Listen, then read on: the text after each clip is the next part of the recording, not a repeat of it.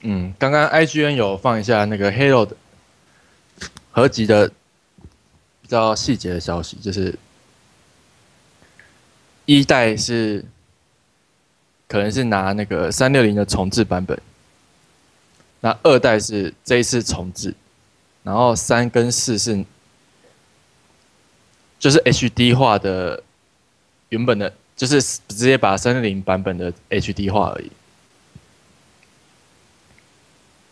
所以1、3、4都是把360的版本 HD 化，然后只有2是真正重置放进来的。然后多人对战的地图是全部都重置的，这样子。那其实多人地图它全部地图都放进来，你光是每一站地图都玩一次的话，可能就要玩1个礼拜。刚刚 IGN 有放一下那个小岛秀夫没有上合集的比较细节的消息，就是一代要准备EA了，可能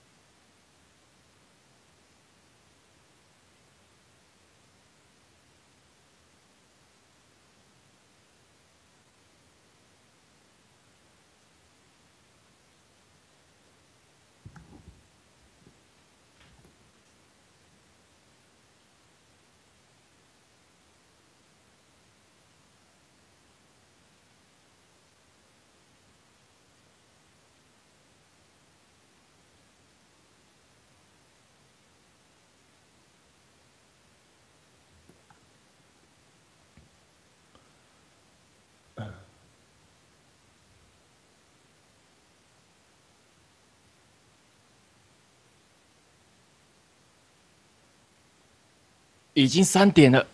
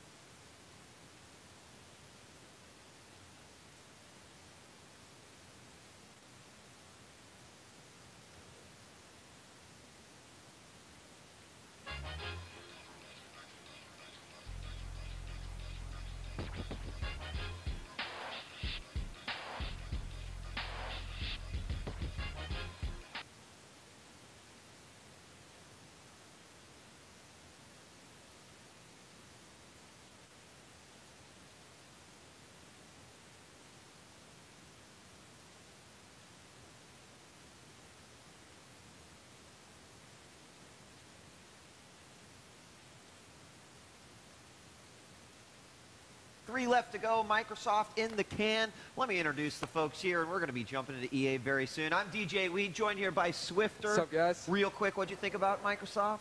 A lot of great games, but mine's not blown. All right. We're going to come back to you on that. I want to build on that a little bit. We've also got John Carnage over here on the couch.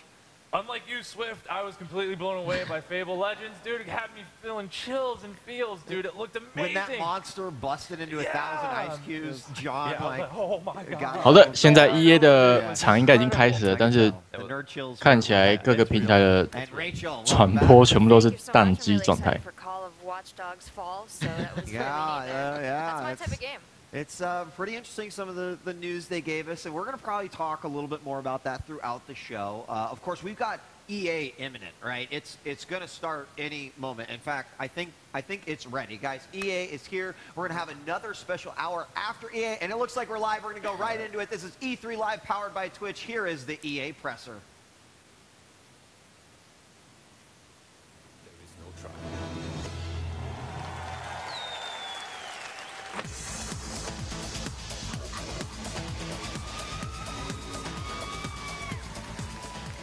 Welcome everyone to the Electronic Arts E3 preview show coming to you from the Shrine Expo Hall in Los Angeles.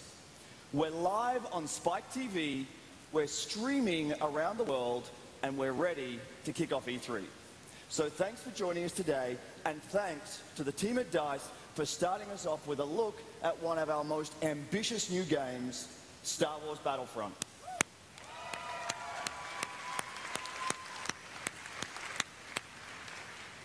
Over the next hour, we've got a dozen new experiences that are being built by creative teams with a love for games. For the people who matter most, our players. We're doing the show a little differently though, so let me set the stage. We've got games here today that are just a few months from being done, and with others, we'll go behind the scenes. We'll see early designs, concept visuals, and raw prototypes of just some of what's to come over the next few years. We'll explore interesting worlds, epic landscapes, and ridiculous action. We'll also hear thoughtful reflections on what's inspiring the future from some of our most passionate creative leaders. Everything we've got for you here today is tied together by a common thread. A commitment to put our players first. A commitment to create amazing games. Games that connect, inspire, challenge, and entertain us. A commitment to lead with creativity and innovation, imagining new ideas for a new generation. And a commitment to listen to you. It's about putting the games into your hands and inviting you to help us make them better. This is the foundation for Electronic Arts and the inspiration behind what we have for you here today. So, let's jump into the world of Dragon Age Inquisition, and then an early glimpse inside two more new projects from our very talented storytellers at BioWare.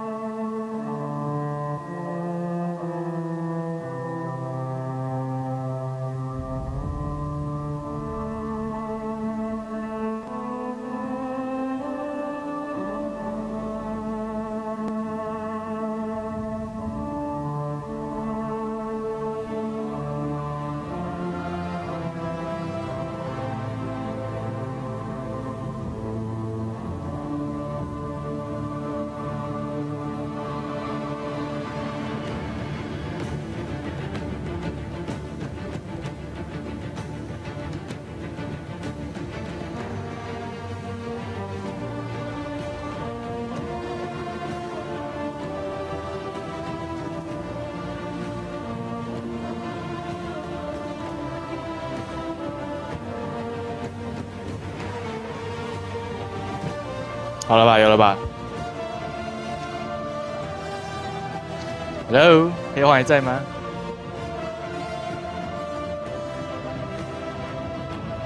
？Hello。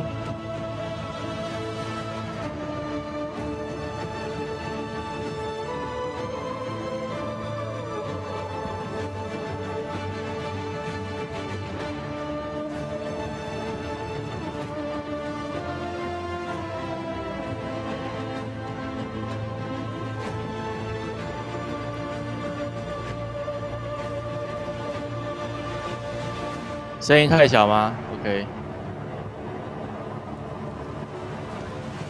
哎 ，Skype 断了吗？怎么没人讲话？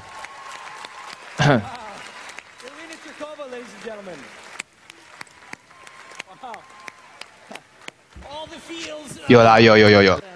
有啊，全部都整完了。好，刚刚就只是 Dragon Age 的，应该是个主旋律，然后现场演奏配上一些宣传画面。我还活着。Your past and motivations are shrouded in mystery. The choice in how to proceed is yours. You'll assemble a team of unique and powerful heroes and lead them against the forces of evil. Together, You'll become legends in the Dragon Age. 这样子嘞，这样子 And 嘞。 how you lead your team into the heat of battle. And we're going to give you a taste of that today. One way to approach combat puts you right into the heat of the action. As you're about to see, playing this way gives you the ability to take control of different party members. You can use their skills to help you succeed in battle against the apex predator of our world, a Hydra. 有人说现场的声音太小。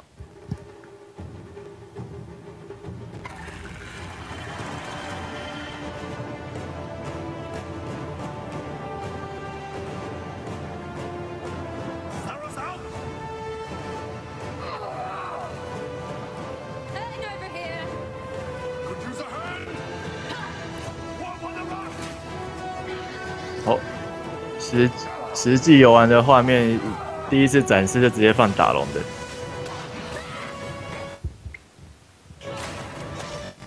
屠龙勇者，龙头还要拿去城墙上挂这样。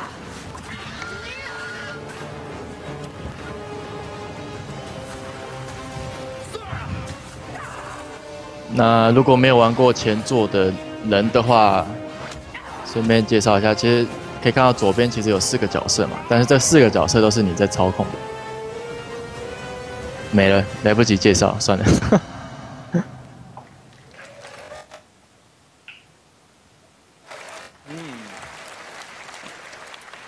Now, another way to approach combat is to use the tactical camera. More powerful than ever before, this mode removes time from the equation by pausing the battle. You position your 跟魔猎人差蛮多的啦。 orders and take ultimate control. Whether you choose an action or tactical approach, these heroes won't just fight beside you across our expansive, beautiful open world. They are true companions with their own stories to discover. I want to leave you with a first. 现在介绍可以加入的伙伴有哪些人？非常非常的多。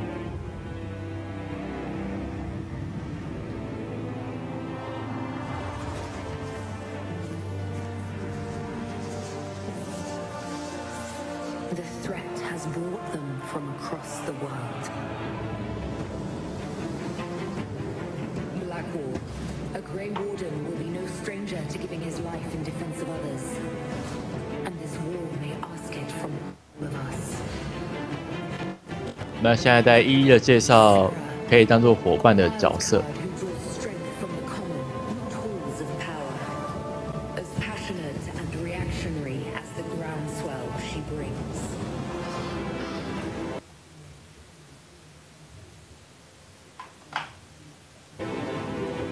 The Iron Bull, a Kunari mercenary strong enough to overcome anything except the life he left behind.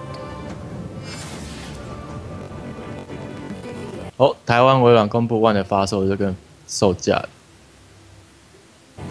啊，画面上面全部看到都可以加入你，但是其实如果照以前的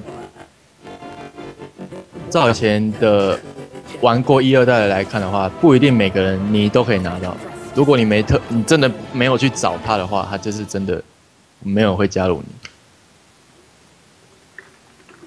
The Inquisition.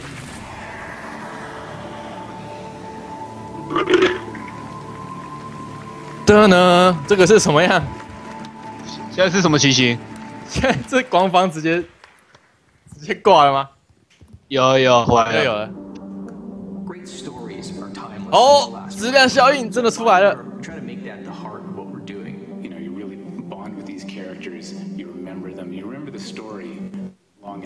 This isn't just a story that I want to tell. It's a story that is to be discovered. It's interactive narrative. 现在是开发中版本，是 prototype， 就是 We start by asking fans what they want. You know what Mass Effect means to them. One of the things that fans have told 就是构思的版本而已，还不知道到底要做成怎么样。 is to go somewhere new and to move forward. New places, new characters, new people to fall in love with. We're taking you to a whole new region of space. This world is so vast that you can just kind of continue on to the horizon. There's more and more experience for the player to enjoy. Pick a planet across the other side of. 这个好熟悉的背景音乐哦。 We'll discover. The magic we can do now with the power of new consoles and amazing software. It all looks fantastic. We've never seen these characters this real before. We think fans of the series are going to be surprised at just how far we're going.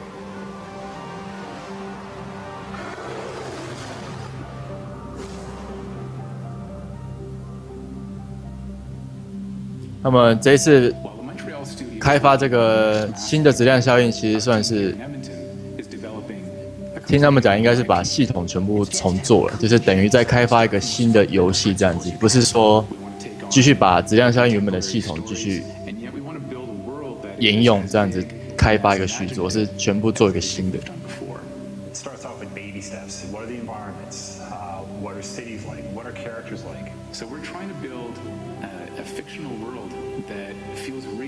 好，那他现在只有 prototype 的画面的话，预计明年的E3还会看到他的预告。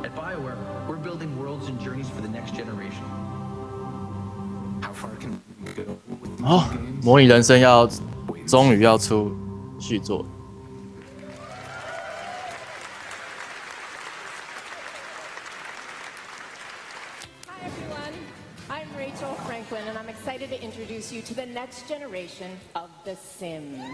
模拟人生算是卖很好的游戏，非常非常的好卖的。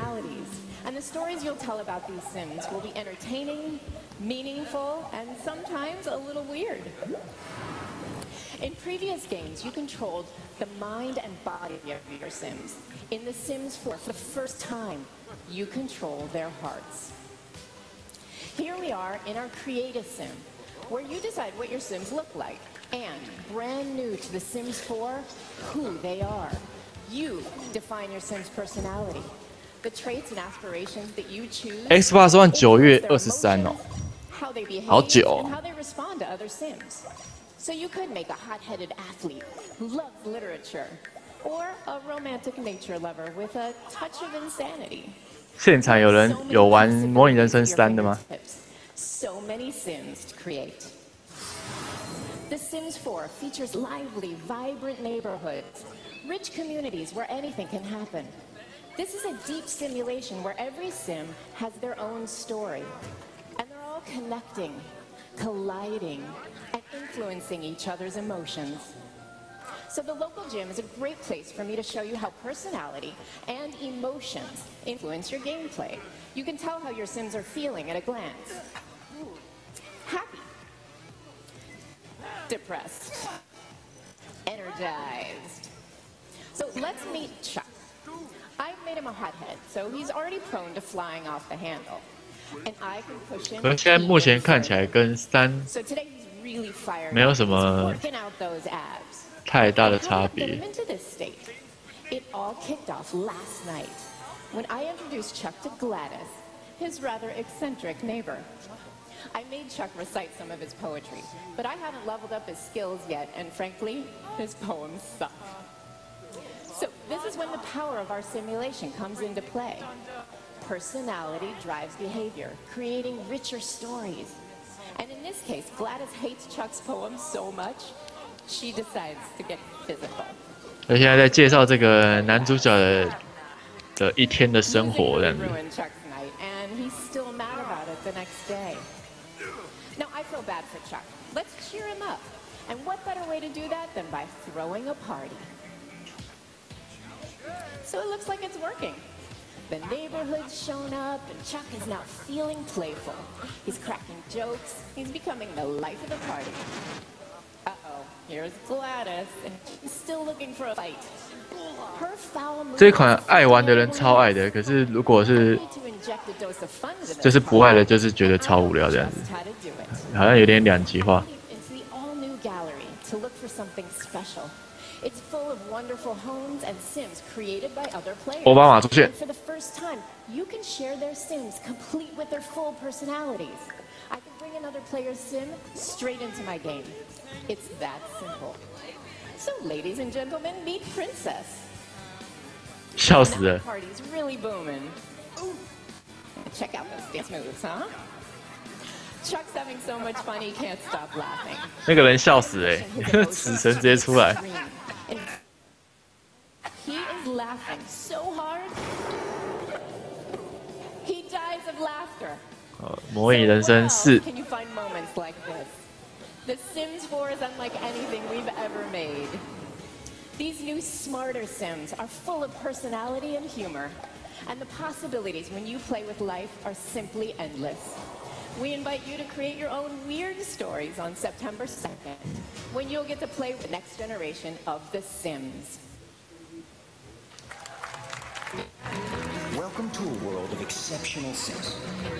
然后刚刚在介绍的时候有特别说到 AI 会变得更聪明这样。With big personality.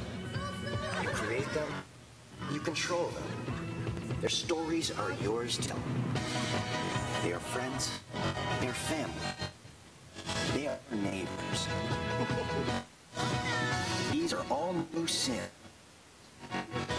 Create their stories. 好，再来就是刚刚放过很多次宣传影片的 UFC。那这个再过几天就要发售，正式发售了。Empty your mind.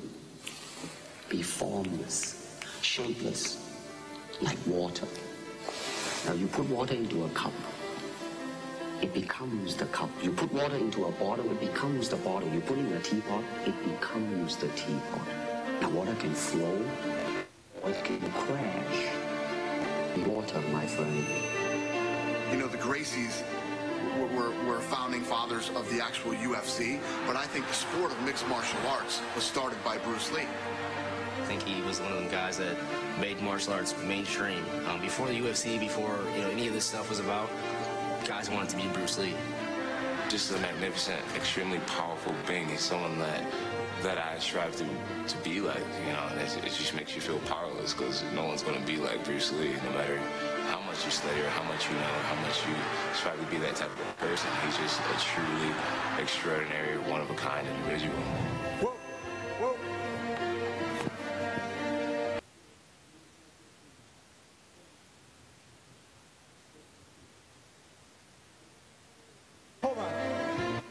Hold on. Ordinarily, I would agree with pretty much anything John Jones has to say about fighting. After all, he is the UFC light heavyweight champion, and I am a 5'8" game developer that shouldn't be in his weight class. But he did get one thing wrong. This year, EA Sports UFC, anyone can be like Bruce Lee. Virtually speaking, of course.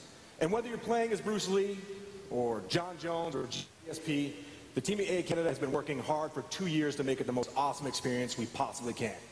So let's jump into the 5th round of a battle between Bruce Lee and the prodigy BJ Penn and see what I'm talking about. You can see both fighters are rendered in tremendous detail, and the effects of the previous 4 rounds are evident on their legs, their midsections, and their faces. My strategy, if I was facing Bruce Lee, or anyone really, would be to run out of the octagon, but BJ Penn is a Brazilian Jiu-Jitsu black belt, so he's going to look to take the fight to the ground. Big takedown. I'm sure he's going to start trying to set up a submission here. First, some big elbows. And here we go. He's going to start locking in what's called a mounted triangle submission, which I'm sure sounds like a lot of fun, but trust me, it's not. 对 ，UFC 原本是 THQ 的版权是 THQ 的，那 THQ 倒闭之后呢 ，EA 就把它买走了，是这样子。所以现在做，这是第一款由 EA 做的 UFC， 它之前都是 THQ 做的。But here we have Bruce Lee's fists and feet of fury starting to take a toll. And exceptional athletes can do exceptional things. 那下个礼拜游戏就要正式发售了，那现在有赶快来打一下广告。那接下来是美国4大运动之一的曲棍球，可是台湾很少人玩，台湾没有人在看曲棍球。这是美国4大运动的。Great job, Brian. Man, that game looks amazing, and I love to play it. For this past year, everyone's been asking me the same question. What will change in the 4大运动就是 NBA、MLB、NFL 跟 NHL 4个。 With a new generation of hockey player, one that comes alive with intensity, athleticism, and emotion. NHL 15 will also give you more control than you've ever had to embarrass your friends and truly create those amazing highlight reel goals. We've put physics on all 12 players and the puck, bringing a new level of toughness and unpredictability. 那这个是第一次展示实际画面。 And beyond the ice, NHL 15 brings the energy of the sport to life in the most detailed arenas we have ever built. This is the beginning of a new generation of hockey. And on behalf of the team back at EA Canada, I'm extremely proud to give you 如果你想要看打架的话，可以看这个，这个运动最容易打架。 NHL 15.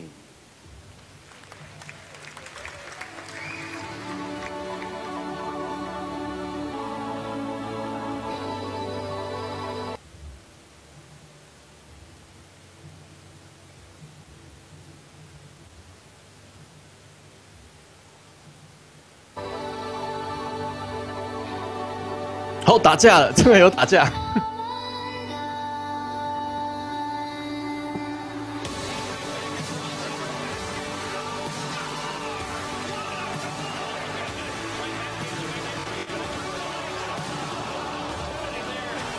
EA Sport 的游戏都很好啊，除了 NBA 跟 MLB 之外。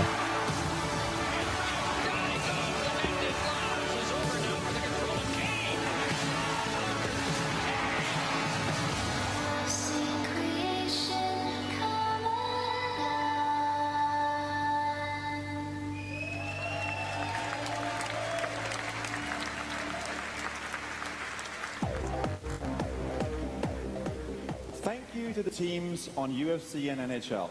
2 new awesome games from EA Sports. Now, if you know me, 那我们现在呢，做游戏有新的方向呢，我们使用新的工具引擎啊，新的做法，有的没的，反正就是一堆废话。EA 有出 MLB 啊 ，MVP 2005啊，从2005年出到现在的、啊。 With this, we can bring 没有人玩过吗？ level or environment to life in a matter of days or weeks, and actually feel how fun it is. Now, some of these ideas will work, and others won't. But the ones that make it into our games will be awesome. Who better to show you what I'm talking about than the guys at Criterion Games? They know a thing or two about speed. Now listen, we don't typically show things this early, and let's be clear. This is early, but it's also very cool. And let's be honest, we all know that there's no way we can. 现在应该是在要讲《战地风云》的。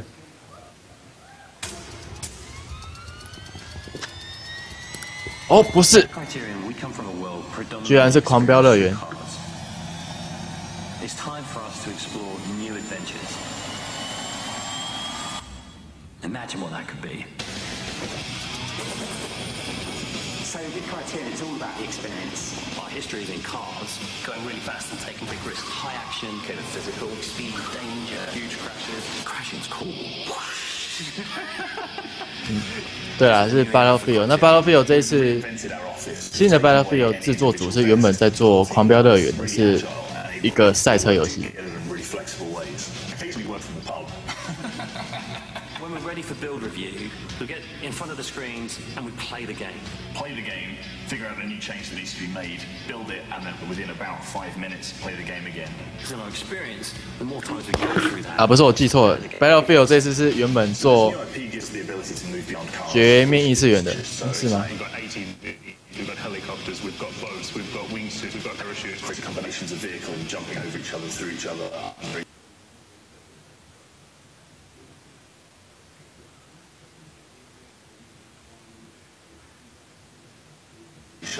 Tied together. What's the most exciting thing I can do in a play? Really been inspired by what we've seen people sharing in the real world. The first-person views, the movies that they take are almost like athletes' point of view. We've absolutely been influenced by all the amazing action footage that people are capturing and putting on YouTube. About that, so if you get in a vehicle, you're going to climb. 那它这一款目前看起来像是综合许多极限运动合起来的。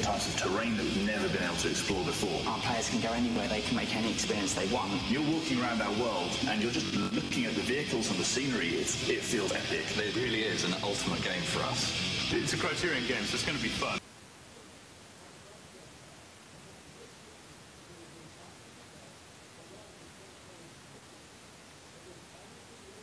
This is going to be the biggest game Criterion's ever made.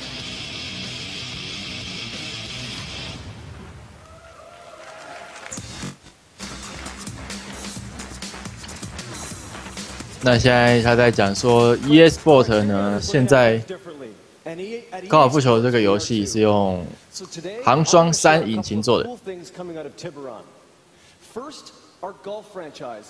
对，这一次 BF 不是代做的。好，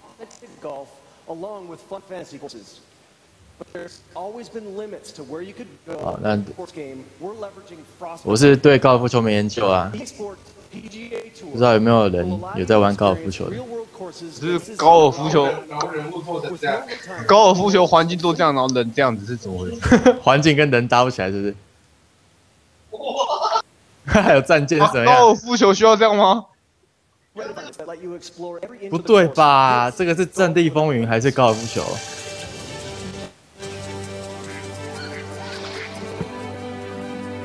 没有极限的高尔夫球。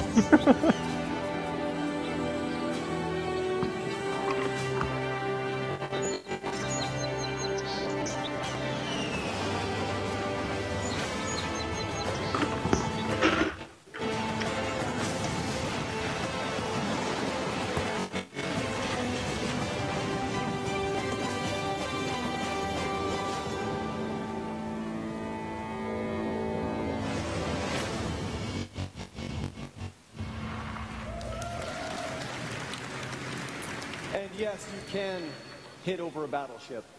We look forward to showing you more in the coming months. Now let's talk about Madden.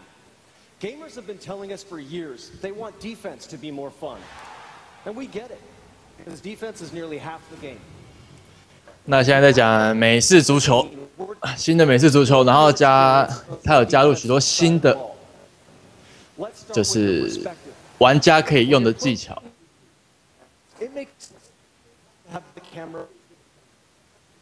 那这可能要有在看美式足球才知道说他们现在到底在干嘛，因为我没在看。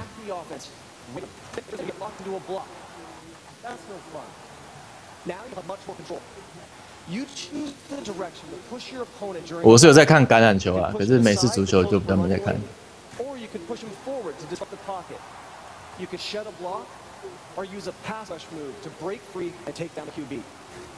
And open field tackling has always been a challenge.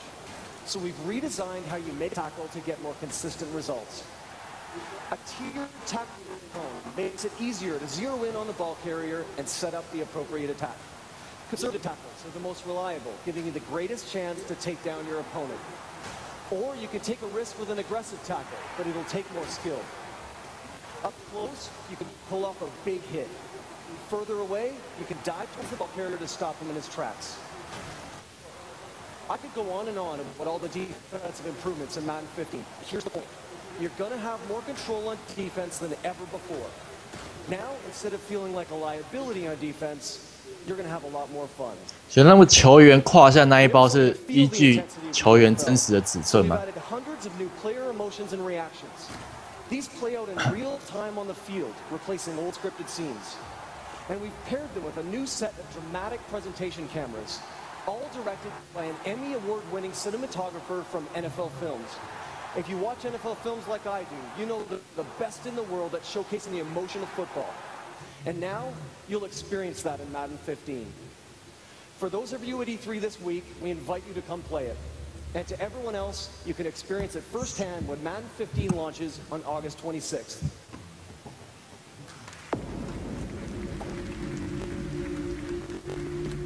BF 新作是用寒霜 ，BF 现在的都是用寒霜，它哪一代不是用寒霜？ Since the beginning, they've always been the last line of defense, protection, and safety net. The best defenses aren't just a net; they become more than that, way more than that. The steel curtain. The fearsome force, and now the Legion of Doom.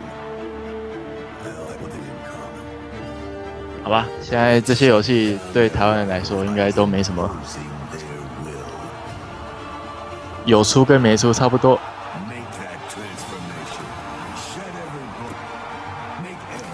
Unreal 4，刚刚的 Fable Legend 就是用 Unreal 4做的。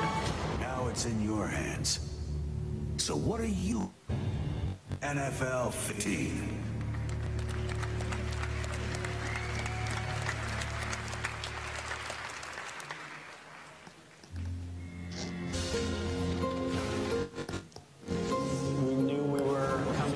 Nowhere.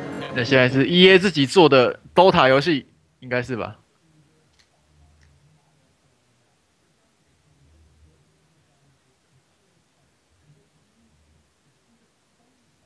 The people who liked MOBAs were super diehard. We put in the player, and whatever you tell us about this, we are going to hear it whether we like it or not. It's just a constant dialogue with players, and Dog is constantly getting better. 这款游戏好像现在已经有 beta 了吧？ Online battle arena. For Dawngate, what we've done is broken down the genre to its component parts and built a new game that doesn't just clone the classic MOBA, but builds on it by focusing on a flexible metagame. But the metagame in Dawngate is based around your particular team composition, the roles your team is choosing. So the game is going to play different every single time, allowing you and your team to genuinely try new strategies. It allows them to basically play any of these characters that they really identify with in any position in the game. When we set out to make Dawngate, really what we wanted was characters who were fighting for a purpose. All of the characters that you play, the map that you're playing on has been conceived of in a massive epic story arc that's really just kicking off with the players. EA 的工作室太多了啊。 He's sort of a lizard monk, very zen. There is a little spirit wisp dude. I love the design of that guy. Big guys with axes and armor and skulls. I like that a lot. So I like supports, 100%. The fact that we have a whole section of the world that's devoted to badass, bookish nerds. Dude, if you can't geek out about something, we're probably not going to have a good time hanging out. This team specifically to make this game, to make Dawngate. We're a group of hardcore MOBA players, so we knew if we were going to make something awesome for our players,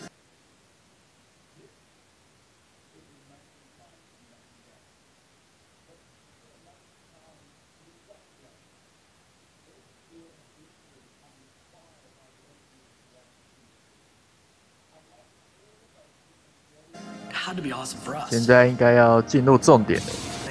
To entertain you. The opportunity is there for us to go wherever we want, so long as it makes sense for the player. EA 工作室很多，毁掉的也很多啊，但是他们买工作室的速度比毁掉的速度快，所以应该是还在增加吧。哎，画面又不见了。 I love the cool innovation and creative thinking, but I also love the conversation. For a lot of us, it's the first time we have a chance to come together and interact. So, we hope you like what you've seen so far today. And now listen, I'm a little biased, but I think we're doing some pretty cool stuff. So tell us what you think. Challenging us, the honest and open dialogue.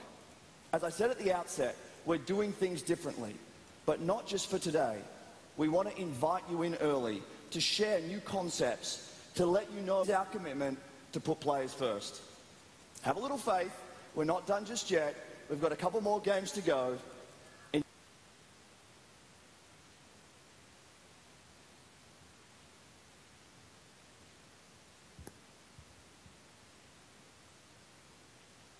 Enjoy.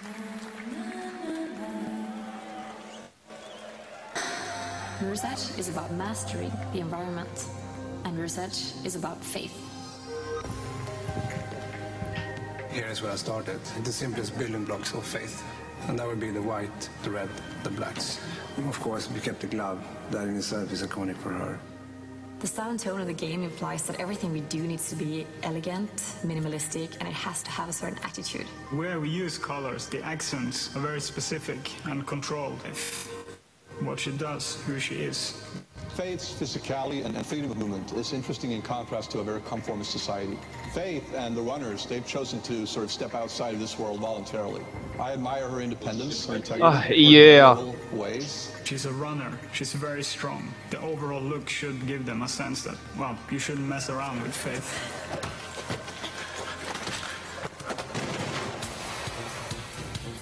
Mirror's Edge is a game that's focused very heavily on movement. We've had parkour artists come in, talk to us. They can teach us a lot about the moves that we have in the game and how we can also expand on it. We're building on the first Mirror's Edge when it comes to the moveset that Faith has. Everything is geared towards traversing and navigating this environment. We want the player to be able to experiment and find different paths in the environment. You know that you can get there, but how? And that's when you explore, not just the environment, but also what is it that Faith can do. So for the skilled player, they might find the quickest, the fastest, the most rewarding path for them. Somebody with less skill might find a safer, longer route. It's important for us that everybody who wants to play the game can play the game. And not only are we building a broad moveset, we're also building combat with the moveset in mind. You would analyze the geometry in a combat encounter to see how you can use that against the enemies. When we talk about combat, we are selecting very special sounds for that. We're having very tight, controlled hits. They kind of speak about Faith's power and efficiency because she is a projectile. Whenever she does hit, she hits quick, fast, and hard, and then moves on. We are redefining the role of the runners to allow for more varied gameplay, for more varied experience. We will expand on who she is in this world. 跟 SPA 的转播直接挂掉了，而且刚好挂在重要的游戏。Mirror's Edge 2。We are creating faith for a new generation. 好，所以。其实刚刚也都没有实际画面啊，都是宣传影片而已。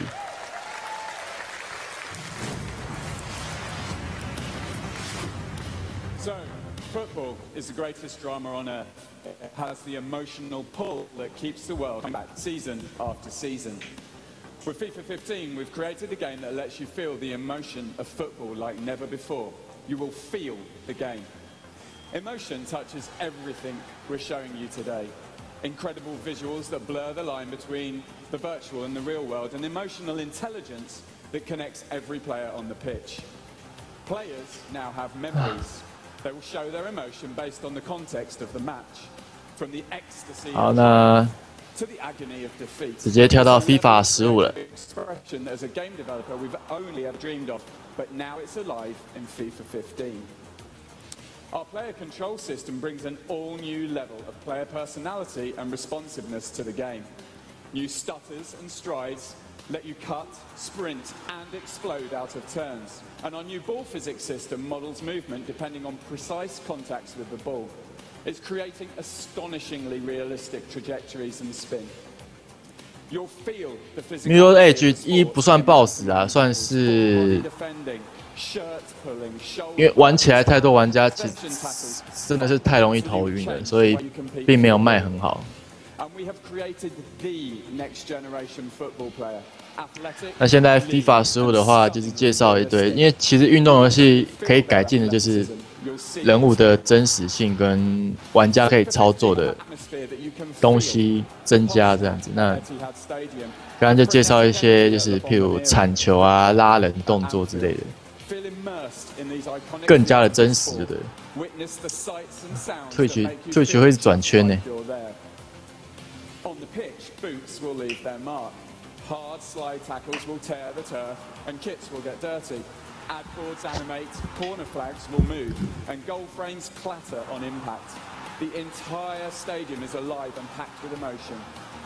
All of this adds up to a FIFA experience where you'll feel the emotion, intensity and athleticism of football.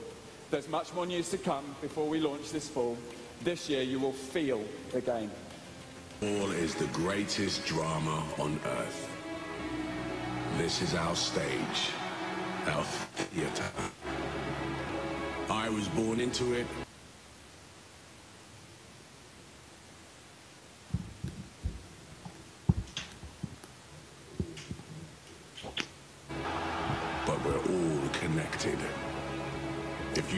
EA 的招牌。FIFA 是全世界最多人在玩的运动，足球啦，足球是世界玩足球人口数是最多的。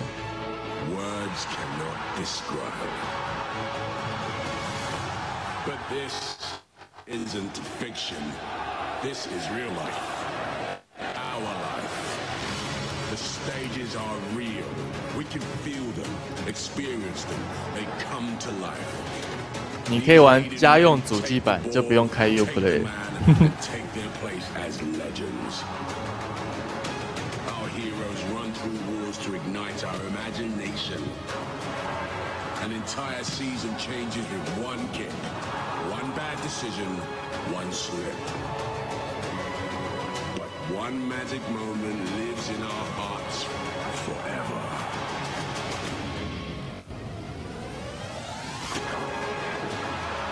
We live for these moments. We are these moments. This is more than a game. This is football.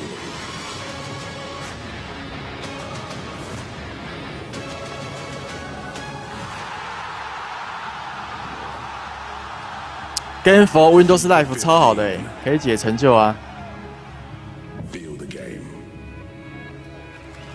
你知道《一城余生3》当初有绑 Game for Windows Live 1000G， 只要大概1分钟就可以解完的。好，那现在应该就是在介绍《战地风云》的新作了。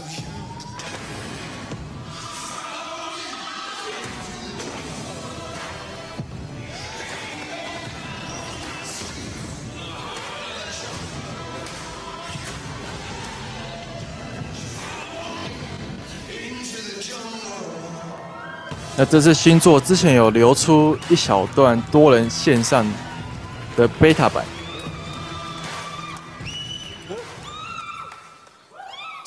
那他那个泄露出来的影片是一个玩家自己偷偷录的，所以没有其他玩家，但是他有带你去看一些载具啊、地图啊、枪支啊之类的。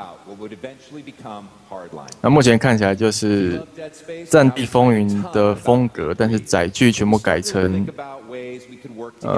震爆警察会用的，像是吉普车啊、摩托车啊、警车啊之类的。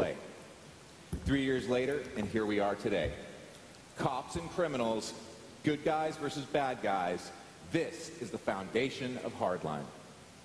Now, we're always exploring new directions for the Battlefield franchise, but only if the ideas make for great games, and only if we have really passionate teams that want to build them.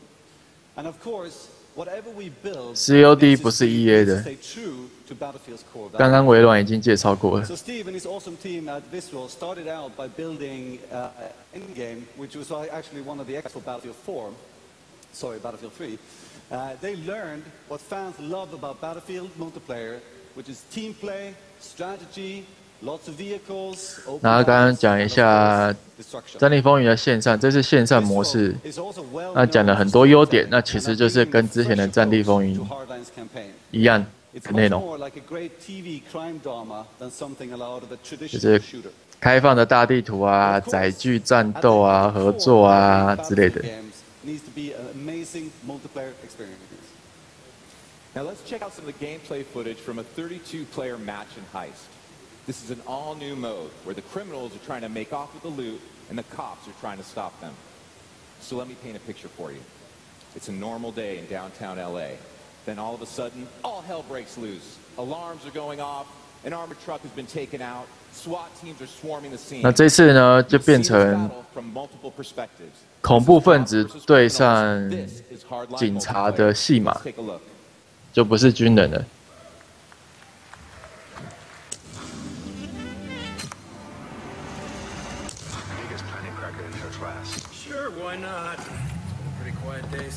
那刚刚开头故意穿插《绝命次元》的画面，那因为这款是用《绝命次元》的制作团队做的。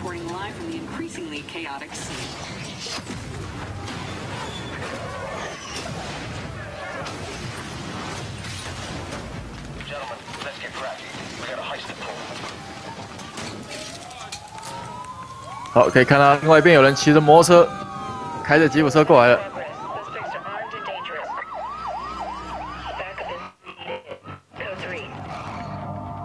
啊，这个人开枪不用瞄准，真厉害。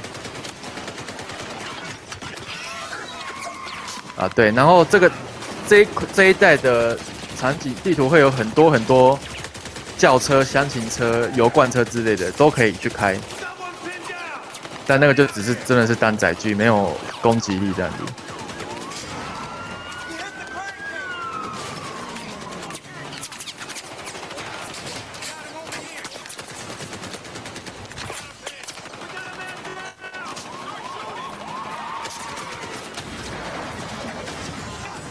然后我们现在是来抢一台运钞车的样子，他把运钞车倒在地上了，然后他们放了一个炸弹在运钞车的后门上面，要等它爆炸之后去捡里面的东西。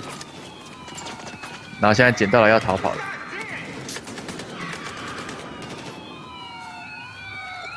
哦，有人被电击枪电倒了。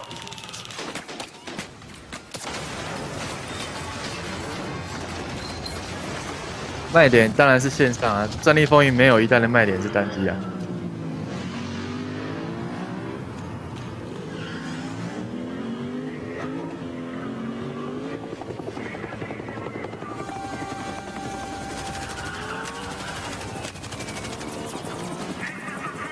那这一次主要是模式游戏的对战的模式有多一些啦，像是载具大战，就是大家都骑摩托车，然后有一个队友会坐在你的后座，然后互相开枪这样子。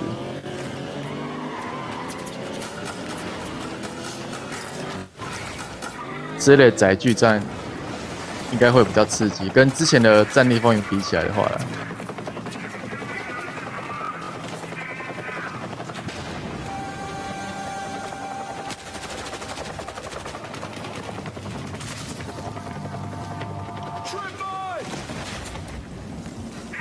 这个目前看起来是合作模式，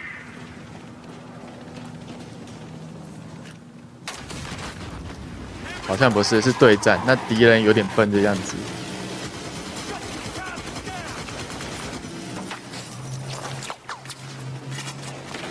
哦，有人开着油罐车冲过来，爆炸了。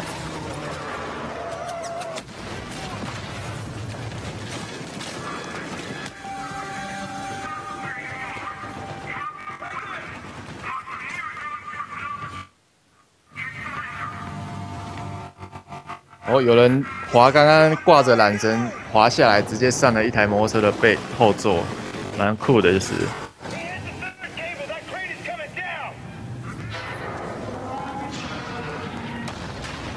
哦，建筑物破坏来了，是这样，大楼应该要倒了吧？很故意停在这边给你们看，这样。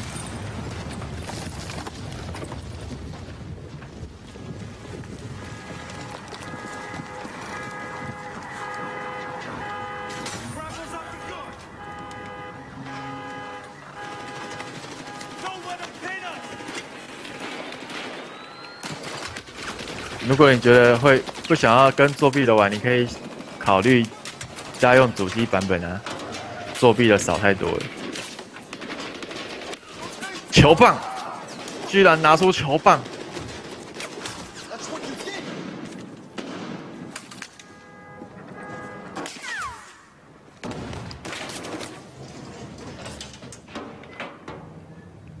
好，坐电梯到楼上了。有一个警察在对面狙击，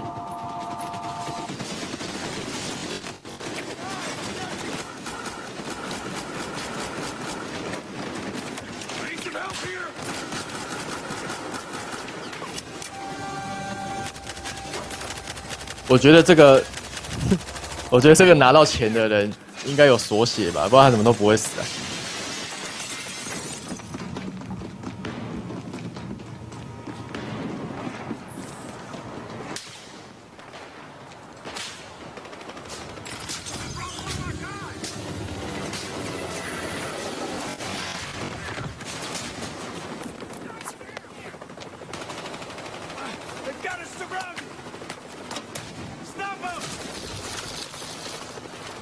这有些敌人是 NPC 吧？为什么那么笨啊？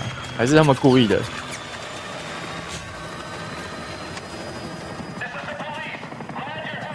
不知道是不是全部都是玩家，还是有些其实是 NPC。哇，刚刚那个狙击枪狙到直升机的驾驶员了。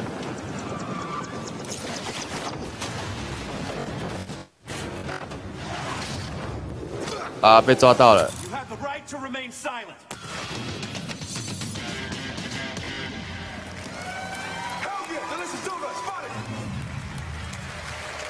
对啊，哎，这个抢钱的成本说不定比抢到的钱还高。事先准备了枪啊、弹药啊，大概花了100万，结果只抢了50万。We're about to do something we've never done before. We're going to launch a beta of Battlefield Hardline today. Go to battlefield.com to sign up for a chance to get into the closed beta on PC and PlayStation 4. Beta 在 PC 跟 PS4 上面有。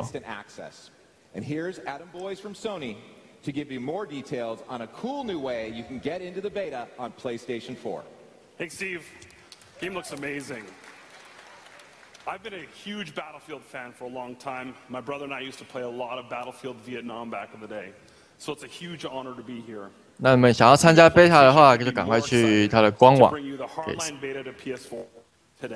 申请。Battlefield owners can simply turn on their console, highlight your 那 PS4 的话，好像不用申请，现在直接开 PS4，然后去 Battlefield 4的界面下面直接可以看到 beta。But you have to get quick, because this incredible console exclusive experience won't last long. Thanks, Steve. Thanks, Adam. We've got to work 对，好像要先有预购。 over the next few months, so your feedback at this early stage is huge as we build towards our release on October 21st. While you're waiting for the beta to download, check out Battlefield Hardline on Twitch right after the show. 那等一下会有，等一下这 EA 结束之后会有一段这个 Battlefield 4的那个节目就对了，要32个玩家现场对战。 We have 64 PlayStation 4s for you to play after the show.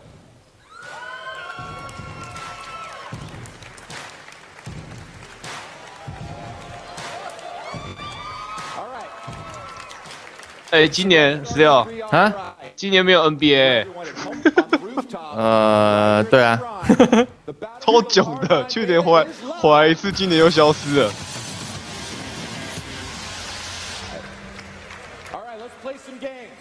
好，EA 没了，EA 整场重点就是这一款。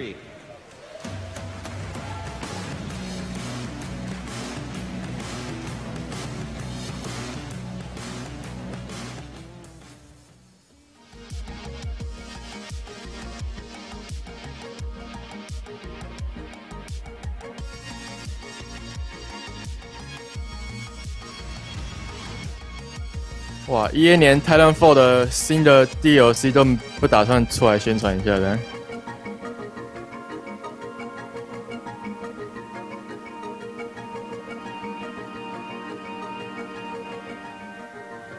Don't miss out on the year's ultimate gaming bundle, the Twitch E3 digital ticket.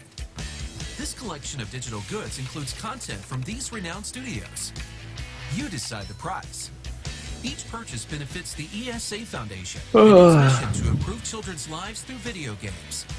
This week only, experience E3 like a pro with a Twitch E3 digital ticket. 刚刚的 EA 的会场后面直接摆了超多台主机，要给现场的人试玩 Battlefield。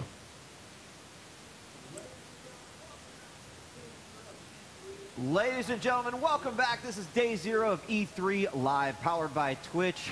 Officially, Twitch starts tomorrow, but we've now had 2 conferences, Microsoft down, EA down, and I'm gonna be bold and say it right here, but we were sitting on this couch, and I think all of us were very impressed with what EA had in comparison to what we've seen so far today. Swifter, crazy. It was absolutely nuts. I mean, EA just totally brought it, and seeing Hardline, I was just blown away. He was excited. He was excited. I think we're going to get to see more Hardline in a second. You guys saw the swooping shot of the 16 players on the top of a downtown helipad on the top of a building. 接下来的是 UBI。I don't know. What do you think? I was more impressed with Hardline than I thought I was going to be. Same here, because like it was happening, and I was like, oh yeah, all right, Hardline's happening. But then all of a sudden, I found myself kept falling in love with it. Like it was like I wanted to look away, and then I kept looking away, and then I was like, wait, that thing's blowing up. This thing's happening. What is going on? There's a zip line. These people are doing all this awesome stuff, and all of a sudden, before I knew it, I was like, all right, I'm down. I'm ready. I'm ready to make it. I kind of have this thought that, you know, taking it into the cops and robbers type setting means that more, you know, intuitive environments can do all sorts of different scenarios. What are they looting? I really like that concept as they tried to apply it to, as they did apply it to Payday and Payday 2. Looks like Hardline's going to kind of nail it. So, Rachel, what do you think? I appreciate the fact that, you know, it brings a whole new dynamic where traditionally in Battlefield you're just trying to run around, shoot the other guy. Now you have a whole another range of abilities you're going to have to take down. You can do non-lethal takedowns. So, really interested to see where this goes, especially if it goes competitive. Yeah, and who knows? I mean, that's always a question when any Battlefield comes out. So. How brilliant is that they made it available like now? Oh yeah, so smart. By the way, get the beta. Yes, and we were just saying, like, we will probably see a lot of people streaming this on Twitch today, starting today. So yeah, getting all over that. It looked like they were going to let a lot of the conference goers also play it at that point. So let's talk about some of the other things. We knew that we were probably going to see some Mirror's Edge, and maybe I should back up just a tad because EA did something a little bit different. They had two games that they obviously didn't have. 今年那个他会公布一款叫做 Battle 快的游戏，那我不知道是什么啦，没有先去注意到它的消息。其实《战地风云》的伺服器，大家一直都觉得，很烂的。所以其实我一直在想说，因为像 Titanfall， 它肯用微软的伺服器，那微软伺服器，譬如在台湾，你就可以连到香港的伺服器，那延迟超低的。那我不知道为什么像 EA 这样子，像要推出一款新的《战地风云》，它不肯用。直接用微软的，那还要自己再去花钱去弄的。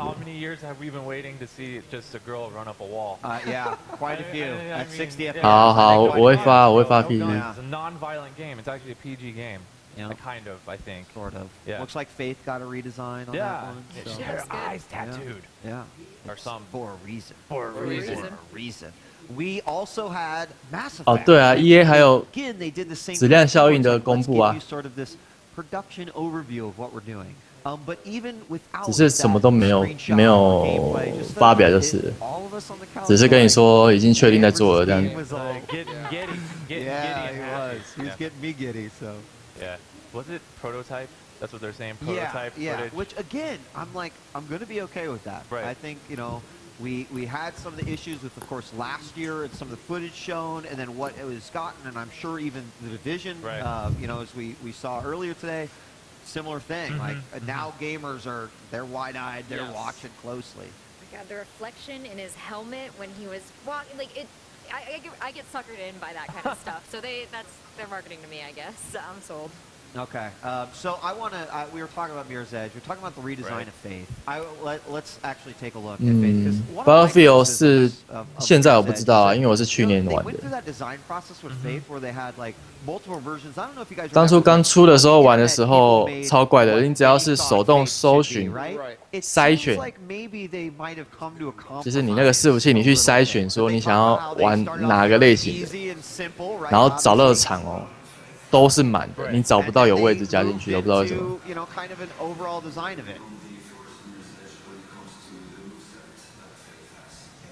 知道现在改了没啊？我现在有重播一下《Mirror's Edge》刚刚画面变黑的时候的影片。如果刚刚没看到的话，可以现在看一下。60 frames per second. Does minimalism still work? Oh yeah, I mean that's a style, and gamers accepted that, right? I mean, I think that if Mirror's Edge was birthed in the next generation era, people would be like, well, you have all this power, why are you doing this? But since it came 没有啊 previous generation, ，PC 也有官方伺服器啊， frame rates are good, everything 但是也有玩家也有开放玩家租伺服器啊，都有啊。It totally works. I mean, it keeps you focused on like what the core of the game is, right? Figuring out how to get from point A to B in like the best way possible. Well, and it's still 但是玩家租的有可能延迟很顺畅，但是他可能觉得你打得太好了，他就可以把你踢掉。那官方伺服器就没这问题。 I mean, he kicks really fast. He punches really hard. He knocked out BJ Penn. I'm a UFC fan. I don't know. It looks good. It looks real good. No, bruising and stuff like. 那个 Mirror's Edge 2看起来就是跟1一样的玩法啦，就是没有目前看不出来什么特别的、新鲜的。 Interest? Anyone here? I liked in the FIFA game how like players kind of like kept the grudge, like they remembered what happened to them during the match. I thought it was like really cool. So if I foul another player later on in the game, you can kind of see they hold that emotion. So I think it's really cool. Oh, that's gonna be fun. 定春睡不着，你可以出个声音啊。Every single player. Can't wait. That evil Luigi stare. 睡不着可以讲话啊。 They're trying to make up for it. Yeah, there you go. 请讲话，谢谢。 Of course, the EA has changed around their golf franchise a little bit, going from Tiger Woods now to PGA Tour. Which, I mean, opens up a lot of possibilities. Again, not like the biggest golf guy, but like my family is, so I know that this opens up a whole 看一下，等一下是几点有那个 they can use, and I'm sure all sorts of different golfers, etc. So, but anything else, sports? Sports-wise? Yeah. It's an amazing you hockey obviously trailer. are not dealing with a huge sport. You know. Yeah. Well, the hockey trailer was incredible, man. Made me want to be a hockey player.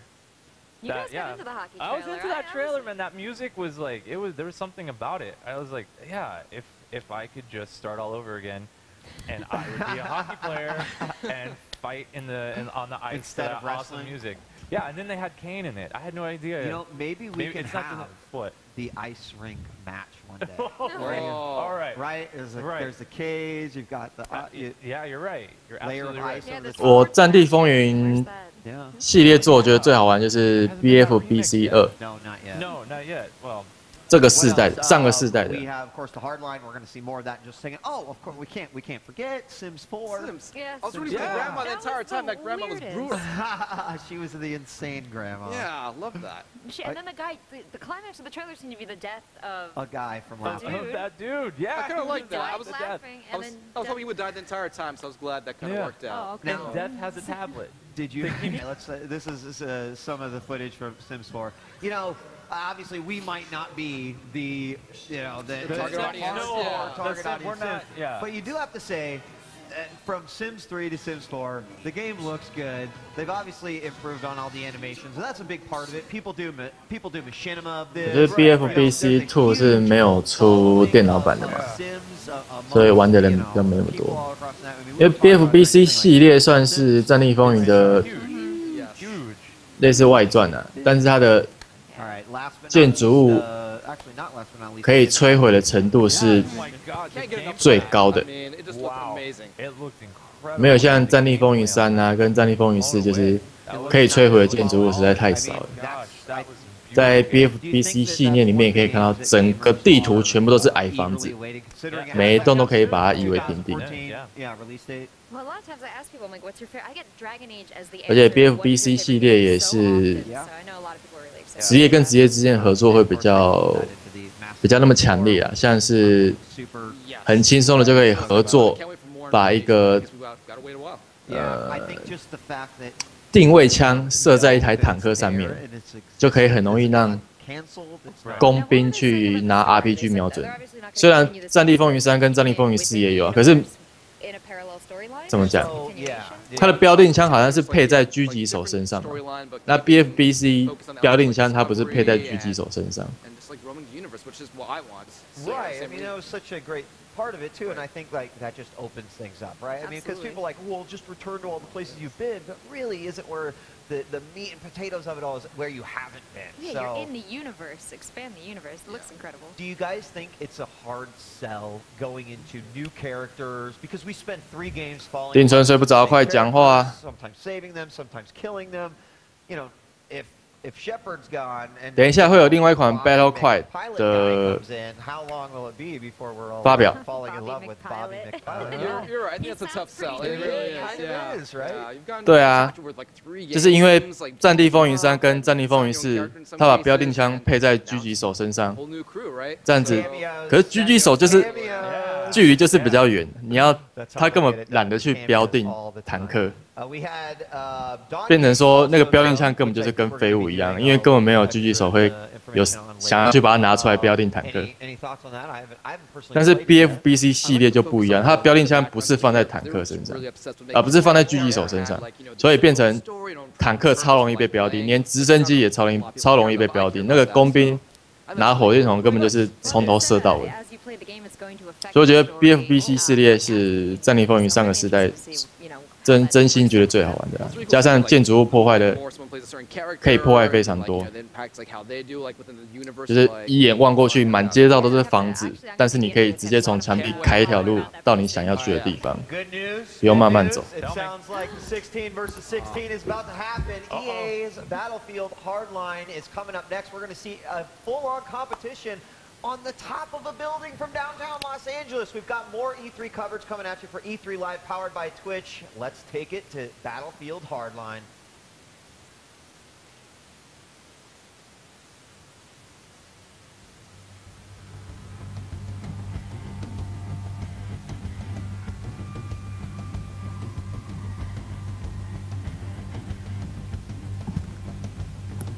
All right, everyone, and welcome. We are on the top of a hell of 好，现在要在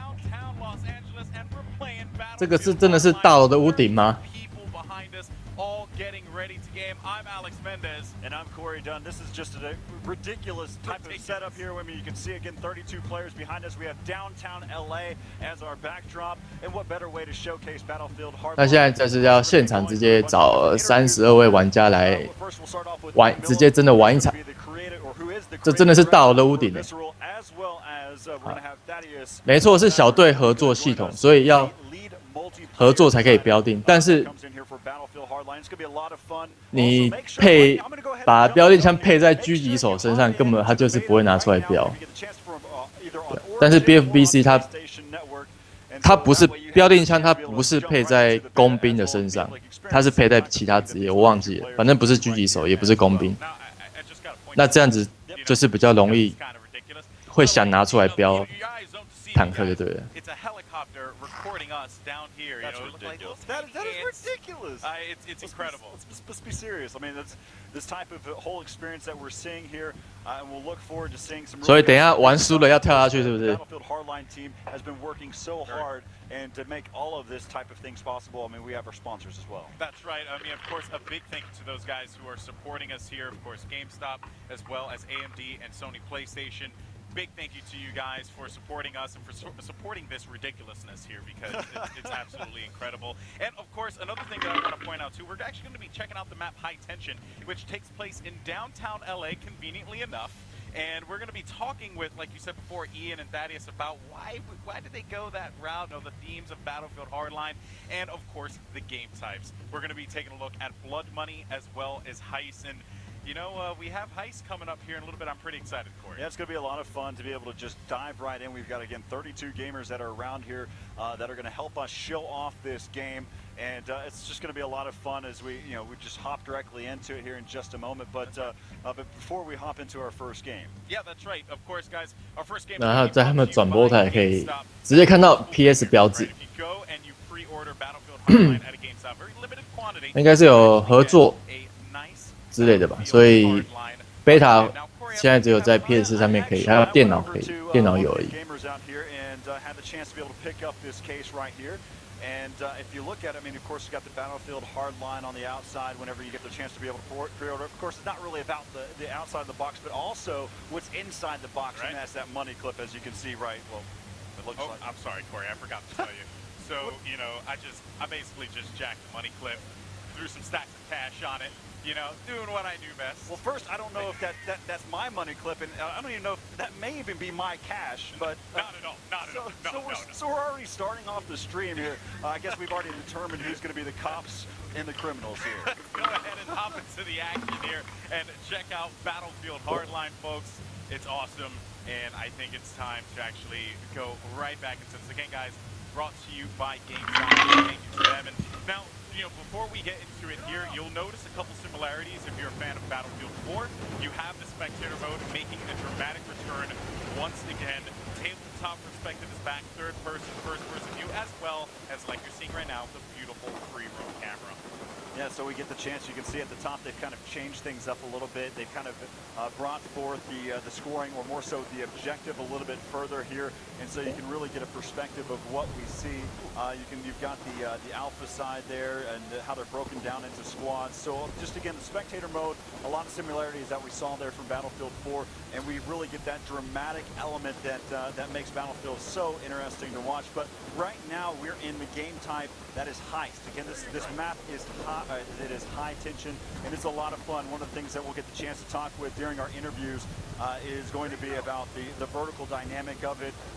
There's been some really cool things that we've had the chance to through our experiences of playing the game, and we see like zip lines. So just imagine, like you see back here in the back, where I can go from one of these buildings down to another on a zip line. Are you serious? Yeah, it's actually that happens in Battlefield Hardline. Something you can do. It's something you can do. 那这个地图就是刚刚发表会里面用的那一张。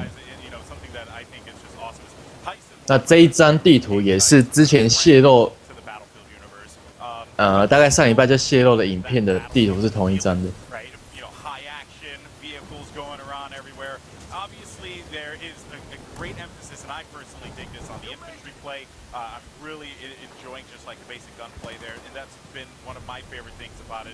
哦，这个人背钱，可是钱一直撒，这个是故意的吗？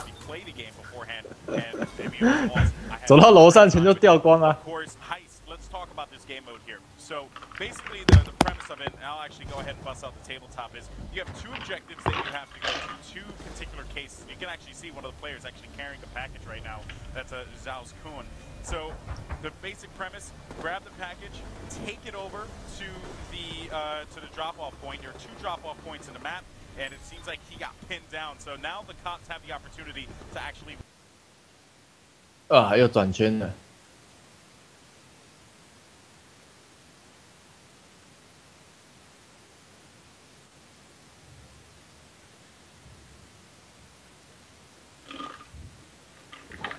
Turn the package back over to them, and the criminals have currently in a 16 versus 16 scenario, 32-man server, and then we also Battlefield is still get the chance to be able to drive around in police cars. We'll talk about vehicles later on as well. So there's different types of vehicles that you can hop into. I believe there's 12 hop into, so you still have your crew that you can carry around in with you, and some of these crew cabs as well as some of the police cars. You'll be able to pop on the lights just as you like to. And so you really get an experience of what you would think whenever you're driving around in downtown LA. Of course, before we even hop into the game, even the loading screen is cool to watch. Yeah, you know, it's like it's really trying to keep true to it. It seems like we're actually going to have a score here, so I believe that they are going to be able to cap this going. Yes, they do. So, and basically, there you have it, right? So you have 100 tickets for the criminals that they have to manage to secure the goal with, and I'm actually going to see right now who's leading here. So. It's yep, we actually have a guy who's actually 9 and 5. But yeah, so basically, as you can see at the top of the scoreboard, and one thing I really like about the spectator mode this time around, it really adds a lot to the just dynamic of the game, right? You see it clearly. Cops have infinite lives. Meanwhile, there's one package that is going to be grabbed, and they have 19 tickets to do it. So they have a lot on their plate here to be able to accomplish their task. So something that we haven't dove into, again, everything is still true to the idea of what Battlefield is all about. You have your different types of classes that you can work with. Those have been renamed and kind of more so created for this type of environment right here. Of course, you still have your traditional idea of support, medic, engineer, as well as your assault type classes there. So you get the whole spectrum of what you've seen. And previous Battlefields. Of course, there's been some twists that have been done to those types of elements here for Battlefield Hardline. So it's just a lot of cool things to look out for, especially whenever you try. Now, again, if you want to communicate with the rest of the crew out there, the rest of the people that are out there, utilize the aspect of hashtag BF Hardline. That's right. We'll be able to check that out. We'll be looking through social media out there on Twitter, Instagram, Facebook, what have you, whatever you want to be able to communicate and get your voice heard. Make sure you utilize the hashtag BF Hardline. Yeah, and I'm actually looking here. I believe they do have the package, so they're going to be making their way up top and trying to see if they can cap this one. And so this game of Heist actually has gotten to be very, very intense. I want to take a look and see what's going on with the yeah, there we go with the tabletop perspective. So the package is actually going to be in the hands of Mississippi, and they're making their way up top. So now here's the goal, right? The goal for the criminals: get to the top of the building and extract the package, so that this way they're able to accomplish their task, win the game. They have no more tickets to do this. They have 0 tickets remaining, but yet this shotgun Mississippi trying to make magic happen here for the crew, trying to get this money. But of course, the struggle has never been more real right now, as he is just stuck in a staircase. His teammates are dying all over the place. He's doing a great job, though, allowing his teammates to be right there with him and being able to spawn off of him, taking advantage of that squad mentality here that you get from Battlefield. You see them trying to push up those staircases, but you saw the opposition on the other side. Of course, look at those cops right there on top. They're trying to hold it down, making sure that this objective doesn't finish here, and gives you that exact same type of feel that you're seeing right here. Look at it's almost, you can barely see the difference between what's IRL and what's not. Yeah, is this real life? Is this real life? It's ridiculous. And taking a look here, you know, going to be using that Marine Magnum shotgun there, the Enforcer class, which, you know, again, it's going to be more of that heavy kind of gameplay that you're going to see. Obviously, taking out ammo for his teammates. They have no more tickets, so Mississippi is basically keeping the drive alive. But he gets taken out, and the cops have managed to stop them. All tickets have been taken as the law enforcement, the 5-0, the police, the whoop whoop, the whoop whoop, they win this one. You can give me my my GameStop pre-order money clip back here now that the cops won. This is not a bet. This is just the fact that it is my money clip. So make sure you head over to GameStop and pre-order to get your own very own money clip that has been designed by Visceral right there. If you look at it again, that's right. It's on the outside. You can see that it has the police, the sheriff badge on there. And so that shows you, I mean, just the little things that matter, right? That's the little things, even the little things that matter, like this this LA backdrop. I don't know if this is one of the little things. I don't think this is one of the little things. Of course, we have plenty more to check out. Of course. Plenty more to check out. So, without further ado, we're going to go to a quick commercial break. When we come back, we're going to have Ian Millam joining us here, the creative director for Visceral, talking about the direction that Battlefield Hardline has taken. Hopefully you guys back at home are enjoying it, and we'll see you. Payday 这次E3也有展出，但是不知道展示出什么，应该是 DLC 吧。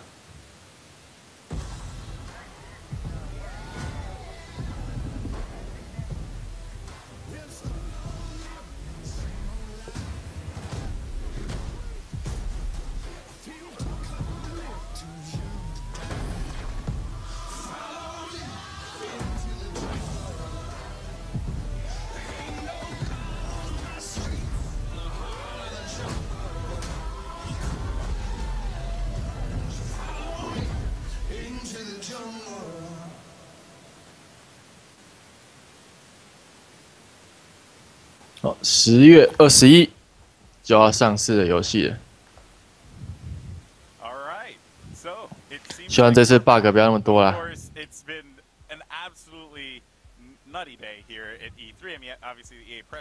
战地风云是我记得一个最烂的就是，竟然不能先组队再去收场。如果有玩过的应该就知道我在讲什么。如果你要跟 PC 版的我不知道，主机版的你如果要跟朋友一起玩同一场的话，要一个人先去收场，然后找到游戏了进去了，再邀请你加入他那一场。你们两个不能先组好队之后去收场。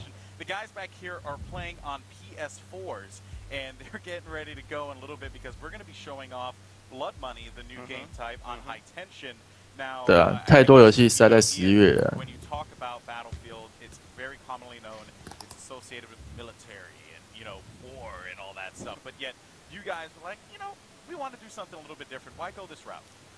今年10月啊。when you're coming out with another game in a series like this, you want to you need to do both things. You need to bring the tradition that people want, but also the stuff that's new, right? Because we know 战地风云已经 people are gonna see this 进化成跟 COD 一样的1年1款。You had some like bank robbery other game, and you thought you'd be able to sell a bunch more if you put Battlefield on the box, right? So we're really making sure that we deliver on the Battlefield DNA. We've been starting and working with DICE for over 2 years now, making sure that this thing is Battlefield at its core and that the DNA works. But at the same, I think when you're making something, you got to make something new. Like Battlefield already exists and it's awesome, so they don't need to buy the same game again. They want something fresh and cool and has a different thing. So we were thinking about what is a world, what is a 那个是技巧问题，那个不是白痴啊，技巧好了才可以这样玩。the teamwork to the whole kind of thing put together, and yet in something that feels fresh and cool. So that's where we came up with the cops and people have been playing cops and criminals in their backyard since they were little. Yeah. It makes perfect sense. Yeah, of course, cops and robbers. I mean, Sure. since forever ago. Of course, guys. Like I said before, this game is going to be brought to you by PlayStation, Sony PlayStation, and make sure you guys. 希望这次伺服器一开始弄好一点啊，不要再一下问题一堆有的没的。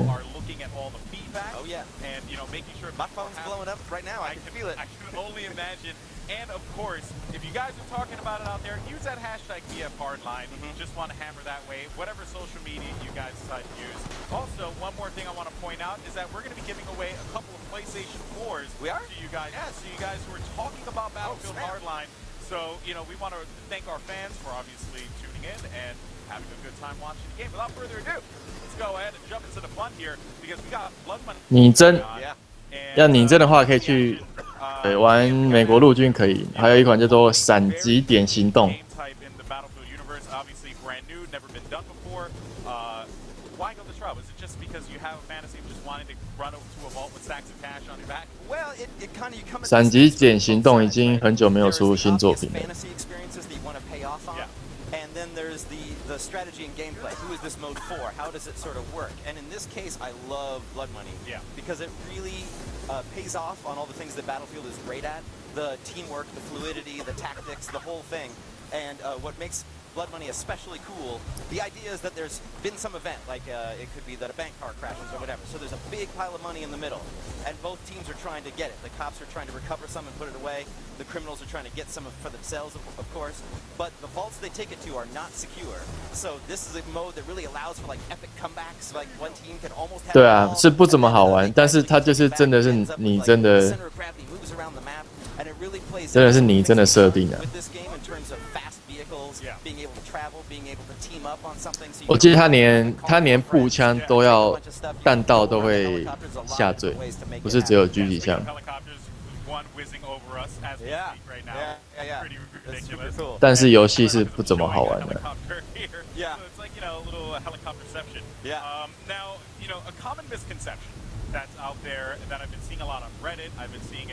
他到底为什么要把这个活动的舞台放在一个大楼的屋顶呢？ But DICE is making the multiplayer, and I think it'll be a good time for us to kind of dispel that. So, how involved are you guys in the multiplayer development, or I should say, how involved is DICE in it for the fans back? Well, we've been working with DICE since day one to make sure that this is quality Battlefield. This is something that we are leading. Everything that people are playing here today, we built the whole map. We've been contributing to BF3 and BF4 in little bits along the way, and DICE is contributing here because there's a lot of excitement at DICE too about this game, and so there were people at DICE that said, "Hey, can we do some stuff? Let's do some things." So those guys, we have some artists and designers and people helping us out at DICE, but it's not like they're making the multiplayer, we're making the single player. This is a visceral production. Very much a visceral game. Yeah, absolutely. Nice stuff there. I mean, you know, so those of you guys back home who are like, "Oh no, Visceral's not doing this," they are. But the cool part is, you know, and having talked with you guys, like when I went out to EA Redwood Shores and all that, you guys are very involved. You guys are you know, taking this to another level as far as. 我周遭有一起玩《战地风云》的朋友，也都是觉得 BFBC 系列比正统的3跟4都还好玩。 There's nothing more important, obviously, when you're talking about a multiplayer game that you hope for people to spend hundreds of hours in, and you need it to have. 那像地图关卡的设计，多人线上地图的设计其实也是差异蛮大的。像3是还好啊，4我就觉得地图大是大，但是常常会要走路走太久了，才会跟别人交战一次。但是《战地风云3》就比较不会有这个情形。And that's part of what we've decided to do here at E3 that I think is pretty cool. I mean, we're all gamers. We've been through a lot of E3s ourselves, and we're going to make sexy trailers. Sexy trailers are fine. There's nothing wrong with that. But there's no replacement for actually playing the game. So that's why we are opening it up to everybody. Please download it, play it, check it out. We're going to get a lot of telemetry off of that. We're going to get a ton of feedback, I hope. Because this thing is not done. It's coming out this fall. We got a lot more stuff coming up and a lot more things we can work on. So I'm pretty excited to hear what people say. Yeah, that's right. I mean, you know, it's funny. 玩 BFBC 如果有玩过的话就知道啊，如果你躲在一个房子，大概过个5秒就会看到 RPG 啊、榴弹枪啊，全部往你那个房间砸，然后你房子就倒了。对啊，我觉得 BF4 的地图设计实在是真的是不是很好啦。重生，如果队友没有在前线作战的话，你就只能在自己的点重生嘛。那一重生，载具附近刚好又没载具的话，你就要走超久，然后中途被别人打死又要重走了。但是3的地图设计就比较不会有这个问题。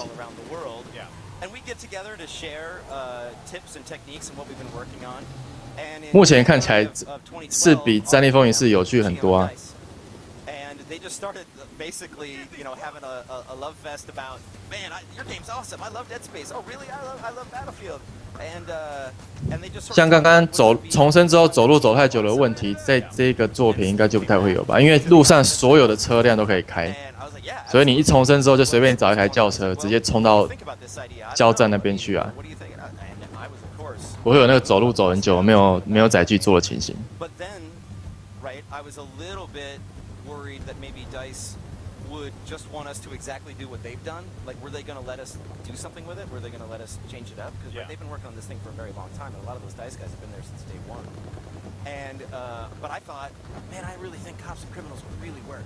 I think that's a fantasy in a world that could really pay off for me. That's right. And I can get that, and I think it really fits with where Battlefield could go. So we got a whole presentation together.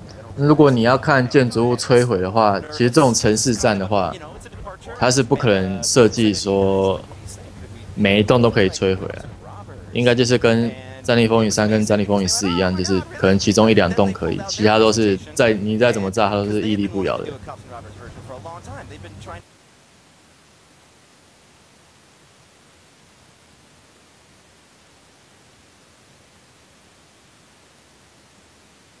啊，退曲又转圈圈。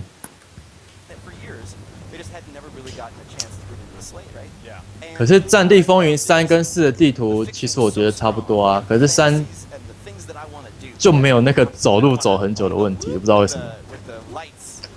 可是3已经太久以前了，游戏又卖掉了，现在无法开起来，直接做个对比。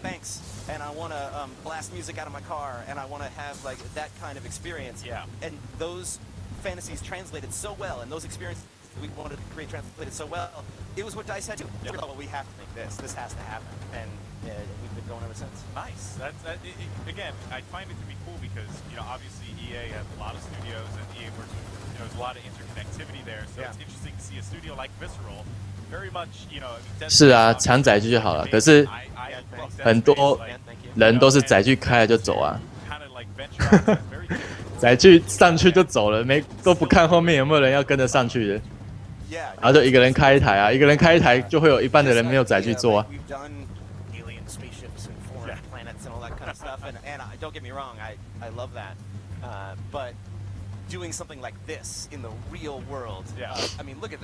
然后像《战地风云4》有太多，像这种城市战的话，《战地风云》就是有很多地方可以归在高点。然后医护兵就不断的重生，你就是怎么清你不管再怎么清，那个屋顶上面永远都是人。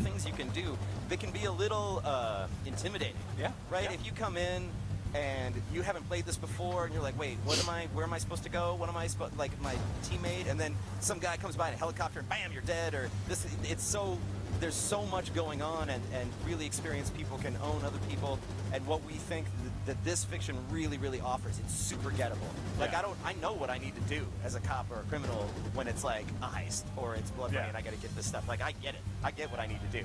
So I'm 最蠢的不是队友开太烂吧，是你重生在他飞机上，他立刻就从驾驶员跳机。So the way blood money works is you basically just steal the cash and you take it to your vault. You can steal the enemy's cash and take it to their vault too, which I think is really cool. Kind of like give and take. Sometimes you get these real short matches where one team is really coordinated and really takes it down because there's a lot of risk reward in how much cash you can carry at the time. And other times you get these standoffs where like one team almost gets it all the way. BF4有那个训练地图可以去试开载具啊，就不需要是真的是去直接去多人对战去试开啊。And they know they can do it. They want to kind of take the sneaky way, so you'll see people go to the top of the building and then try to zip line all the way from the top of one building all the way to where their thing is, so they can sneak around. It's great. I'm really happy with it. Yeah, no, I'm a big fan of the game type. Blood Money is awesome to watch as well, because central objectives are always fun to spectate, right? Because you know where the action's going to be. Yeah. But then when you throw in helicopters, as we saw, helicopter on helicopter gameplay, or chasing cars down the street, I mean, honestly, it's awesome. So yeah, it's really great, and I think it really pays off on some of the stuff that Battlefield has always been so good at, but now in a whole new way, right? This is a game where you can contribute in all kinds of different ways. If you are a hardcore, super fast Twitch player with reflexes, like a fleet, just bing, bing, bing, like you can get guys, that game is for you. But 重生的队友是系列的传统的吧，不是只有真理风云4才有。然后说到单机的话 ，BFBC 这个外传系列它的单机模式是半开放式地图，蛮酷的，就是跟 BF 正统的直线单机剧情这样子差异还蛮大的，就是你会指定，当然它还是会换地图啊，可是一个地图它可能有很多个任务点，它可能要先叫你自己开车，你要走路或开车都可以，到 A 点去完成某些任务之后要离开，撤离到 B 点去做另外一件事情。那地图是路上的地图是开放的。And then Thad, that's the man with the details. He's the one who turns the fun into math and then back into fun and watching the balance and making sure everything is tight, poring over the maps pixel by pixel to make sure there's no unbalance or any of that kind of stuff. So if everybody's got the more hardcore questions, softballs for me. Just, we're talking about how pretty things are. Yeah, this kind of stuff. For Thad can give you the real details. Nice stuff. Well, Ian, once again, thank you so much, guys. Thank you. We're going to be right back in a little bit. Corey is going to be back here with Thaddeus from Visceral, talking about the nitty-gritty details of the game. You're not going to want to miss it.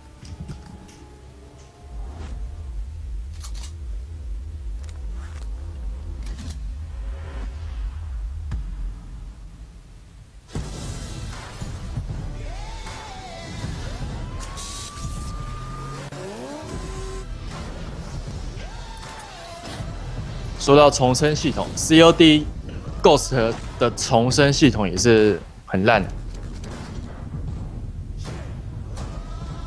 它有时候重生的点会刚好在敌人的面前，所以你一重生1秒，然后就死了。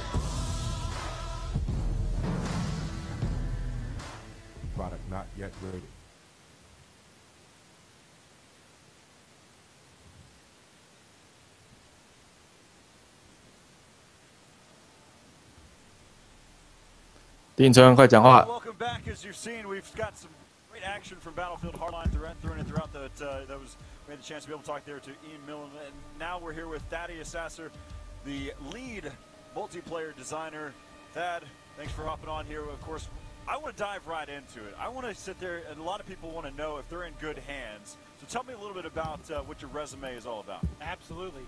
Well, I've loved first-person shooters since I've known they existed, basically, since the days of Doom and Quake and so on, way back in the day. And I've always loved playing them. I've loved thinking about them. I started designing them. 但是 back when I was younger. And for me, it's so exciting to be able. 但是我刚刚有玩的那款 Titanfall 的重生点机制，就是真的做得不错的。几乎不会遇到一重生下一秒就死。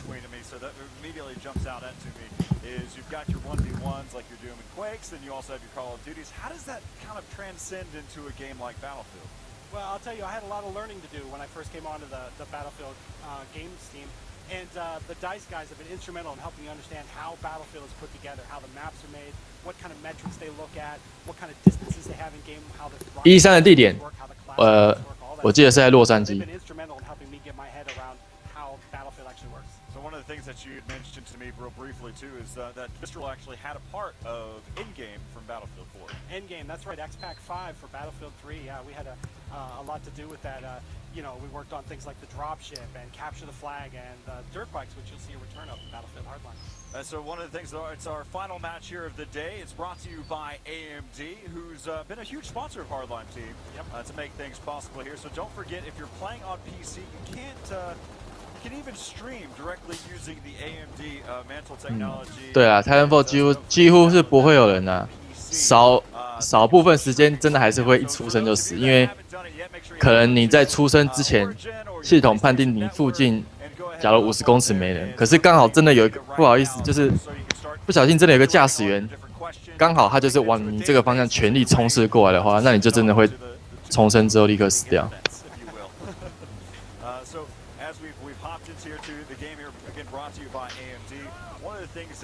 所以现在 GameSpot 是在转播什么？So first off, we're here on high tension, and it is a very vertical map. So how does that factor into coming up with the gameplay? 讲个话嘛。Well, there's a lot of really cool things about high tension. The level designers and the artists have done a fantastic. GameSpot 在讲什么？在播什么？ And one of my favorite things about this map is, as you mentioned, the vertical gameplay. We've got a lot of new mobility-enhancing gadgets like the zipline crossbow and grappling. Open the space up and do in interesting ways that allow players to be sneaky or to go around additional blocks you have on going up in a building. So as we continue going to, I mean, so there are some other elements that are still a part. In fact, what we've seen for Battlefield 4, destruction aspects of it. Can we go through from the 有啊，我是在看Twitch啊，Twitch 现在在播《战地风云》的对战。Creating new routes, destroying old routes, opening up new gameplay spaces is really the heart of what we want the destruction to do. To that end, we've still got those big spectacles.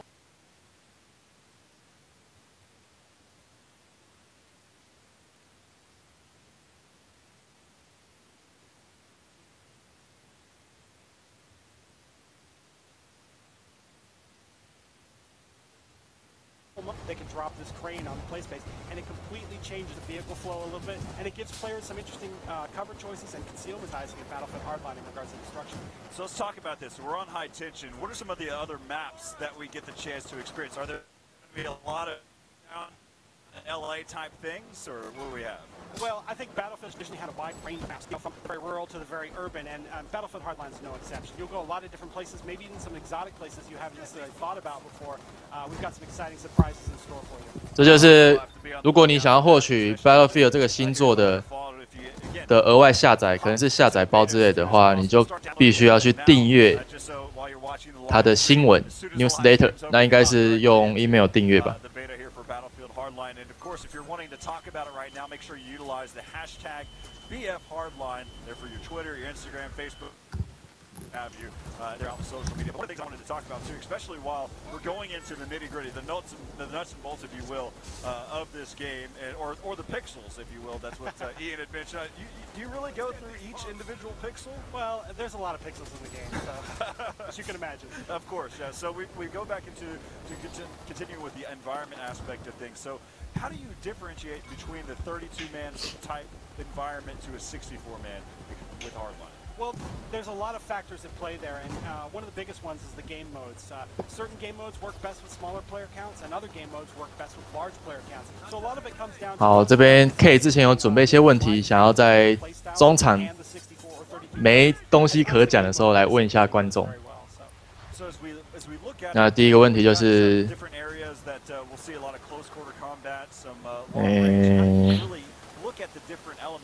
上世代就是360啊、Wii 啊、PS3这个，那斩机就是先不要算好了，这3个主机的所有游戏，那你觉得最令人难忘的片段是什么？不管是画面或剧情的。丁春，你觉得嘞？一定是觉得《刺客教条2》开头画面，看到意大利的时候。你这样太突然，我怎么知道回答什么啊？等一下，让我想一下，好，那观众可以想一下。战神那个拔头的，战神最后打头的画面，打头，就是那个你一直按，都是眼睛变红色啊，你要放掉按钮。战神3啊，战神3最后不就是跟宙斯 PK 吗？对啊，然后 PK 你一直做是画面是红的、啊，你要停。对啊，要停掉吗？对啊，你要停掉。哎，我完全忘记了、一般人都会一直按吧，想说要赶快连按，不然就要死了。一开始的时候都想说，赶快连按啊，快死，然后后来才会停。GT5 最后一场任务，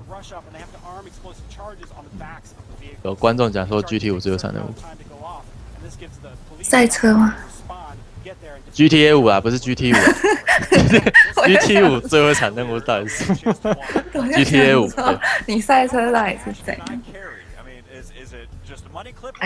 那块我还没破、都要出次世代了，你还没破？我不知道为什么，我真的没有觉得它不好玩，因为其实我前面有玩，可是就是玩5代的时候，我只要一打，然后就会想睡觉，所以我常常打1-2个任务，然后就觉得我不行，我要睡觉了。是哦。对，我不知道为什么。所以你那一款可以保留到你大概70-80岁，晚上睡不着，需要吃安眠药的时候出来玩。对，那我现在应该就拿出来玩啊。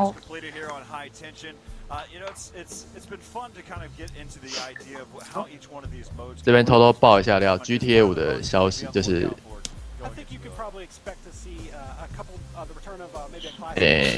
反正你们不是从我这边听来的，就是就是 PS4 版本、Xbox One 版本还有 PC 版本，预计在10月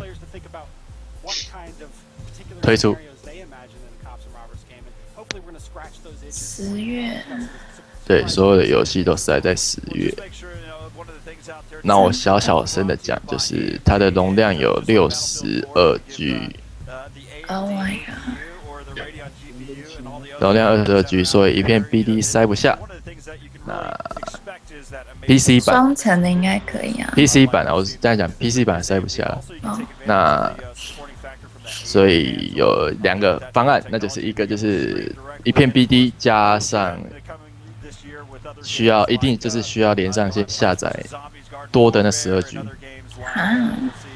另外一个方案就是直接游戏不卖光碟，直接放。直接就是只有那个。没有，游戏不放光碟，它直接。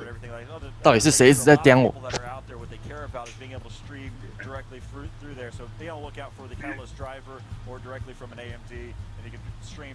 ？right there onto Twitch, right there from your PC, utilizing this driver. So special thanks there to AMD for making things possible, especially making all of this possible. There's so many other 对，就是游戏用随身碟推出。好。So the best way that I can recommend there to those that are out there, hop on the forums and ask all the questions. What are things that you can make a really concrete idea? 好，刚刚继续刚的话题啊，最令人难忘的片段啊，你的最令人难忘的片段是什么？我好像有写，我想一下啊，最令人难忘的片段。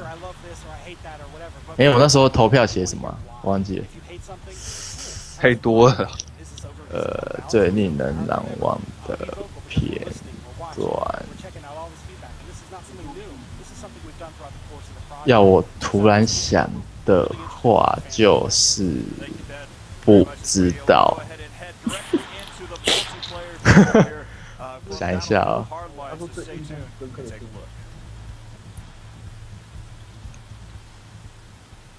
最令人难忘的片段就是那个公主抱。哦，对啦，阿卡安城是小丑被蝙蝠侠公主抱出来的画面。超令人难忘。公主抱，依依不舍的感觉，爱人死在自己的怀里。你们根本是一群腐女。啊？没事。哦，你还有一个巫师2的18禁场面。哦，巫师2 18禁场面，对。虽然没有很长，但是蛮令人印象深刻的。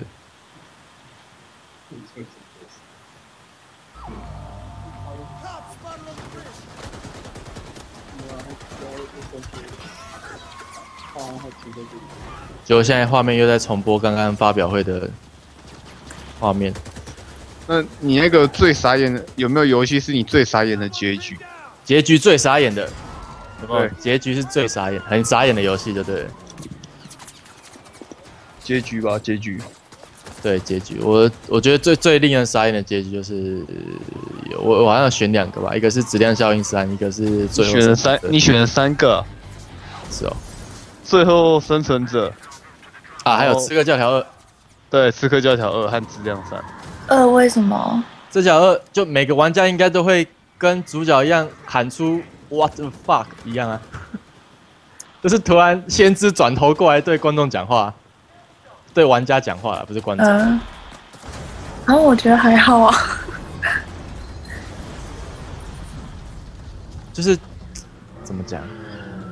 你是说那个 Mernova 那个女生吗？对啊，她原本在跟。可是其实你如果有解开就是 The Truth 的话，然后看过那段影片，不觉得这是很理所当然的结局吗？是啊，可是他突然转头过来跟你讲话的时候，感觉在看鬼片啊。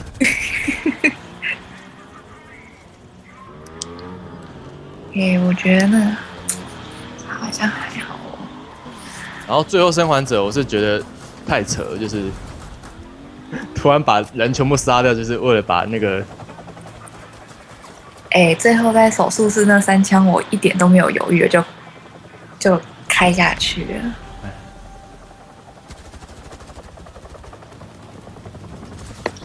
说到这个结局，因为好像那个之前某些有贴啊，就是那个制作人访问的时候有说，就是那个。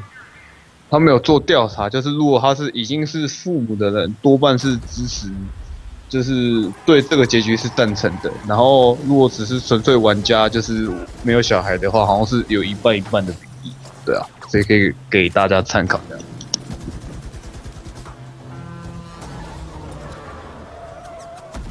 应该说，你整个游戏啊，从一开始的重点就是想要。成功的解救这个世界，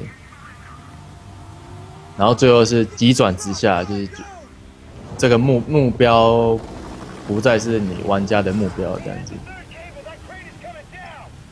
就跟质量效应3一样。你们觉得如果他做，就是他把结局做成就是你可以选择的话，你会觉得比较好？我是比较想要选择啊，就像质量效应3一样啊，你从质量效应1开始就是要拯救。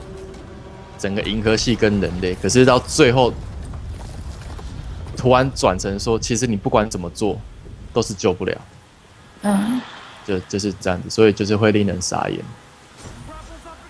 那所以如果说你好，那如果你想要你像现在的结局会让你觉得说，你觉得做人选择比较好，那表示其实你并不赞成就是现行版本的结局哦。其实我不是想要牺牲。那个萝莉，我们家会不会算把雷都曝光了？都游戏出那么久了，还爆什么雷？应该还好吧？这样说没有错，但是因为它不是6月要，是这个月吗？听说是月底或8月。等下9点就知道了。应该不会拿这个出来讲吧？我觉得多少会出现这完全就是冷饭热炒，而且那个饭还没有说很冷呢。战神合集都可以讲了，这个算什么？6合1吗？莫再提战士。那不然你定出你最令人傻眼的结局是什么？觉得？哎呀，我玩过的片子又没有很多。好，想想，我最令人傻眼的结局是13之2啊。怎么样令人傻眼？就最后那个自穿啊，就是让大家知道说，哇，还有一片，就觉得还有下一代是不是？哇，就还有下一代，就觉得这是怎样？哦，我知道，真的让我觉得玩到就是它结束的时候让我觉得很不爽，大概就是秘境3了吧？为什么？秘境3那整个就是那个 BOSS 它一点都没有 BOSS 战感觉，然后就结束了。哦。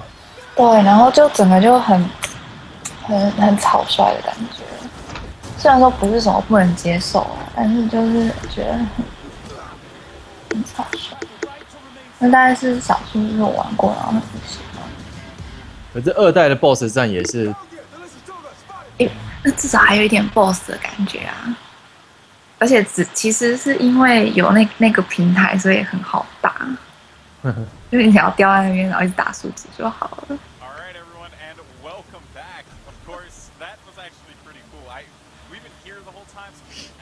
那观众都没有令人傻眼的、印象深刻的结局吗？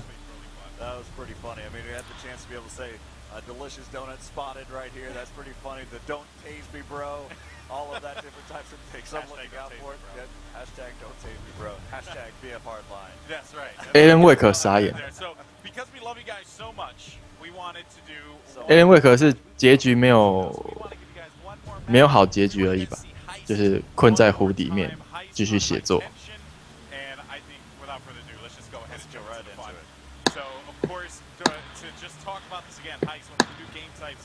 也算是傻眼了，就是以为玩家经过一整个游戏的努力可以逃出这个地方，对，然后但是结果发现原来根本就逃不出来。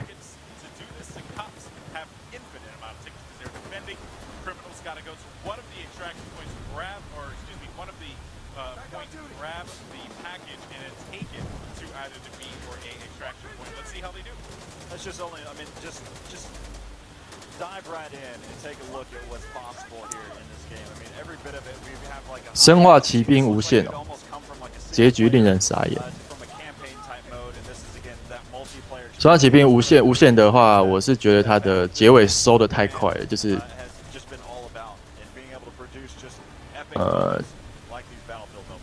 是伊丽莎白突然有完整的能力之后，就一下就立刻就是收结局了，就是蛮快的，是。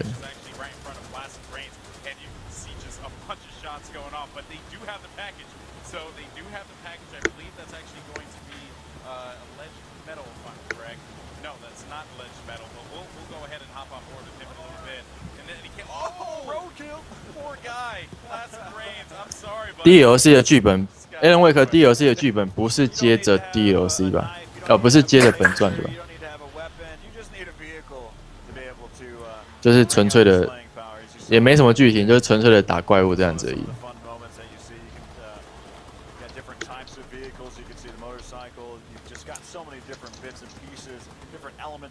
哦，无限生化奇兵有 DLC 剧本，有出2个 DLC 的样子。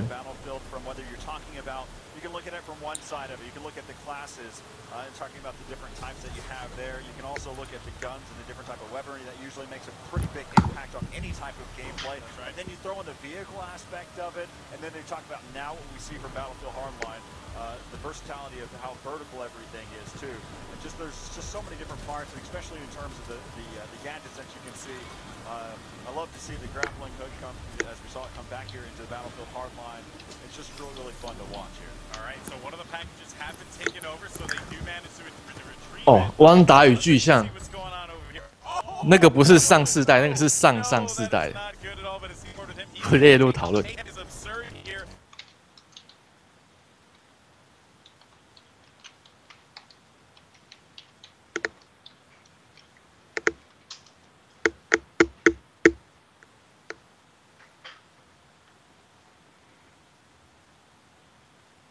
Jump over to Mississippi and have none of that. He's good. Let's see if they can do it. That was a great job, though, by their teammates. That the spawn right there to be able to pick up the objective and to continue down that street. And so they're really trying to make some things happen. Again, we're here on high tension here in downtown LA, as you can see here from the helicopter pad, and just really getting some really cool things, as you can see. I mean, it's that difference. I mean, you can tell that looking at what's possible here, kind of bringing that fantasy into reality here. 重置版的就不会列入讨论的啦。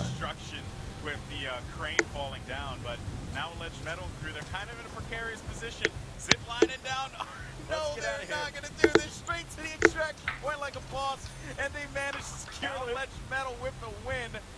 Swish. Nice play by the criminals. Be able to slide right in there to be able to show off again just the different types of things that you can do.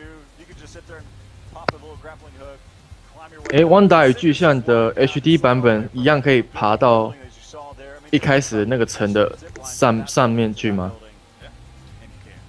如果你把握力加到最大的话，一样爬得到那个秘密花园吗？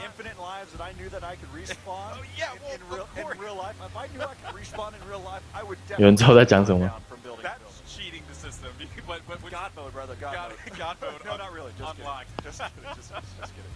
Oh man, what a good time here, guys. Hopefully you all enjoyed it back at home. Of course, criminals just extracting that. 一样可以哦。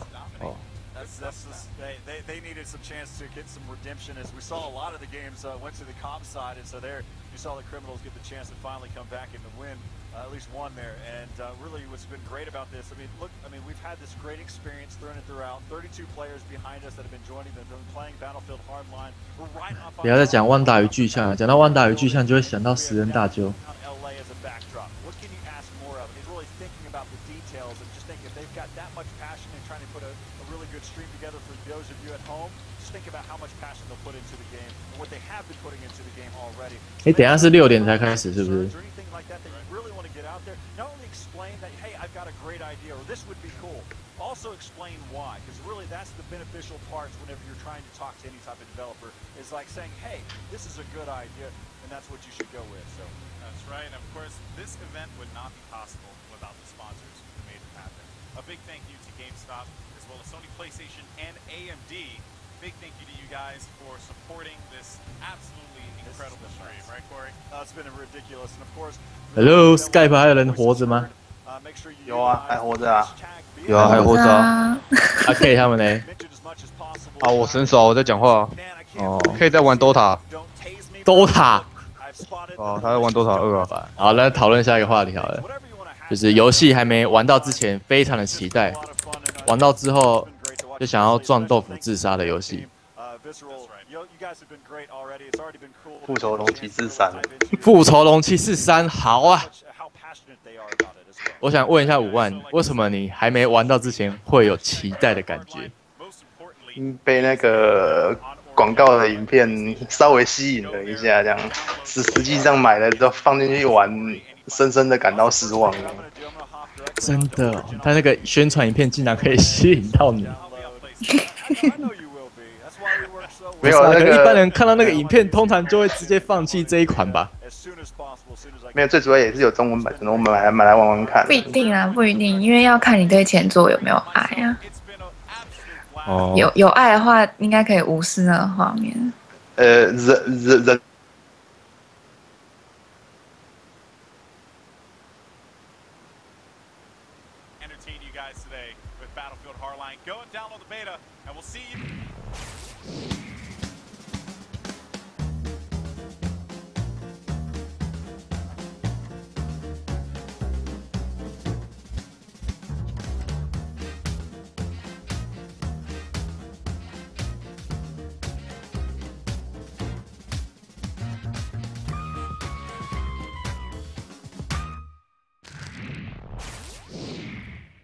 Hey, welcome back, everybody. I'm here with Dave Sarah, the lead producer of Dawngate. We saw a little preview of Dawngate earlier, and really got a lot of people's attention. Maybe we tell you a little bit about Waystone and who we are and why we're doing this? Yeah, we have some great people on the team here, so let's Cheers. take a look. Cheers. Yeah, you know, I think before we go streamers and the guys of the subreddit, much love, and to all the people back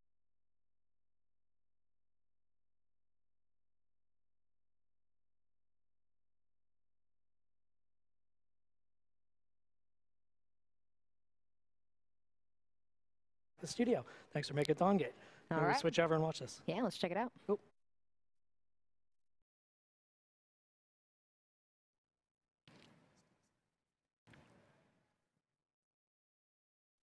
MOBA, we don't just want to clone. We knew we were coming out of nowhere, and we knew that the people who liked MOBAs were super diehard. We put it in the players' hands at a very early stage, and we were just kind of like, we're going to build this in front of you guys, and whatever you tell us about this, we are going to hear it whether we like it or not. It's just a constant dialogue with our players, and Dawngate is... MOBA stands for Multi-User Online Battle Arena. For Dawngate, what we've done is broken down the genre to its component parts and built a new game that doesn't just clone the classic MOBA, but builds on it by focusing on a flexible metagame. But the metagame in Dawngate is based around your particular game is going to play different every single time, allowing you and your team to genuinely try new strategies. It allows them to basically play any of these characters that they really identify with in any position in the game. When we set out to make Dawngate, really what we wanted was characters who were fighting for a purpose. All of the characters that you play, the map that you're playing on has been conceived of in a massive epic story arc that's really just kicking off with the players.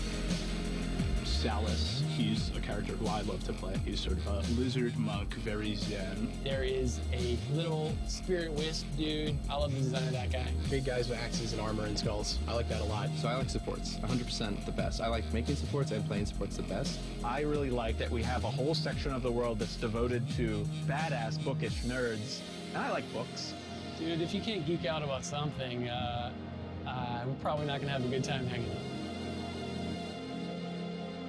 We built this team specifically to make this game, to make Dawngate. We're a group of hardcore MOBA players, so we knew if we were going to make something awesome for our players, it had to be awesome for us.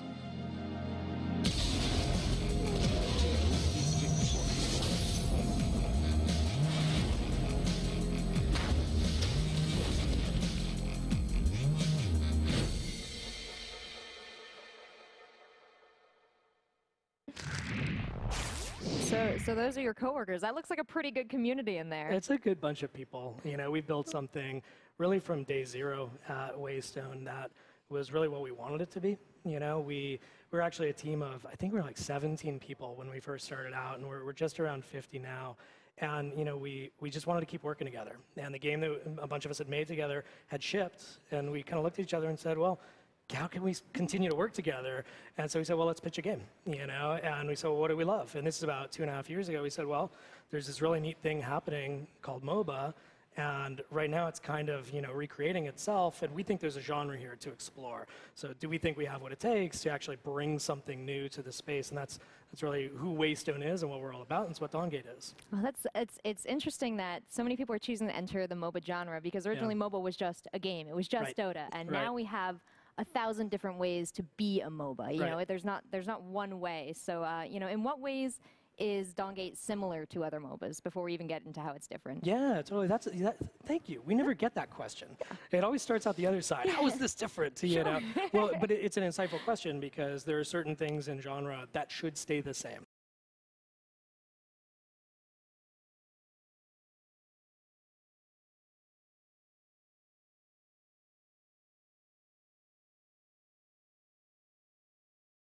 Right? Your player expects them. You know, go make a new shooter, you know, and bind conventions, certain things that you just expect as a player.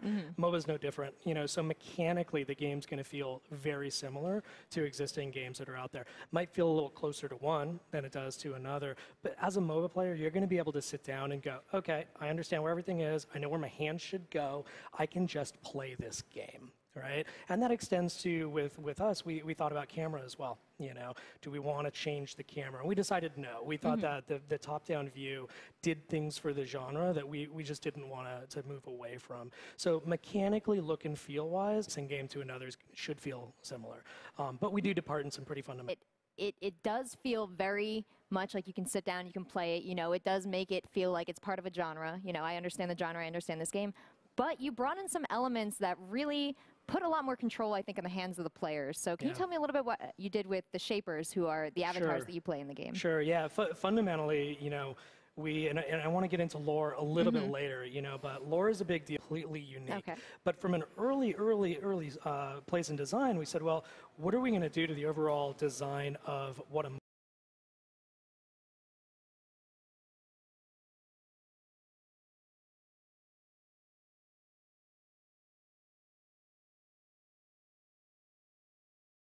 MOBA is to help us to explore some of these design ideas.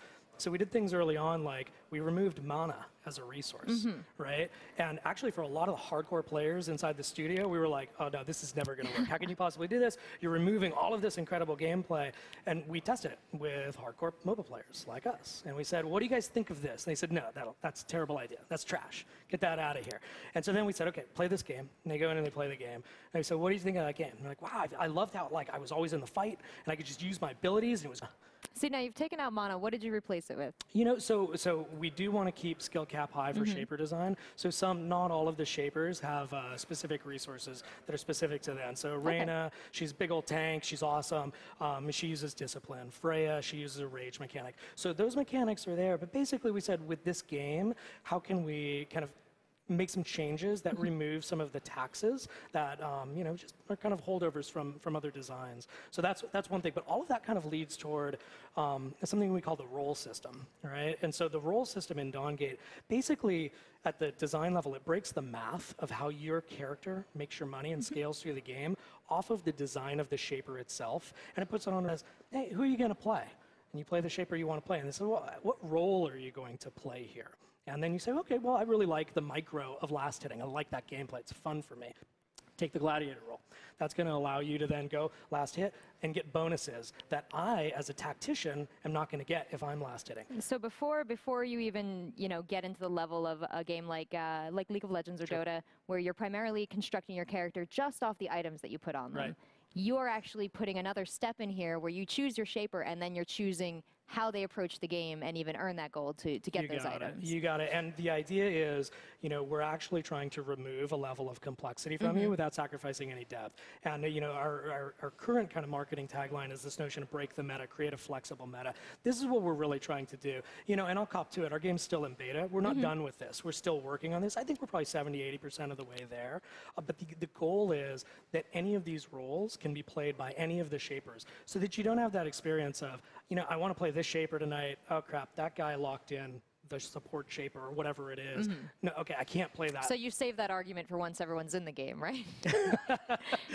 Fair enough. Fair enough. Well, I assume you still want a distribution of your jungles and your gladiators and your range. And that's where we're not fully coming through with the promise of the break the meta yet. And we've got some stuff teased for the community, the active players. We've got some stuff internally that we've been working on with the roles and the way that they're scaling that does look like it's truly fulfilling that promise, but we're not there yet. There are kind of some accepted, kind of mini metas that are starting to spring up. So.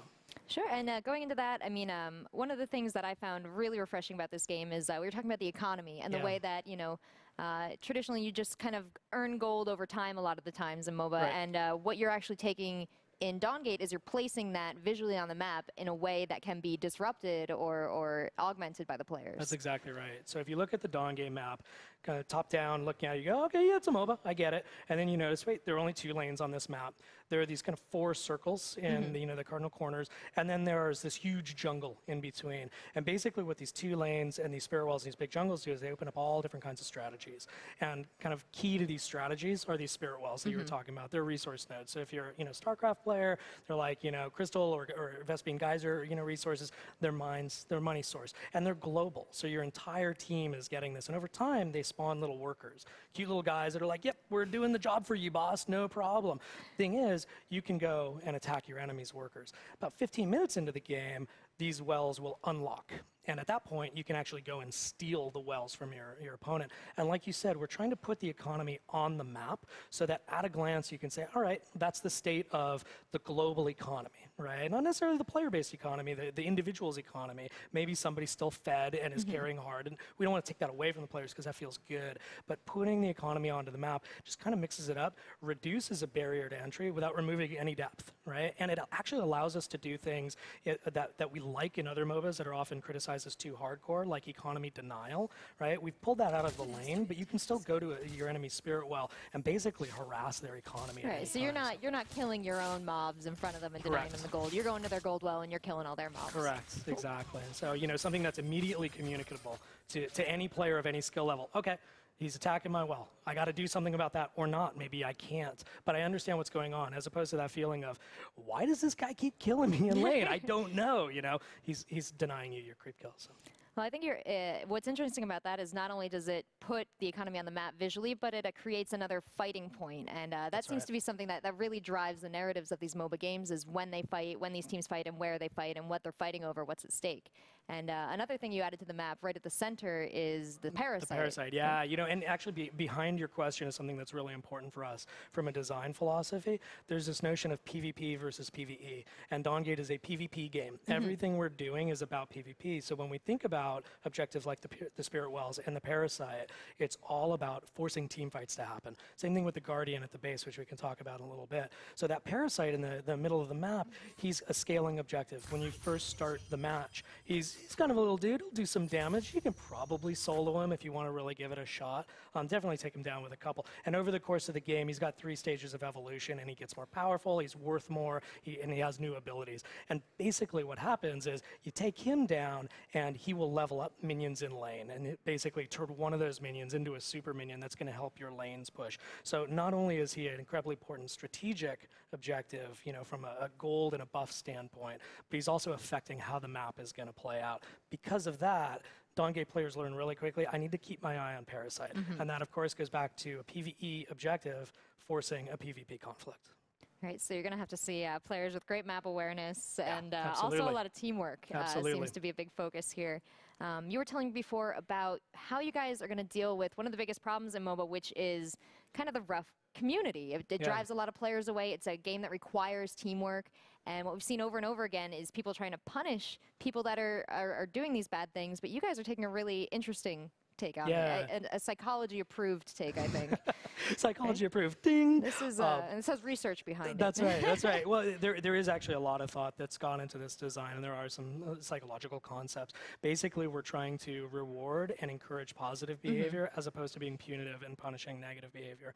And you and I are both old-school FPS players, so, you know, it's just competitive games, blood boils, you get really into it, you know, it's sometimes hard to, you know, be a good sport. I think that's different than the toxicity that we often see in these communities. Not limited to MOBA, but definitely a problem within MOBA communities, or a challenge. So what we've done is there's, you know, our way of rewarding the player at the end of the game is you get a loot drop. And there could be, you know, some earned currency. We've got a metagame that's based on these things called Spirit Stones and Sparks. So you could get those. That's like getting money, you know. If you get way up at the top tier, that loot drop, that little spirit you saw in that video, he'll actually come to you and go like, here you go. Oh, wow. And he gives you really cool stuff. Maybe even an entire shaper could get unlocked. So that's like cash money, right? Well, that system is governed by a variety of different contributing factors, one of which is karma. So at the end of every game, you get a karma vote. Only up, never down. Again, never punitive. And you can cast them for your friends. You can cast them for the people on the other team. If you just dish your karma votes out like candy, that's great. They're still worth something, but they'll be less than if you hoard them. If you give a karma vote to an enemy, that's worth more than for a friend. And that will help push your loot roll up. And so it's working so far. You know, I mean, I'll cop to it. I have no idea how this is going to scale as we continue to bring Dawngate out and get more and more people into the game. But right now, you'll see people very often, you know, kind of make a little bit of a comment about karma. You know, if somebody's raging in chat, you know, and at the end of the game, you're karma not for going all. to get my vote. Pretty much, you know, and it kind of, you know, as soon as people see it, it's like, hey, you know, no need to be a jerk. Don't forget that karma vote at the end of the game. And I've seen it. I've been in games where that has just quelled people immediately because we've tied it to something tangible. This is value we're giving you, and you could get more of it if you're just not a dick. You know? I mean, you can earn double time in games because I guess you're going to earn some game currency every game you play to put towards shapers, to put towards skins. But now when you're a good person, you're making double the money. That's right. So that's cool. a wonderful metric there. I really like that. Is there any aspect of the gameplay that maybe we haven't touched on yet that you think is a little more standout? You know, I think that the last big thing that's just completely different in Dawngate, from especially in the top-down MOBAs, is kind of the final fight, the Guardian fight. So rather than a static object, again, a bunch of us are old-school MMO players, and we're like, how can we get raid bosses in here, you know? But again, it goes back to that notion of PvE, right? This is not a PvE game. This is a PvP game. And so the end of the game, you know, kind of the third phase of the game in Dawngate is invading this base. And basically, this huge Guardian, he's got 5 different abilities, and they're all driven by AI, right? And they're all designed to get the enemy team to do aberrant behavior based on what they're doing. So if you're all grouping together, he'll shoot this big line of fire in the middle, just try to peel one of you guys, right? And give the guys who are defending a chance. He's defended by these 5 cores, each of which is tied to an ability. So you start taking down his cores, you're taking his abilities away from him, and after all 5 are gone, his shield drops, now you can attack him and win the game. So you're fighting him, you're fighting the enemy team, you're taking away his abilities. That sounds like a big way to go out at the end of a game, which is usually really, you know, a quiet time. A lot of times you see a static Guardian, a static Nexus at the end, and I think that adds an element of excitement there. And it gives an opportunity as well to, it's an affordance for comebacks, right? If a game should end, then let's have the game end, right? And that doesn't always feel good if you're on the losing team, but better that the game ends sooner if it's inevitable, rather than go on for 70 minutes if it's inevitable, right? Because even when you win those, it doesn't feel as good. No. And you're in chat apologizing to the team, sorry guys, you know? So that is still there, but it's mechanics like this, and there are a few others in the game as well that kind of create affordances for comebacks. If you can take advantage, you can get yourself back into the game. Great. Well, the other thing you guys are doing that I think is phenomenal is your changeable lore. You're kind of, you're writing the lore of the Shapers as the game continues. I think you actually just launched this, right? We did today. Yeah, like 3 or 4 hours ago. The community's already arguing and trying to convince one another, like, hey, let's vote this way, vote that way. But this is one that goes back. It's pretty personal for a lot of people on the team because, you know, I mean, I'm an English major. So is our creative director, Hunter. We're like story nerds, right? And we love it. But we're also competitive gamers. So we're like, well, how can we get these two things to come together? Because we love them both. Surely other people love them. Are we right about this? So we went out. We actually asked over 1,000 active MOBA players in North America and in Germany, what games are you guys playing? Because we don't want to lead them with the question. And they basically, like 70% of them are also playing story-driven MMOs, RPGs, RTSs. So these need states are in each of us as gamers. You know, we like to be entertained, and there are different ways to entertain us. So then we said, okay, this is worth doing, and worth doing well. How do we do this in a way that doesn't get in the way of the person who's like, I don't care about that story stuff. I want my game. Give me my fix, right? And so Hunter and the design team came up with the concept of living lore, which is basically every game of Dawngate that you play, you will see kind of everything suffused with the lore. Like I said, from day 0, we've thought about this entire world and how it all works. The map that you're playing on, the Dawngate, there's this guy who built it named Idolus. There's a whole story behind it and why it's laid out the way that it is. The Shapers in the game, many of them know each other from outside of the game.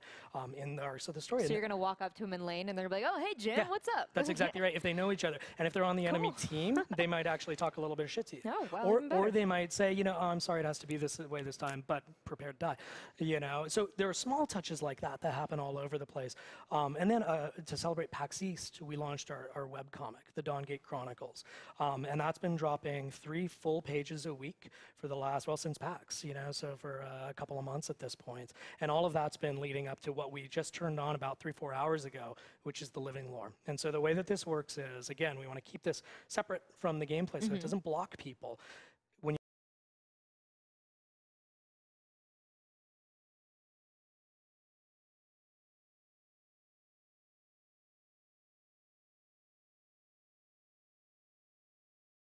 you and a vote, or a picture and a vote, and you can just decide, I want it to go this way, or do I want it to go this way, into that bucket.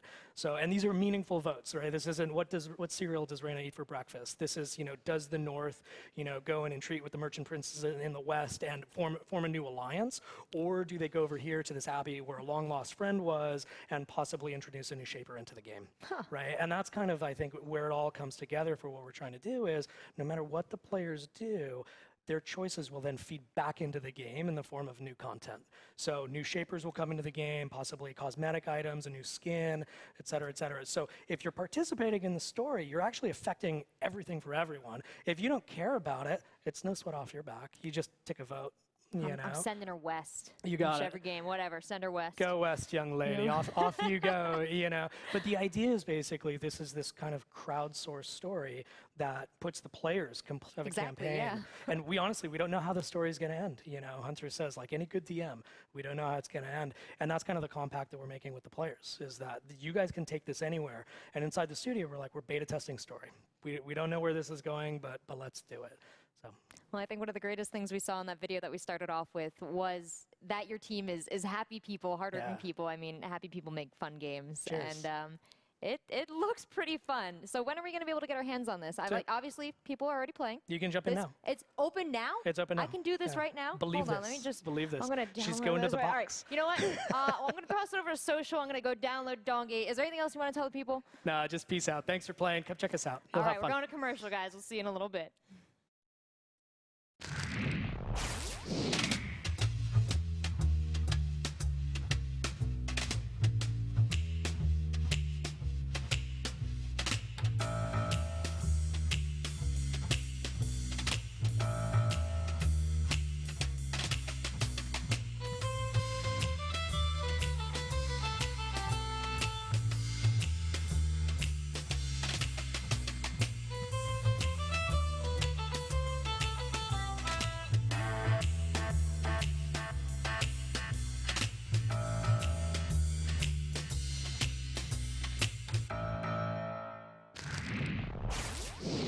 Ladies and gentlemen, welcome back to the E3 2014 stream, coming to you through Twitch live.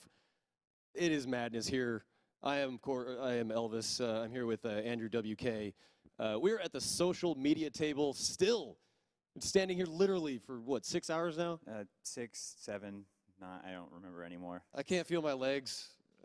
I don't know what's going on. I'm surrounded by game hype everywhere.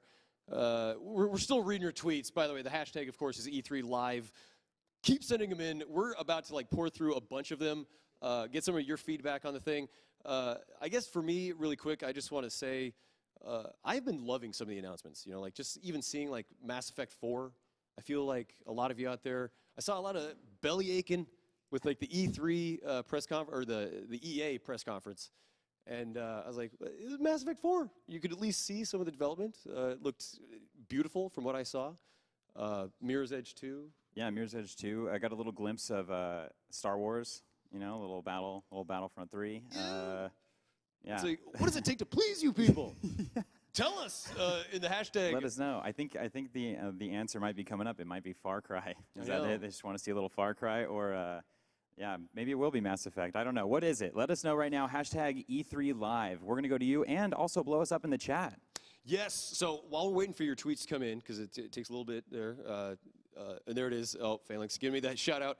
Hi, man. Hello. Hashtag E3 Live. Phalanx, hello. How's it going? We're going to look to the chat. Here we go. Mirror's Edge 2. Yes, I'm seeing the man pumps there. Mankind giving the shout out. Good to see you guys. Thank you so very much for the love, guys. And Fallout 4 blowing up as well. I believe that's something people are looking forward to. I believe we got a tweet in also about something that someone's looking forward to, the Nintendo press conference tomorrow, correct? They are still looking forward to that, really excited.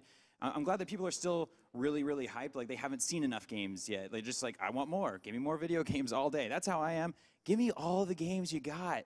Yeah. I know some people I think I saw that were like, oh, another MOBA, right? We got another MOBA. That is awesome to me.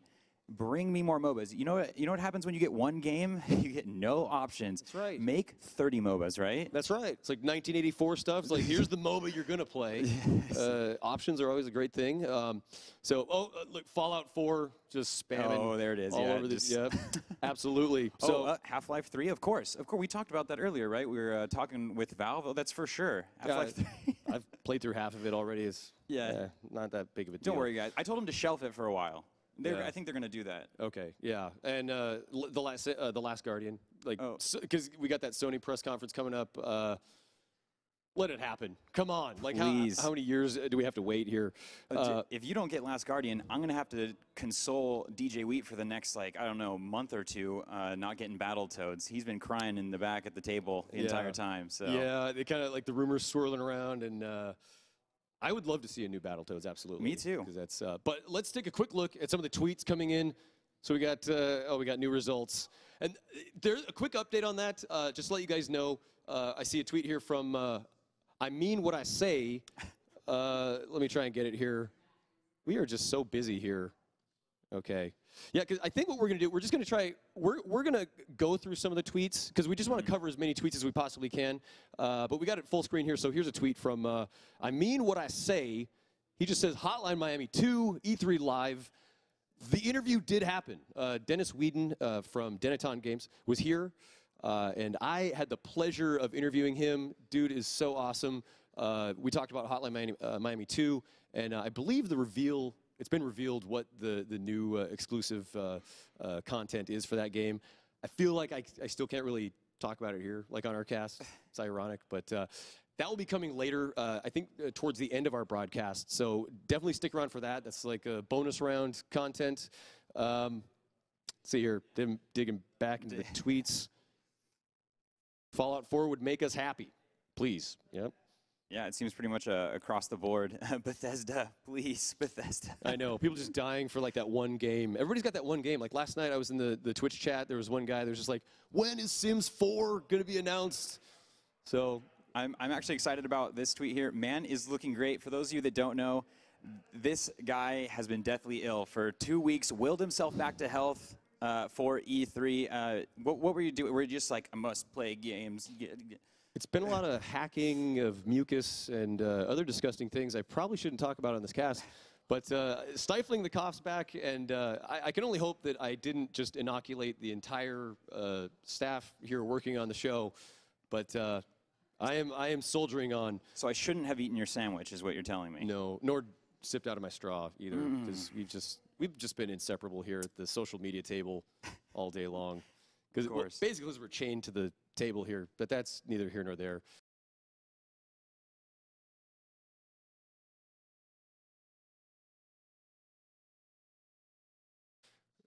Let's take a look at a few more tweets. We got something up here. Yes, of course, I think people might be referring to, they're saying the day the internet can't go fast enough, but here's another one, too. Yeah, I think that'll do there. Here's hoping we get some, any news about The Last Guardian from PlayStation, other than it's still in development. I am with you on that. John Plemons, we are with you on The Last Guardian. Shout out to the Colossus, Eco. Oh my gosh, please. Please just let it happen. I would love to know, they could make like probably an amazing documentary on that whole story, because like Fumito Ueda, I don't know what happened there, the breakdown. Apparently he's like still contracted to work on the game, but he's not employed with Sony. I don't even know, but just give us the game already. Just make it happen, thank you, please. Yes. So, let me get back in here. See, I feel I'm above this. Like this whole like talking and then also controlling the laptop. This is too complicated for us. Unbelievable. Like, here we go. We have 138 new results. Oh my gosh, you guys are blowing it up right now. Again, hashtag E3 Live if you want to get a hold of us here.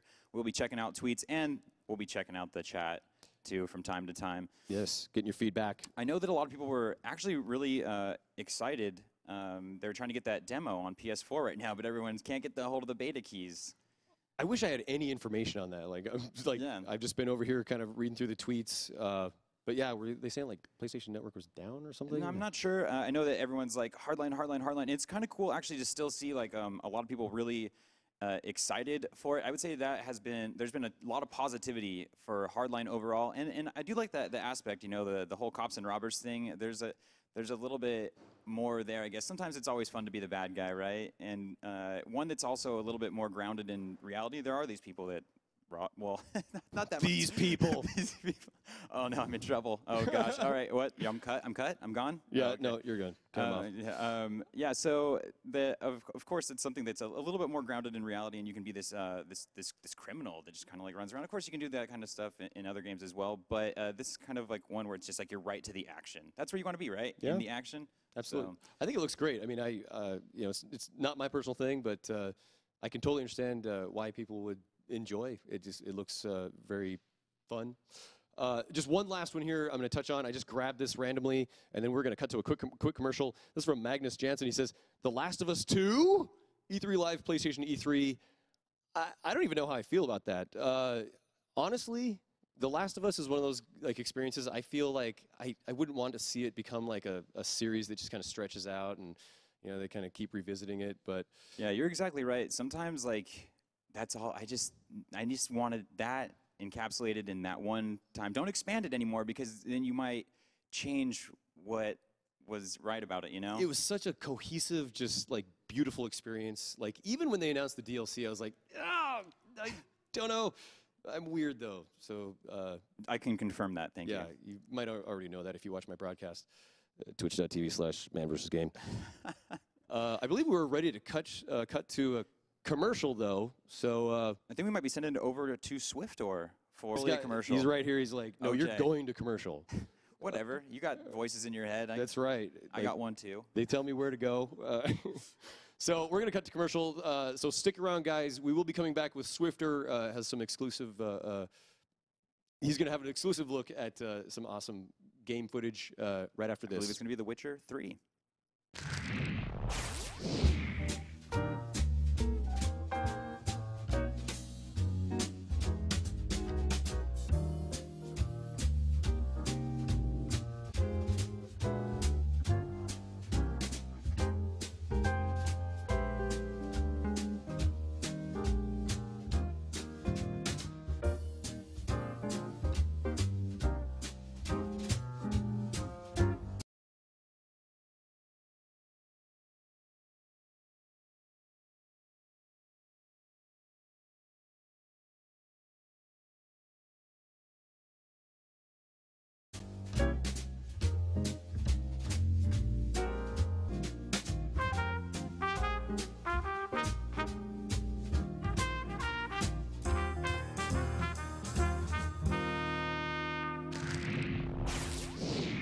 Hey guys, welcome back. I'm Swiftor, and I have the extreme pleasure of being here with John, executive producer of The Witcher 3. Thanks for being here. My pleasure. And I'm really excited to see it. I loved the trailer earlier today, and I have so many questions for you. But first thing, we're going to check out some gameplay, right? Yeah, let's just get right into it. Yeah.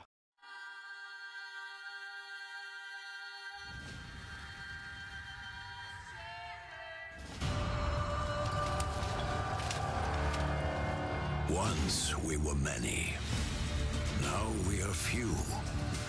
Hunters, killers of the world's filth. Witchers, the ultimate killing machines. Among us, a legend. The one they call Geralt of Rivia, the White Wolf. We meet in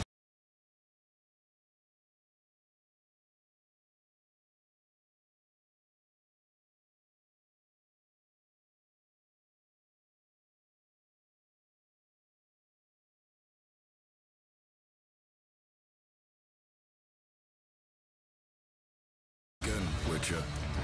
Your Imperial Majesty. After all these years. Are you sure it's her? Yes. And she's in danger. Witnesses claim the Wild Hunt will give her what she deserves.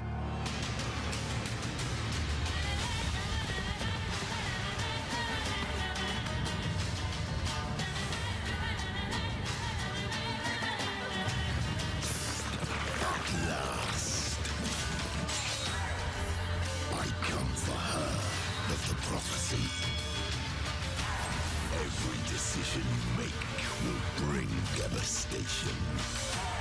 Each choice will lead to a greater evil.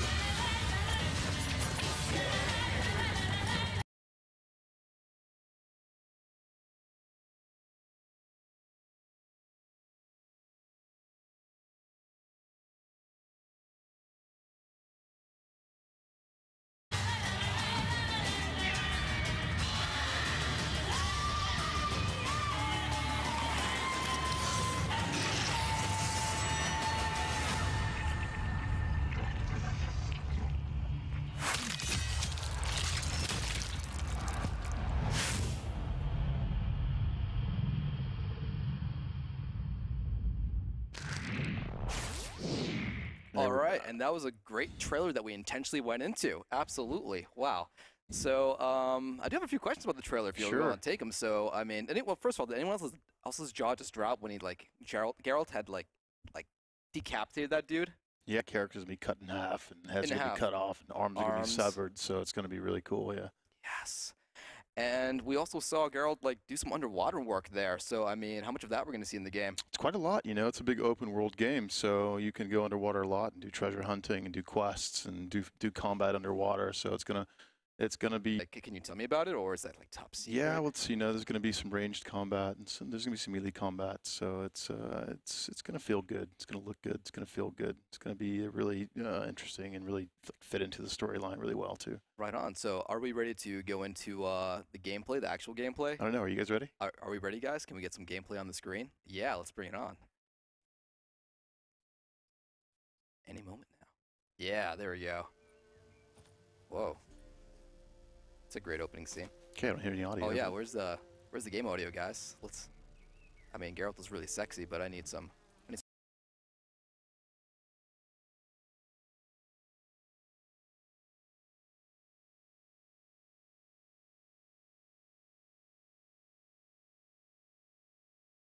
Some audio. Cool. Oh, there we go. Thank you, gentlemen. Okay, so this is basically sort of a minor quest in the game. It's called Griffin Hunt. You found a contract, or you met somebody, and you got a contract to go hunt a griffin. In fact, and it's Griffin, so it's kind of a normal monster type griffin. There's like more kind of different kinds of griffins as well. So I see a lot of the old signs for his powers are back, right? Yeah, he's got all the same powers back. The powers are basically the same signs, but they're and most of the alternates are kind of area of effect powers, and of course they get more and more powerful through the game if you build that side of your character up. Very cool. And before we started, you were talking a little bit about and this is not the main story. This is a side quest that we're doing, right? Yeah. So we're hunting this griffin, and we're using this into this mode, and you can see sound clues. So if you have a little sound clue in red, that's going to be an opponent. And you can see blood trails and things like that. And in the lore, the Witchers had these sort of extra sort of abilities, these sort of stronger senses and perceptions, and they can see things better in the world than most common men. And that's because they're basically mutated from birth. They're humans, kind of mutated from birth to be monster hunters. So they get all these skills and these magical abilities just to be able to kill monsters as contracts with people. So they go around killing monsters for money. Can you tell us a little bit more about just the lore of The Witcher? So this is the third game in the series. I mean, what's kind of just of it, what's the story so far for this man? So this is Geralt of Rivia, and so there's these Witchers are a cast of these monster killers, and by this age, but he's supposed to be the most badass of all of them basically.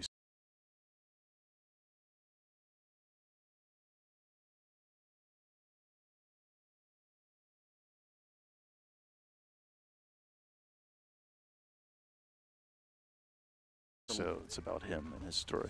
The last of the badasses. Pretty much. Just renowned to be the sort of the toughest and the best of them. So who are we running into right now? Are these bandits or? So this is kind of a random combat encounter, and you were chasing that griffin, but along the way you run into these guys that they're attacking a merchant, and they're getting ready to attack this hut. This hut is where an herbalist lives. So you can choose to go in and you can fight these guys and take them down, which is what we're trying to do here.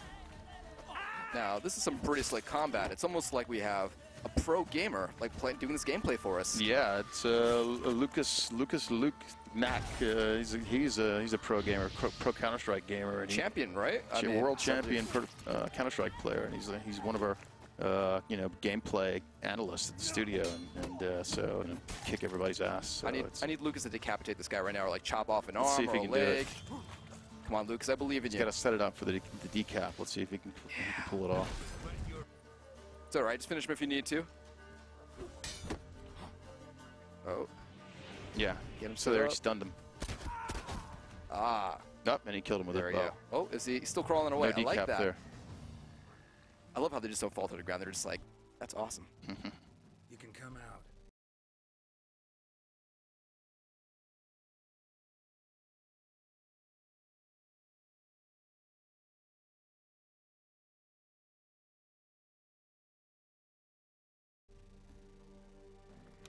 So this is like storytelling here. You kind of break when you have a sequence like this, you break it to a dialogue sequence, and then you get lots of choices for dialogue, and that, depending on how you choose things, it can unlock it. So this is a character you meet, and now since you've basically taken care of these scumbags that are trying to take her hut down, you can go back to her, and she'll sell you potions and potion ingredients and so forth at lower prices. And can't she repay us in any? Maybe. I'm just referring to. I guess in previous games, Geralt had a reputation for being very fond of the ladies. Is there yeah, still the ladies that are usually more fond of Geralt, so it doesn't have any problem at all getting women somehow. And yeah, there's gonna be sex sequences in the game, but we're trying to do mature storytelling, and when you're a grown up, you have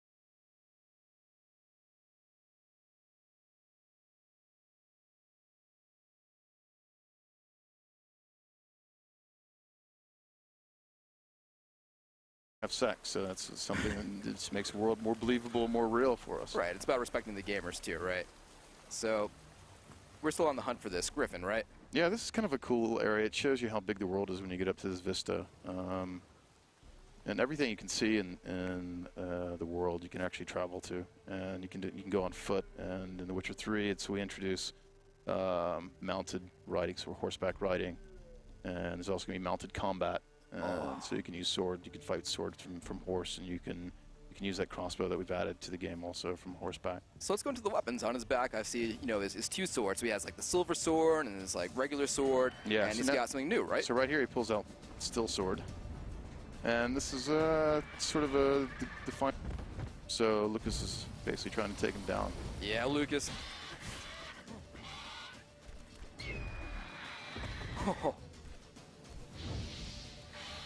You almost feel the power of that Griffin when it stomps towards you. Yeah, it's pretty cool to hear that stuff. Sound design's really fun to do in the game.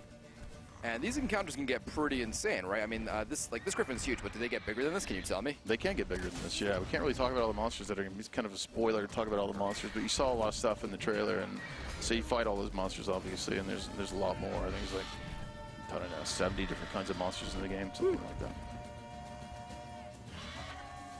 So yeah, there's the silver sword, and the silver sword's used against sort of monsters usually and magical creatures.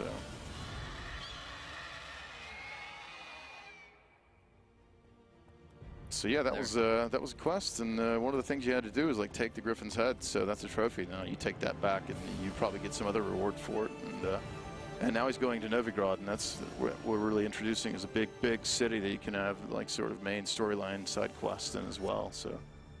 So again, the entire world is open, right? I can go on these hunts, I can continue on the storyline and take a break and go and do these side quests. Awesome. So that looked amazing. Did they catch us and all that? Yeah. Oh, good. So I have some questions. Now, with the third weapon we didn't get to was that crossbow on his back. Yeah, crossbow. There's like some small reference in the books to using a Gabriel crossbow, and we needed to add something in the game for some ranged combat because mostly the majority of the game is sword combat because he's a master swordsman. That's the focus of our combat team. Focus of our animation team is to make really fluid combat system for swords. But given the flying creatures, the harpies and the griffin and other flying creatures, we needed some kind of ranged way to take them down. So we added this crossbow in there, and it's a mini crossbow that he can actually fit on his back, and you can actually probably do upgrades of the crossbow as well. Now, if I wanted to, or like, is the game balanced in a way where I just could not use the crossbow the entire game? Could I just like let this crossbow carry me and just make it like a ranged Witcher, or is that just not gonna fly? I guess. It might be some crappy balancing if we do it like that, but we'll see. I'm sure there are some players that are going to try to go through the crossbow, and I think that they might find it a hard time if they can't find enough bolts to actually, Yeah, make it a challenge. That'd be a fun one. Yeah. And how about the crafting? So you showed like the powers, but how about the crafting? So crafting is cool. You can basically upgrade all of Geralt's armor and weapons and so forth. And the way crafting works is there are crafters in the world. You don't do it yourself. You have to go find a crafter and the crafters, and you have to pay them money to actually upgrade your gear and so forth. Now, where do I find the materials? This is just on Quest. Do I go out into like the forest in the world, and I'm like,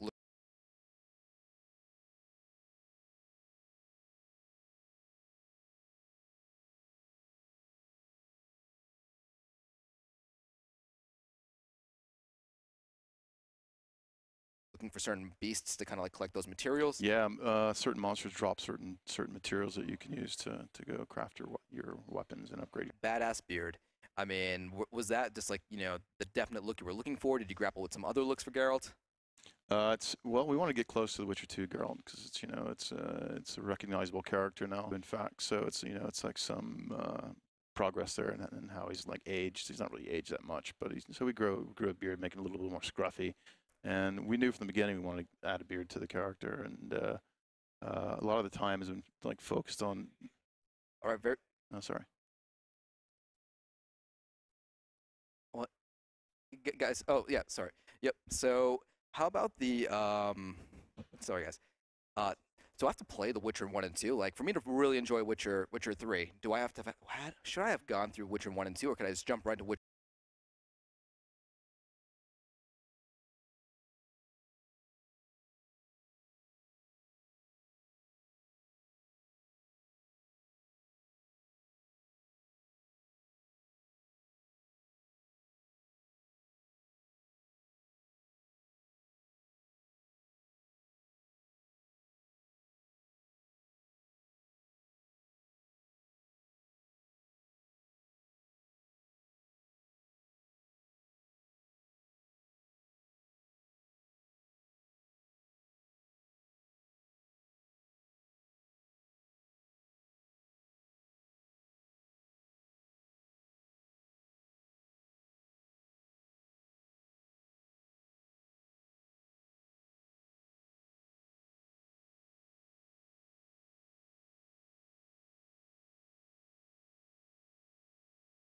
Big mass market PR, so for us it was like a really blessing. Yeah, Obama's seal of approval right there. I don't know technically, but how about the music? Like, I love the music in Witcher 2, and how's it changed in Witcher 3? Has it stayed the same? I mean, what can we expect? I noticed that when we were doing that Griffin chase, like, just the music picked up and the action, like, got started. So Yeah, what's changed? It's changed a lot. We're going more sort of Slavic, ethnic kind of feel to it, and we've got some local folk bands recording for us. We do live recordings with folk bands, and then we build off of that.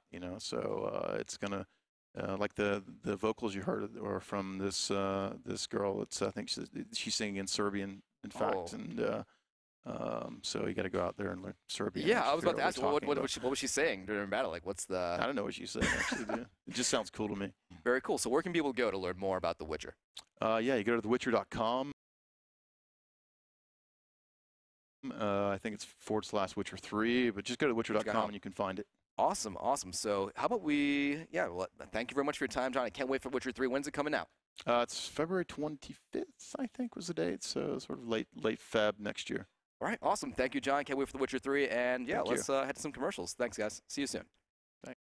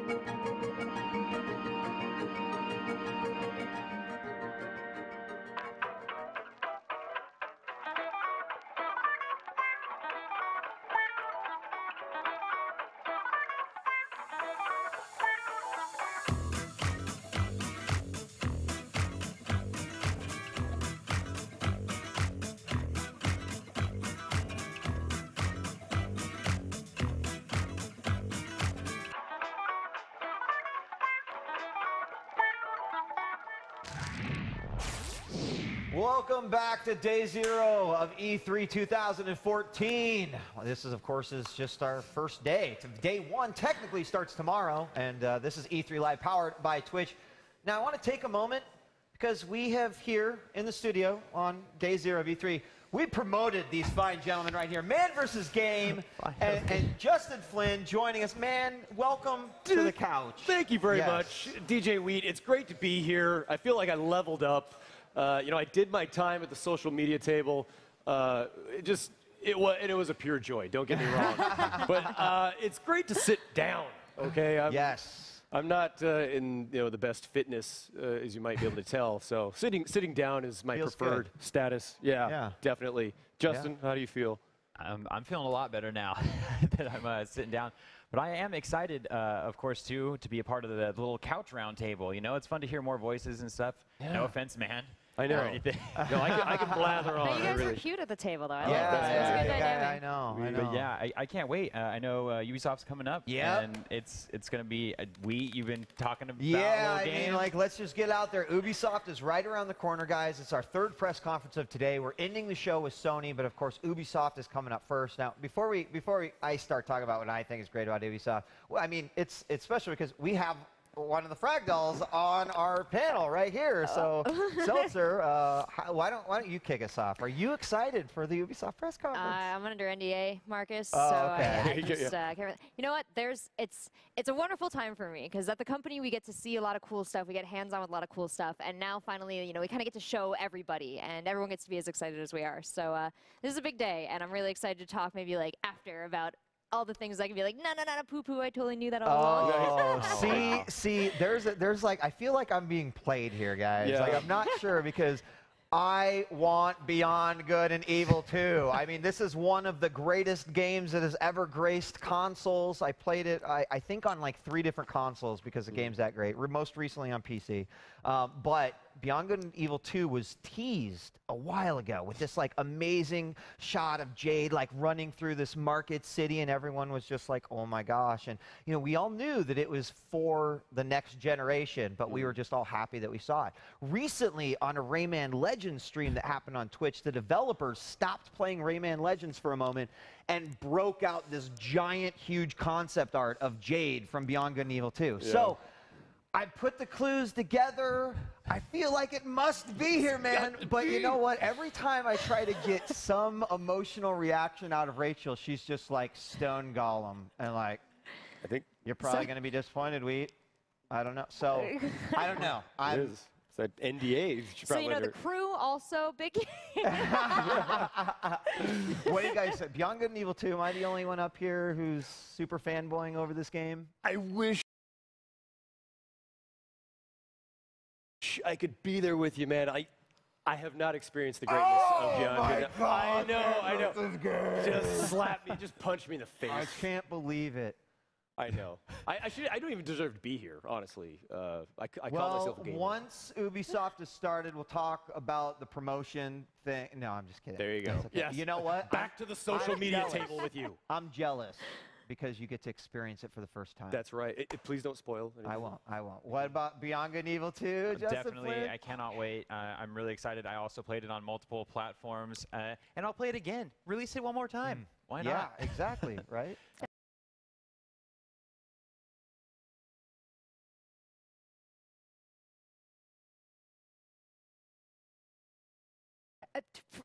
I do not get to make the decisions. What? Oh, I'm just like, you're excited? Let's just make sure everybody in here is excited. What if I'm not, Marcus? Am I going to get decked later? Like, No, it's all I'm good. thrilled because really anything that comes out of Ubisoft is amazing. Great. Anything, literally There you go. anything. There you go. Well, Boss. they've already, I mean, Ubisoft has already had a good showing because we got to see Assassin's Creed Unity this morning during the Microsoft press conference. Of course, it was funny because as we're watching it, we're like, is that 2? Is that, it's like Unity, we all should have known that. We should have known, Yeah, right? I know. Right? We know better than that. We know better. We're smart. We should have figured that out. But we'll definitely be seeing more of that. You guys excited for the Absolutely. new Unity? That was like a kind of a. I remember we were kind of all sitting here just kind of watching, like really intense, just watching the game, and all of a sudden that was like a big old like, oh crap moment from everybody Yeah. when they split the screens and stuff. So, Yeah. so it's gonna be fun. Well, not only that, like even before we got to the co-op, you went through the crowd and you just saw all the people, and it was an amazing.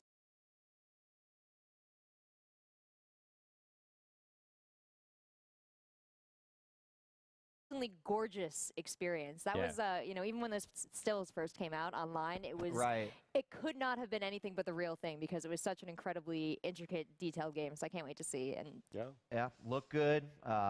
Looked like it was very smooth as well. So I hope we get to see some additional gameplay from there. Another game that we already saw that I'm really excited for as well came out last year, didn't come out, but was debuted last year at E3 2013, and that's, of course, The Division. Tom Clancy's The Division. Again, showed during the Microsoft press conference, really looks as amazing as it did last year. I know it's been pushed to 2015, but I'm excited for the division. What about you guys? Very impressive. Yeah, just seeing the gameplay there, like you said, just the really just the overall look, because that's the thing that I can't talk much about it. But, and I can only hope that like when it comes out, it is going to still be that beautiful. I know. I'm really excited about it. They didn't have any of like the tableted gameplay. But, and look, we got 4 minutes until we get started, so we're right on the corner. But, you know, I hope we see some more gameplay from that, too. Absolutely. Yeah, like you said, we didn't get to see the tablet, but that is a really exciting element to the game. You're going to have that overhead commander. And yeah, I'm excited for that. I feel like I haven't seen a bad Tom Clancy game. Like, whenever you throw his name on a title of something, it's like, well, that's a good game. Yeah, I still remember going to LAN parties back in, like, 95, 6 when the first Tom Clancy Rainbow Six came out, and I was just like, "What is this game?" I was the Quake guy, you know. I'm like, "What are you guys playing?" And when I finally sat down and played, I was like, "Okay, I see, you know, why you guys play it. It's the team aspect of it." So I'll tell you what. Before we move into it, we got 3 minutes and 17 seconds. I want to go check in with Swifter, just see what people are saying. What is he excited for as far as Ubisoft's concerned? Swifter, what do you got for us?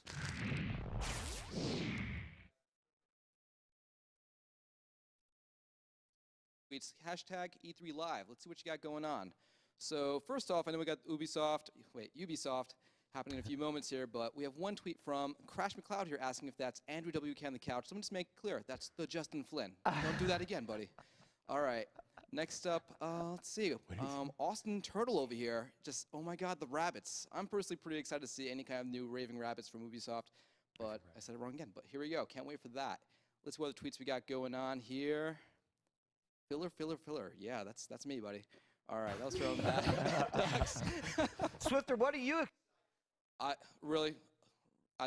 Assassin's Creed looked awesome. 4-player co-op assassinations. Count me in. I want to see more of that, more details. When's it coming? But I am a big Raving Rabbids fan. I love those little guys, so I'm curious to see what happens there. How about you guys? Let's see what other tweets we got. And your tweets are also amazing. I can't even pick one out. But I'm being really nice. All these tweets are really horrible. But let's see. Alex C. Best is ready for the Ubisoft announcement, and it looks like I'm ready to throw it back to you guys at the lounge. We're just seconds away here. Really quickly, Far Cry 4, The Crew, Valiant Hearts, Just Dance, all Ubisoft titles will potentially get. Far Cry 4, any buzz from you guys about this one? Certainly made a splash with their announcement just, what, 2 weeks ago? I know for me personally, again, the only Far Cry that I've actually played was Blood Dragon, which was like the one that was like the April Fool's joke. Turned out being amazing. The soundtrack by Power Glove, oh my God. But the gameplay-wise, so like, yes, I would absolutely play like more Far Cries, but yeah, I'm not so steeped in that one either. Well, Marcus, you get to ride elephants. And elephant riding. So really looking forward to this game. Pretty much dream come true. Far Cry, I was kind of looking back at some of the other ones, and Far Cry has this crazy atmosphere of like desperation, and it feels like not a lot of games are able to capture that. Yeah, I'm put in these like scary situations, but Far Cry makes it like, no, I'm gonna die. Yeah, Your heart is like. Also, they do a great job with open world. Like to be honest, I was one of those guys. Far Cry, and then Far Cry 2 is like sort of played a little bit, but then Far Cry 3 came out. I played it after the fact. I was like, wow, it's it is really great. So they've got my interest just because I did manage to play through and really enjoy Far Cry 3. So I think that's good. It sounds like we're just seconds away. The Crew, we saw that last year. We're probably going to see a lot more of that coming up. Valiant Hearts, The Great War. It's unclear, but there's been a lot of rumors about it lately. So I mean, Ubisoft, they're looking like they're setting themselves up to have a pretty good show. And then, of course, we've got Sony to wrap up the day here for Day 0 of E3 Live, powered by Twitch. Any final comments before we head into Ubisoft from you guys about Ubisoft? Something we haven't mentioned that has to be there? No, it's Ubisoft, Marcus.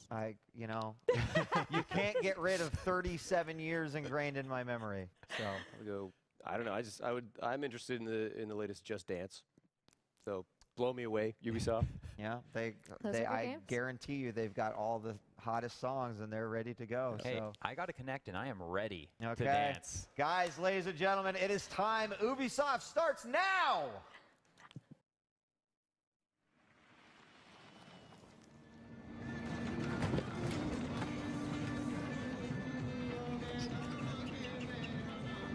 Hey, passport.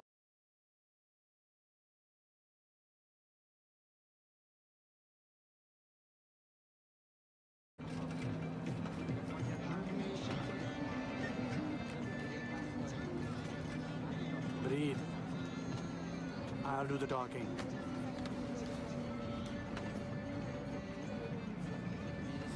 Passport. Jaldi jaldi.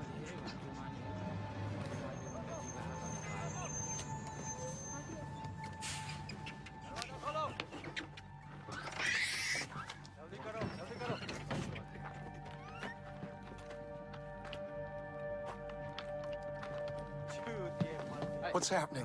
Shh. कहाँ से आ रहे हो? Patna boss. Patna? Patna में क्या है? परवा है तो बाढ़ में जा. लेकिन हमारी रेंज में. मैंने कहा बाढ़ में जा. कुछ है? अभी तक कुछ नहीं. कोई बात नहीं बॉस, कोई बात नहीं, ले लो. चुप. मिल गया? कुछ मिल गया? भागो. बॉस अभी जाने. से निकलो. रुक. रुको.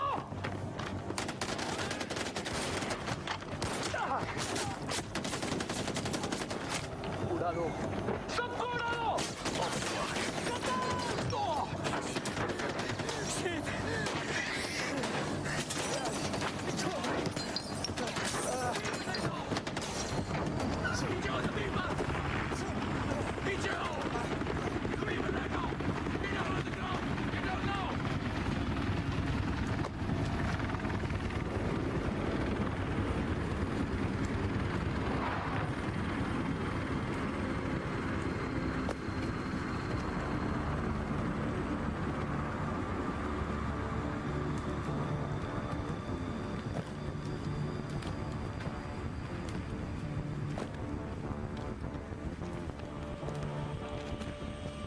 I distinctly remember saying, stop the bus. Yes, stop the bus. Not shoot the bus. I'm very particular with my words. Stop. Shoot. Stop. Shoot. Do those words sound the same? That it got out of control. I'm sorry, I didn't hear you. What'd you say? It got out of control. Got out of control. I hate when things get out of control. One fucking chap, and you couldn't fucking do that!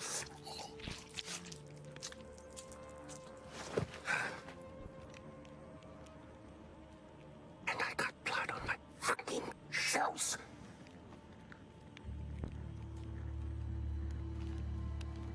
At least there's a silver lining. You didn't completely fuck it up. Get up, boy. I'd recognize those eyes anywhere. I'm so sorry about this. This was supposed to be... well, not this. We have a party waiting for you, but I don't think I know your name. Who is this? Is this your +1? Strong, silent type. I like it. I am terribly embarrassed about all of this. This was supposed to be very simple, but you know, if you give food to monkeys, they just throw their shit at each other. You know. Oh, would you hold this? For just a moment, I want to get a little picture right into the camera. There we are. Awesome. Don't worry about a thing, my boy. This will soon be behind us, and we'll be off on our grand adventure. Because I have cleared my calendar for you. You and I are gonna tear shit up! Should I stay or should I go?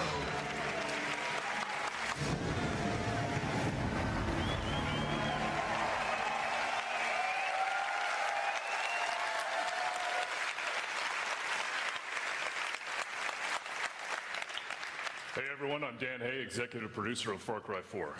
And that was just the first 5 minutes of the game. On November 18th, you'll be traveling in a bus headed towards an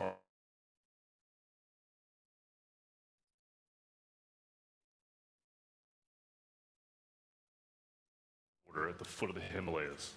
We'll give you a fake passport, a little bit of cash, and a gun. Over the next few days, we'll invite you to discover hands-on, where every single second is a story. You can also join us tonight for a major Far Cry announcement. Welcome to Far Cry 4. Hagen Min is waiting. Thanks, everybody. Have a great show.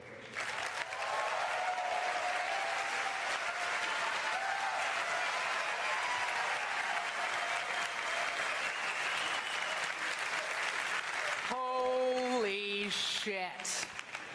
Give it up for Dan Hay, the man with the best voice in game dev. And yes, we did start the show with Far Cry 4 because here at Ubisoft we start big and then we go bigger. Hey everybody, my name is Aisha Tyler and welcome to the Ubisoft E3 media briefing.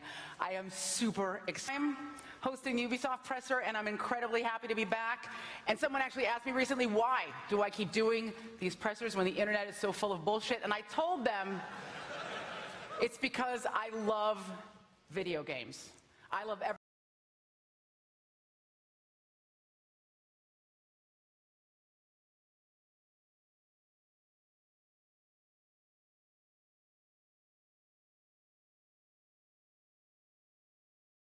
everything about them. I love playing them. I love watching other people play them, not as much as I love playing them, but I love them. And just like all of you guys watching right now, I can tell you right now, I have seen what's coming next, and this show is going to be amazing. It is exciting, it is terrifying, it's uplifting, it's even gonna get a little sweaty, it's hella fucking smoke. Everybody clapping is in the back of the theater because they were late. Today's briefing perfectly encapsulates all world continue to generate insanely cool things, creating not just compelling, that was two words together, compelling interactive narratives, but sprawling immense worlds. Worlds that surprise us, worlds that challenge us, worlds that just reek of awesome. And speaking of which, I'm really hoping you guys have all had a chance to hack and weaponize Chicago and Watch Dogs by now. Everybody played it? Sweet. Sweet. I have to tell you, I was incredibly stoked to be asked to be part of that game. It's a gamer's dream come true to see your voice coming out of your screen and then get to roll over yourself in a dump truck.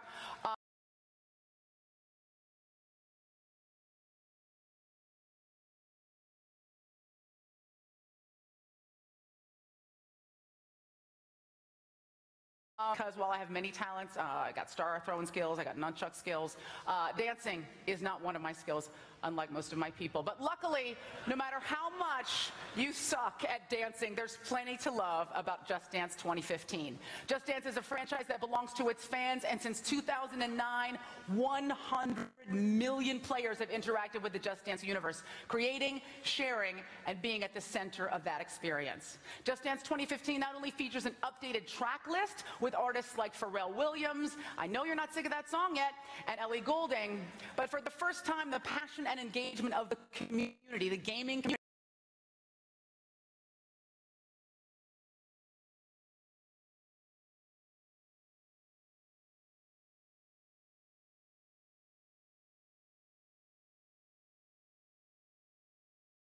look at what's coming. Sunshine, she's here. You can take a break, and I could go to space. With the air, like I don't care, baby, by the way. Because I'm a room without a roof. Because I'm happy. Clap along if you feel like happiness is the truth. Because I'm happy. Clap along if you know what happiness is to you. Because I'm happy. Clap along if you feel like that's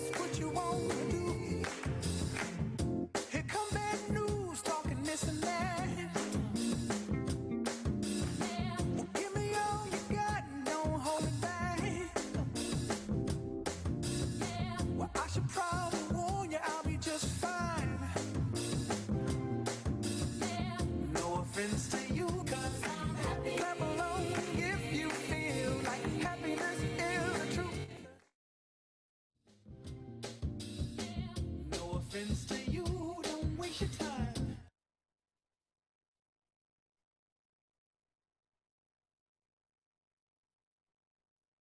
Here's why.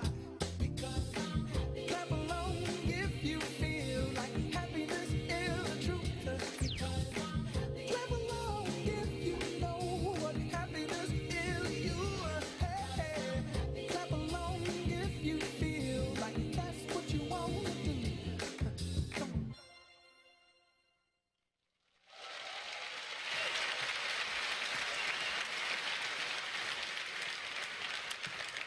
Like Kevin Bacon in Footloose, the real Footloose, not the lame remake, Just Dance is always finding new ways to bring people together with dance. And in that spirit, the team is introducing a brand new way to break out of your living room and further deliver on the promise that everyone and anyone can dance, including a freakishly tall, klutzy, yet slightly masculine girl like me.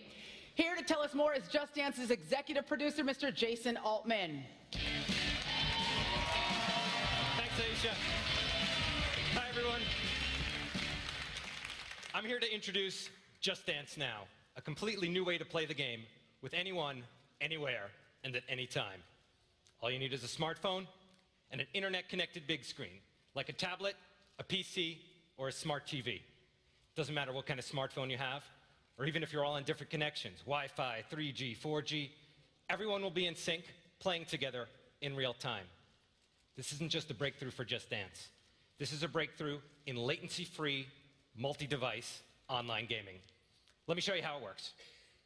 I've downloaded the free app to my phone. On my connected big screen, I go to justdancenow.com.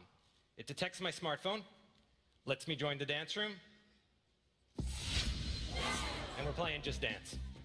As usual, when I play Just Dance, I follow the dancer on screen and use a controller to dance. Only now, the controller is my phone. Just Dance has always been about a small group of players having fun together at a living room or at a party. The magic of Just Dance Now is that there's no limit to the number of people who can play.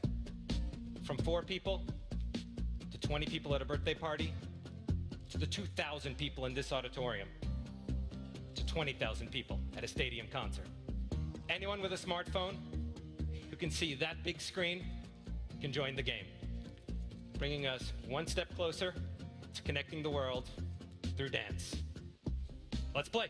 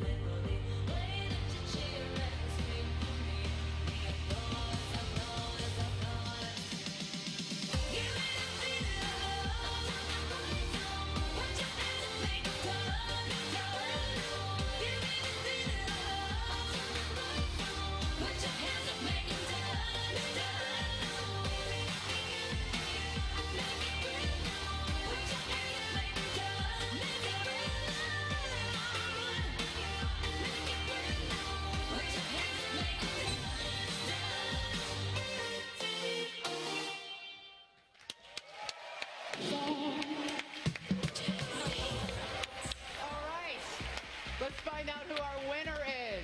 Highest score in the room is Alberta. Give it up for Alberta, everybody. That was awesome. That was incredibly, and then I think an honorable mention goes to Jason. Oh, It was an E for effort, my Thank you friend. very much. Yes. Thank you. Give Thanks, it everybody. up for Jason Have a good Altman, show. everybody.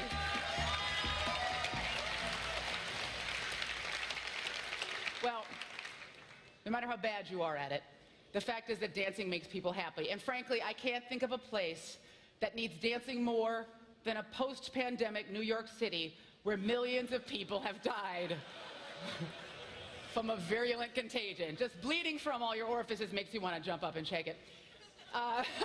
It's also like Footloose, only without the yes. Don't you think? Just shake it out. It is also like Footloose, only, you know, bleeding from your eyeballs. Now, last year, we got an introduction to the world of Tom Clancy's The Division, and we almost crapped ourselves with joy. Here now to bring us more joy is producer Petter Mannerfelt.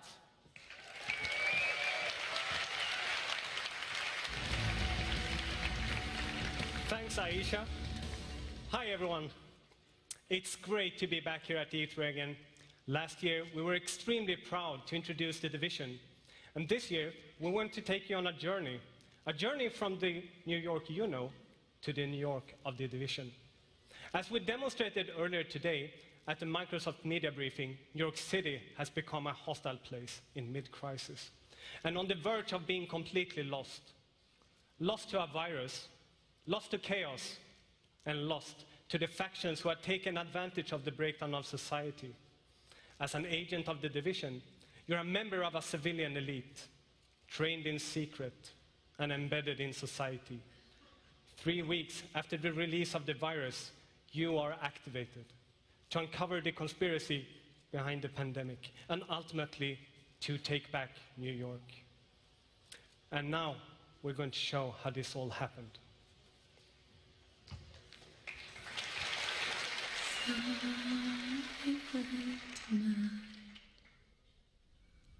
Holy night, all is cold.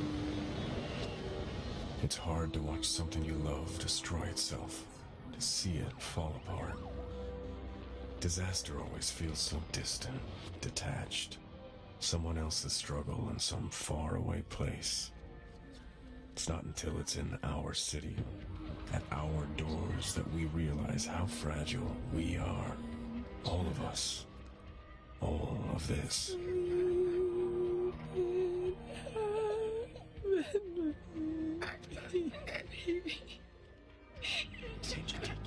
No, baby, dear. Mommy, I'm here.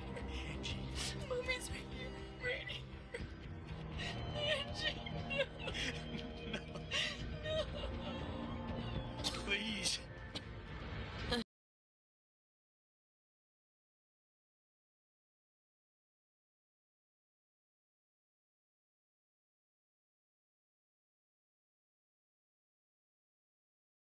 Love you, Marcus.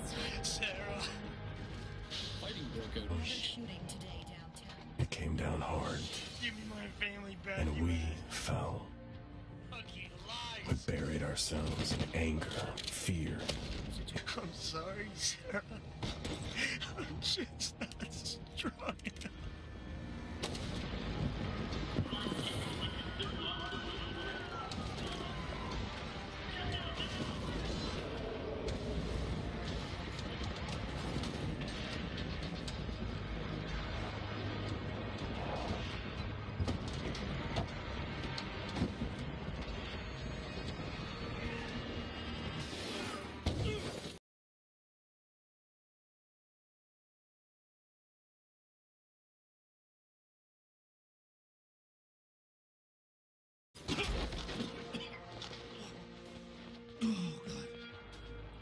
Where's the drive, Simon? Please no more. Make it work again. And the real truth is, Fucking around. no one watched. No one saw, wanted to see. Where you going? Tragedy is invisible. People turn away from it and run from it if they can. And it's hard knowing that you owe this pain. But someone's gotta be there.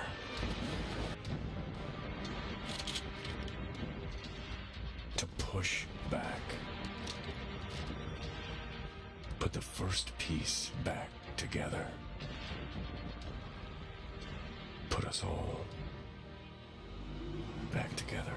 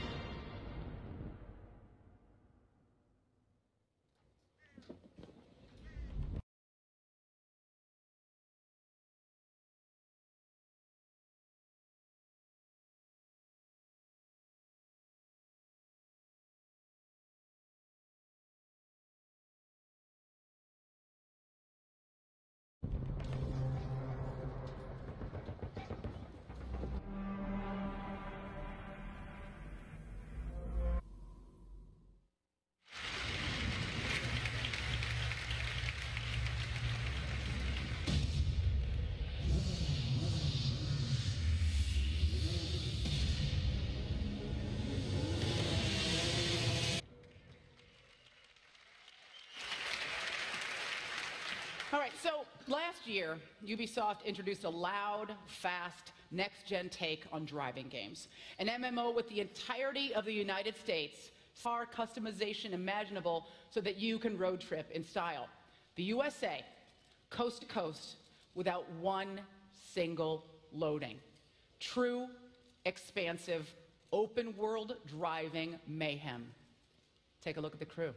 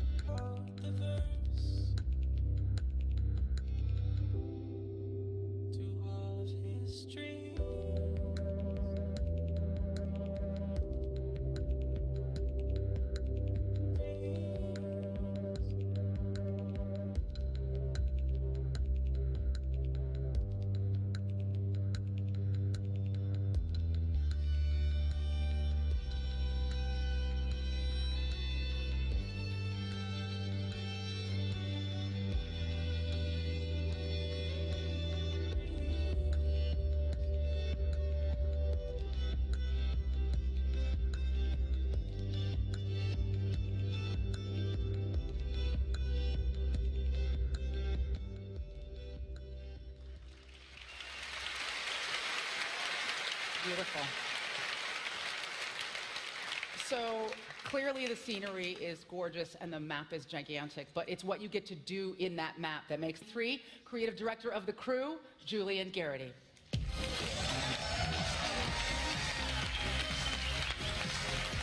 Hey. Hi, how are you? How's it going? I guess I'm gonna hug you. Oh. I'm a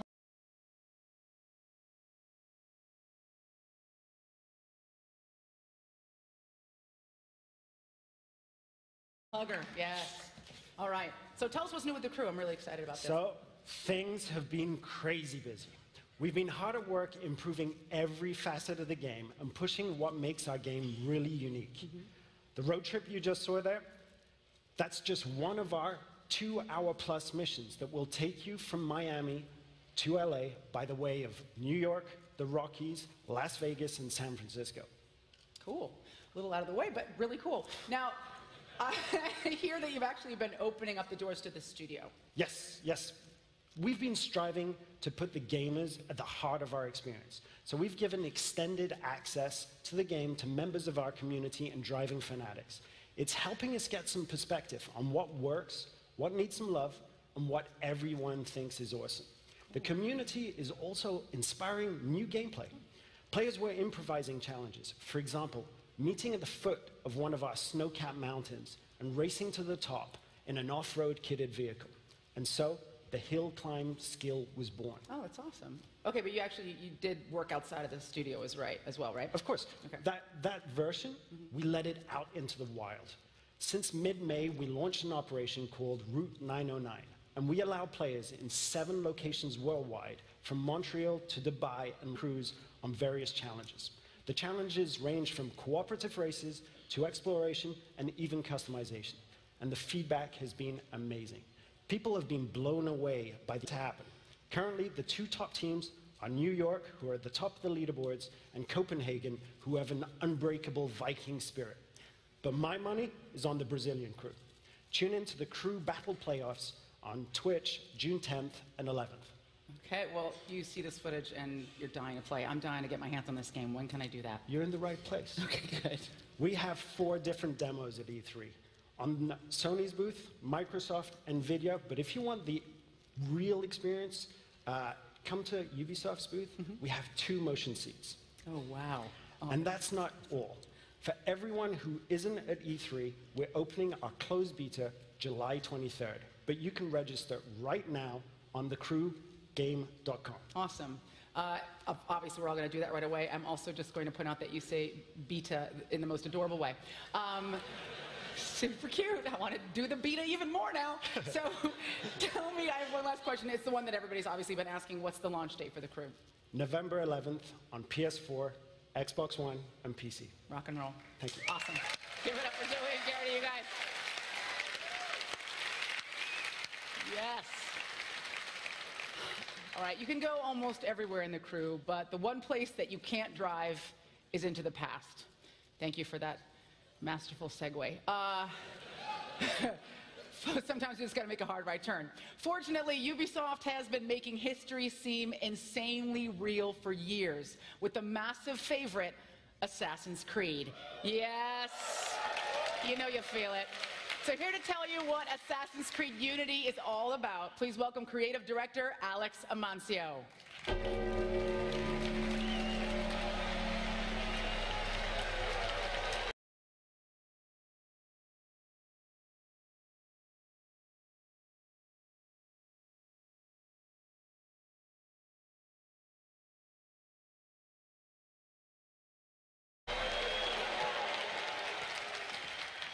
Good afternoon. It is the dawn of the 19th century, and Paris is at its darkest hour. The nation is besieged by economic decay. Poverty and hunger are relentless. Revolution is in the air.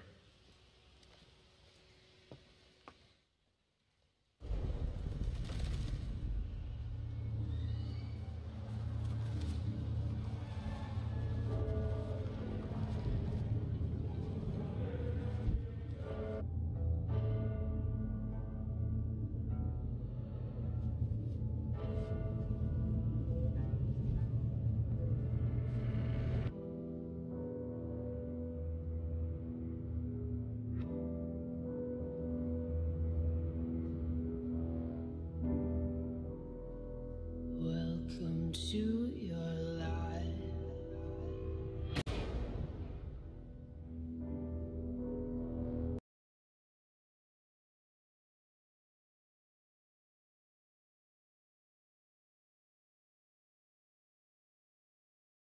There's no turning back,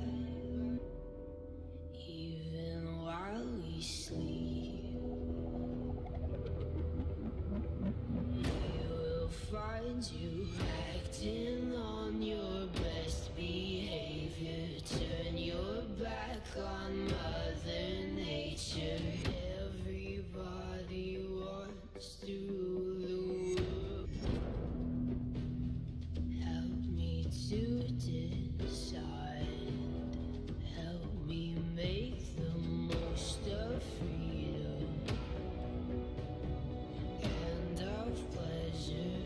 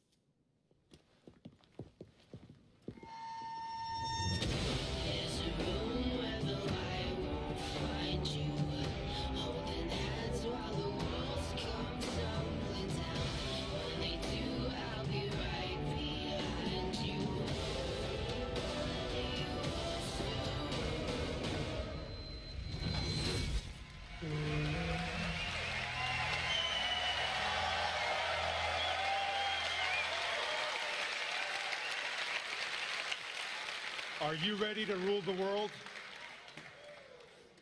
Thank you. The French Revolution is one of the most brutal and tumultuous periods in recent history, and yet it helped lay the very foundations of the modern world. At the center of Unity lies Arnaud, our deadliest assassin yet. You'll experience the revolution through his eyes, build up your own skill set and arsenal to suit your own unique play style and approach. Assassin's Creed Unity takes the franchise to unprecedented territory. Earlier today, we introduced the 4-player shared experience. But in addition to this novel way of playing the game, we've completely redesigned the fundamental building blocks of the core experience itself. Unity is about carving your own unique path to a huge, immersive city filled with countless stories, activities, and rewards. Here's a small taste of our systemic open world, played by Dominic Butler, lead level designer on Assassin's Creed Unity.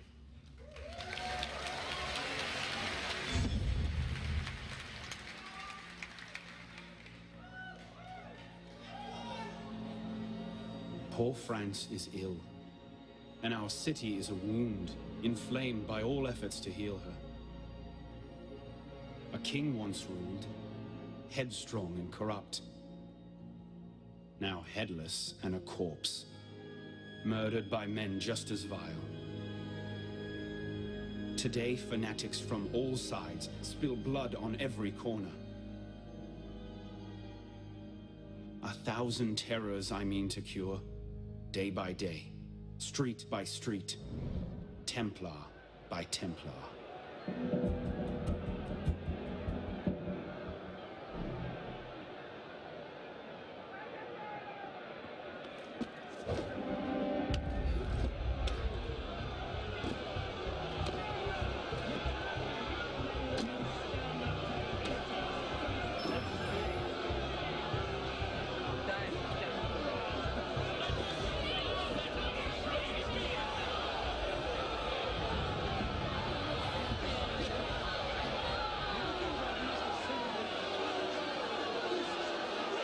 I think the guards can handle these roads.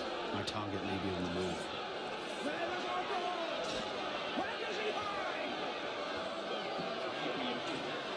The king is dead! His country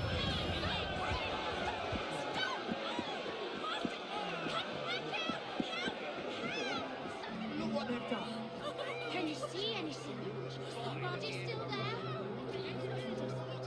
I can't bear to look.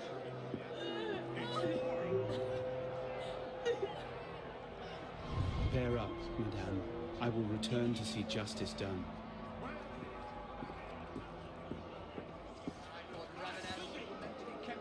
Every faction carries its own grudge. I can't solve every problem.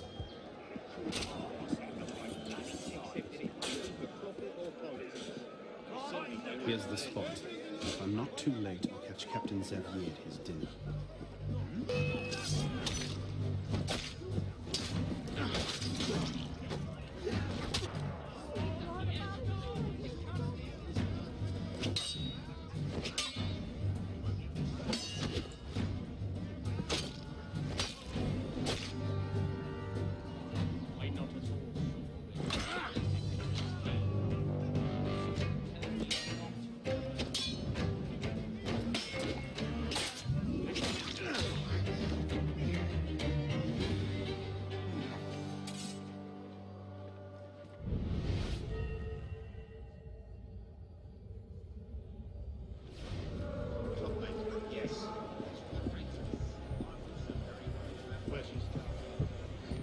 The machine. Yes. The executions. Soon enough.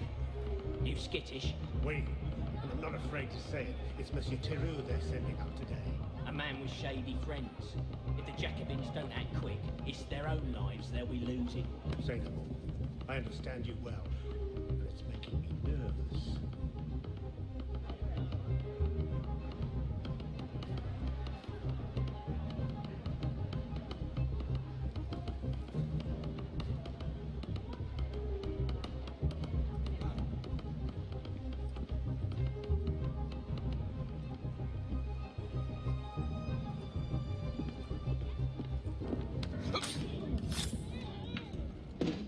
It wasn't me.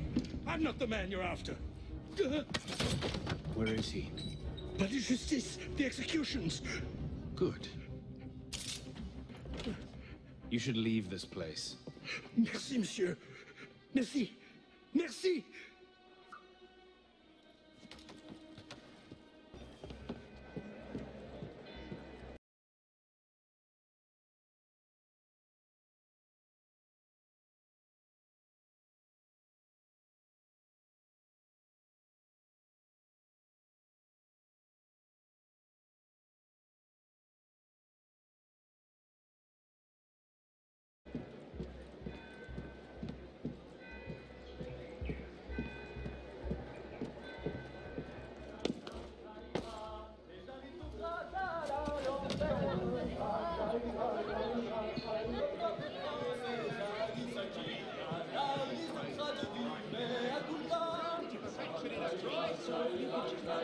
Then you disgusting bastard! It was mine and you didn't know it!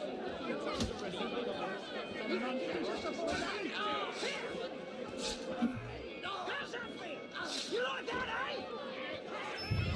Robespierre's thugs, more than enough to slow me down. Stop where you are! I'm not Citizen, you are interfering with an official from the Committee of Public Safety. Stand aside or face immediate imprisonment. Clear the path. Let no one interfere. Clear the way, you peasants. The Committee of Public Safety shall no.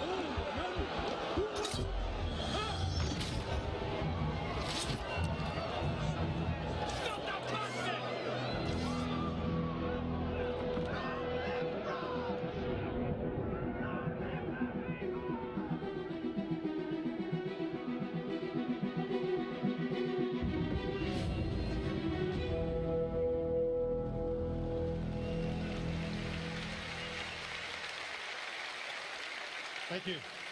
And thank you, Dominic. That was only a glimpse of our systemic open world. Make sure to see us at the booth for more. Thank you and have a great E3.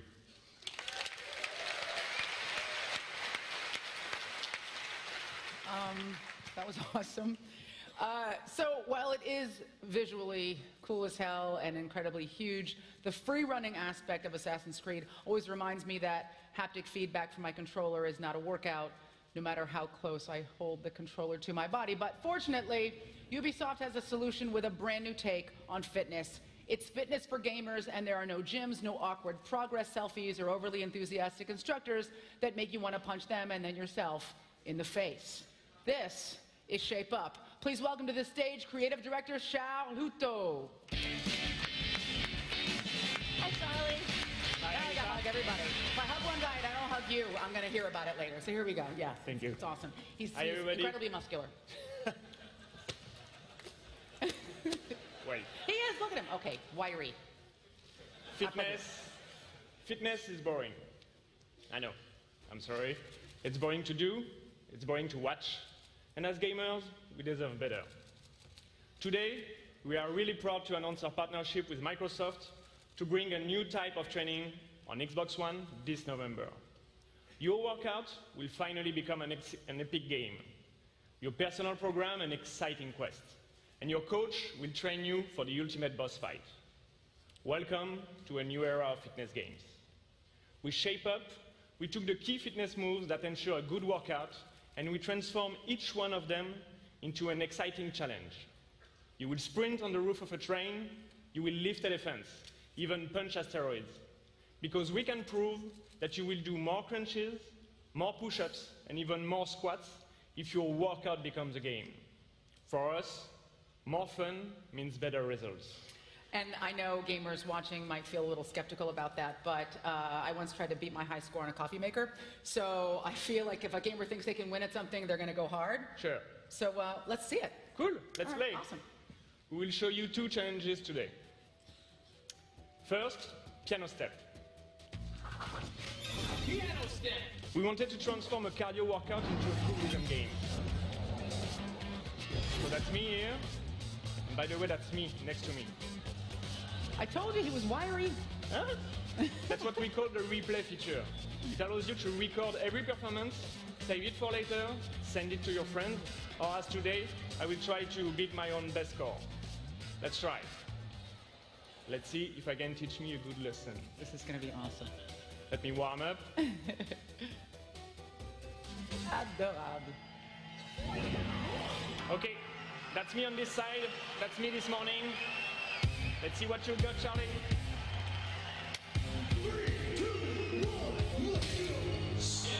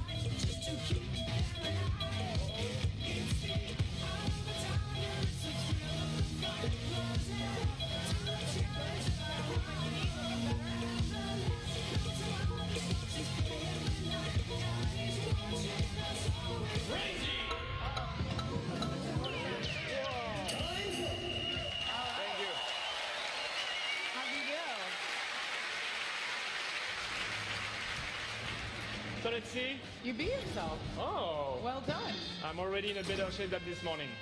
Impressive, Charlie. In your face, Charlie from the past. That was super fun. That was great to watch. Thank you. And a little weird, but mostly fun. So we're going to let Charlie catch his breath, and we're going to bring out a couple of brave gamers for a little healthy versus. And so, since Ubisoft's roots are obviously and unapologetically French, we're going to engage in some good old-fashioned stereotyping, pitting a couple of Ubisoft employees against each other. The U.S. against the France. That's what they call it. La France. So, first up on the red team, we have the pride of America. He's American as light beer, deep-fried Oreos, and catfish noodling. What's that? Everybody give it up for Gary from Ubisoft San Francisco. Home of wheatgrass juice and fixed gear bikes.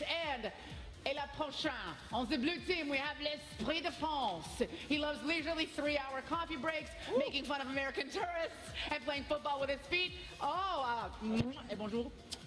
Welcome, bienvenue. Give it up for Justin from Ubisoft Paris. All right. Welcome, guys. You are here today to represent your country for a push-up contest to the death. Push-up you will do, the bigger the object will be on your back. That's the game. Let's see who gets to...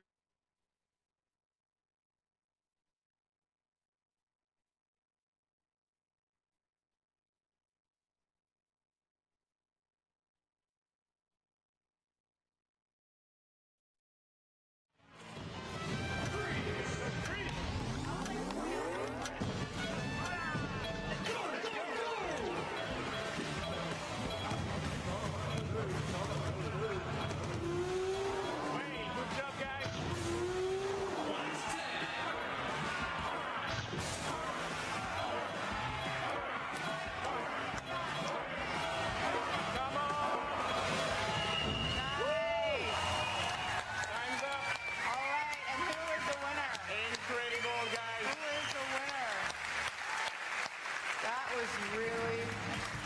Let's see the result. Oh, it's clear. Clear. Gary! US wins. Gary, give it up for Gary from San Francisco. Justin, bon effort. And, you know, lay off les frites. Very well done, both of you. Give it up for Gary and Justin, you guys. Thank you, everybody.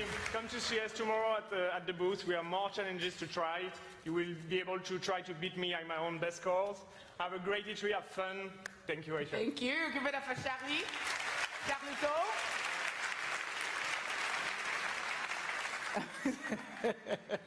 I don't know why that was so funny to watch. All right. Ubisoft puts a premium on the value of experiencing history through the eyes of the people who were there. They've done that with Assassin's Creed, and now, on the 100th anniversary of World War I, comes Valiant Hearts, The Great War. Developed with the UbiArt framework, the engine that made Rayman Legends and Child of Light possible, Valiant Hearts is a unique puzzle adventure that follows the emotional journey of 4 characters and their canine companion through the horrors of the trenches across the Western Front. Ubisoft is also proud to announce their partnership with the documentary Apocalypse World War I, coming soon on the American Heroes channel. Some of their incredible colorized photos and archival videos have been included within the game, providing a new way for players to interact with history and adventure in this beautiful and the past to life.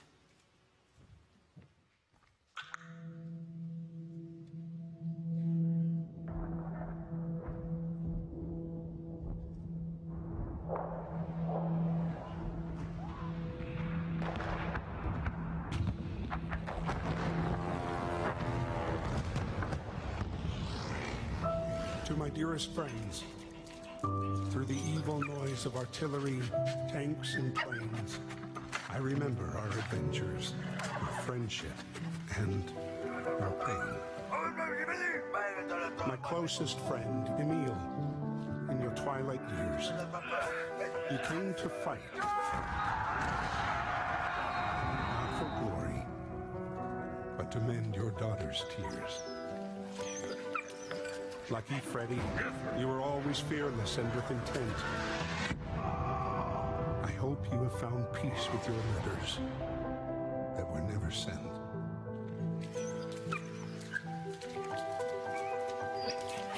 Anna, my bravest of warriors across the Western Front, saving the mountain of wounded without firing a shot. And Carl, if only I could light your way home through the fields of war, through treacherous nights, to be with your family once more. Although I cannot write these words, and the time has come to part, your stories will always remain, as will your valiant hearts.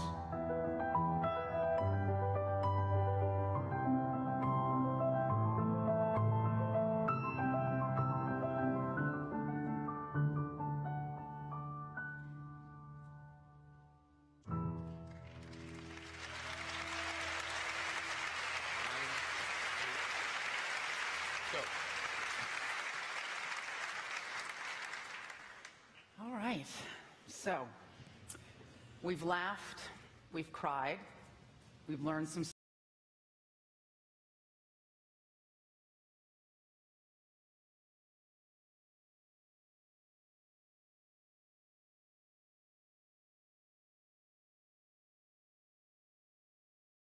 stuff. We saw the sprawling canvas of Curat, Road. We worked out and set U.S.-France relations back 60 years. We danced. Well, not me, but other people. We've seen a lot today that not only looks killer, but will all be live at the booth. But, you know, it's not over until we see the man in charge. So everybody please give a big welcome to Ubisoft CEO, Yves Guillemot.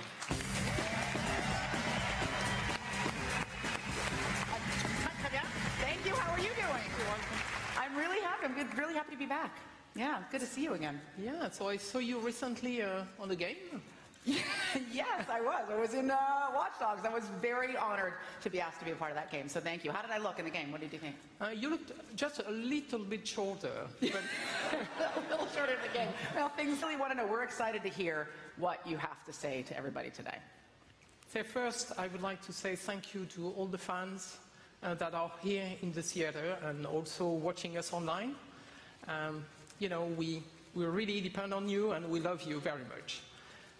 I would like also to say congratulations to the Ubisoft teams that brought what you have today.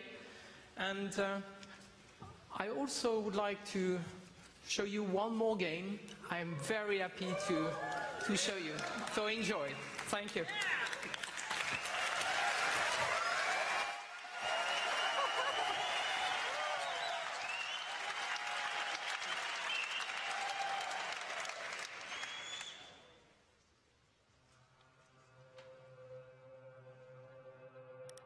All right, team, here we go.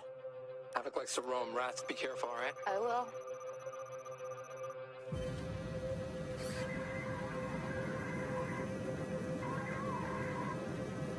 First floor is all boarded up. Yeah, we faced these guys before. All right, my drone spawned on the second floor.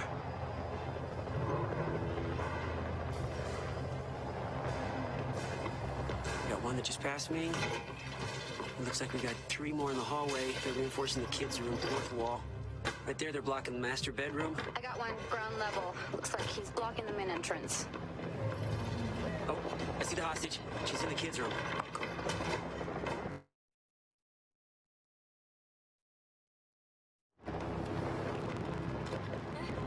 Barricade windows.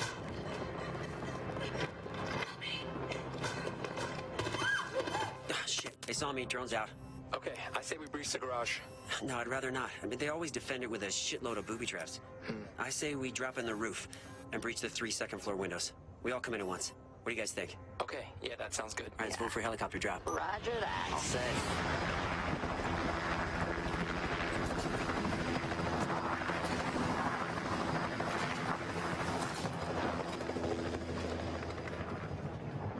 I'm going to my spot. Now, Pyro and I will take the large window. You guys take the rest. You got it? Yep, cool. Good. You guys? You good? Yeah, I'm ready. You all right? Yeah, all good.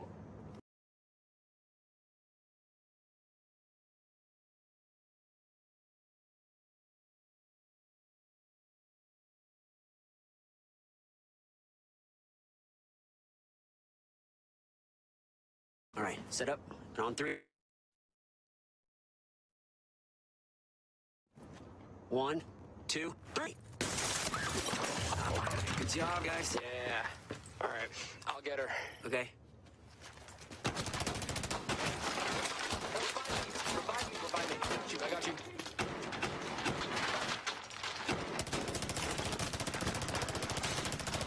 Come on. All right, watch out. I'm moving around. You can't. Enemy is camping outside. Shit. Okay, you stay here. We'll clear the floor. Okay. Come on. There. Move up. From the wall. It's Havoc. Wrath, he's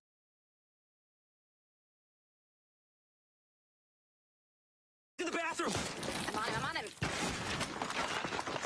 Damn it. Okay, bring her over to us. Oh, damn it, guys, they got me. Look out. Fuck, where are they? Main hallway. Oh, I see him. Okay.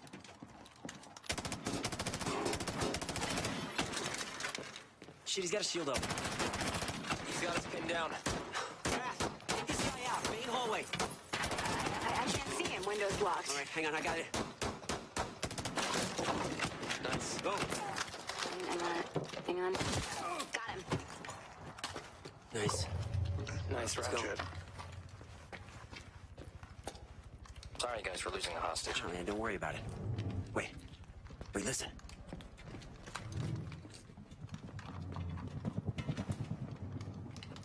Watch out for Havoc. He's still out there.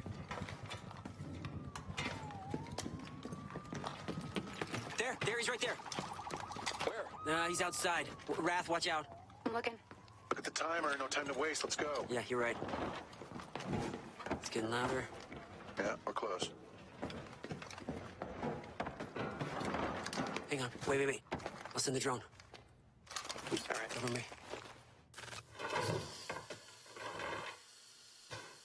All right. Hostage is on the ground near the door. The door and the wall are reinforced.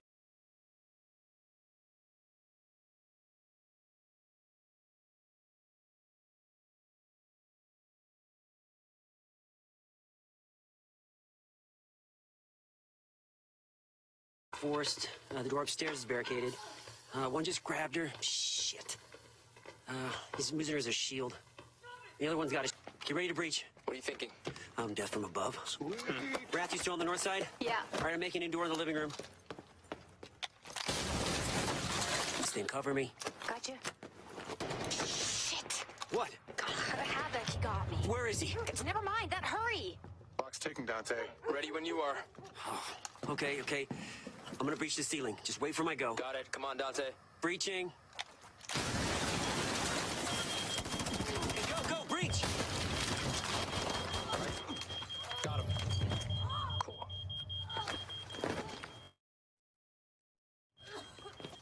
Yes. Nice one, guys. Now let's get out. All right, let's go. Here we go. Find an exit. I'm looking. Everything's blocked. Clear one out.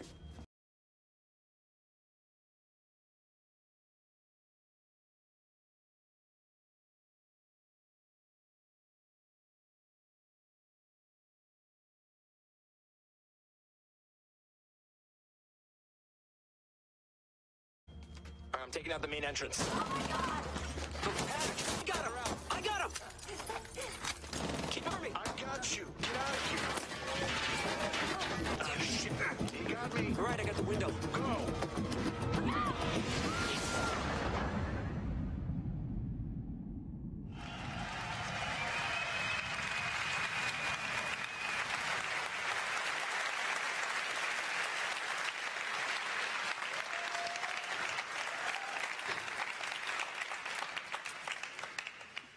You ever been so excited that like you're laughing and you're kind of crying at the same time? That was fucking awesome. Is everybody all right? Because I could use a couple of hugs. Rainbow Six, man. It's been 6 years since we everybody come to the booth to see the live demo. Yeah!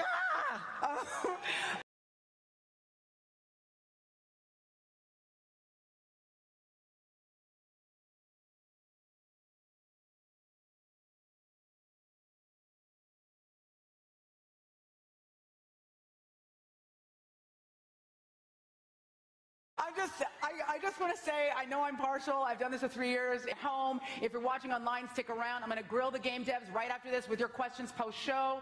This is Ubisoft. You know the deal. Come see us on the floor and do that shit. Good night.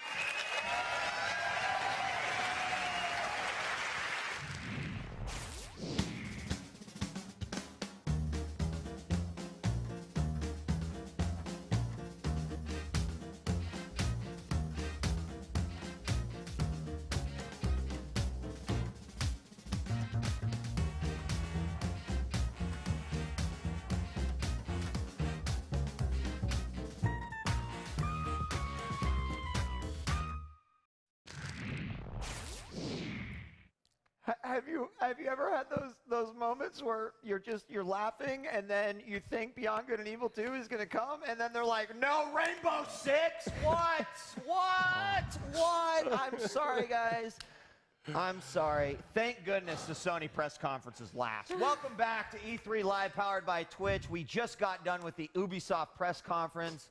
We saw everything that we mapped out here prior to the conference except for Beyond Good and Evil 2. And, you know, man versus game. I just gotta, isn't there actually a rule about you can only have one Tom Clancy game in development at any given time? I don't know. I guess when you sell as many copies as they probably do, they're just, you know, they're going to load them in there as many as they can. Yeah. But Welcome back, guys. Sorry, buddy. It's sorry. I'll be over in about 5 minutes, but hey, welcome back, Rachel and Swifter. That killed me, Marcus. Yeah. I'm so sorry. And I was so excited about Rainbow, and you just, all my excitement died in the face of your disappointment. We was so excited. He was like, this is it. Free alpha. Multiplayer? Yeah, multiplayer. Like, wait a still second. 20 minutes left. You guys, there's still a minute and a half left. Like, no, I should just wrap it up. Okay, guys. Okay, hold on.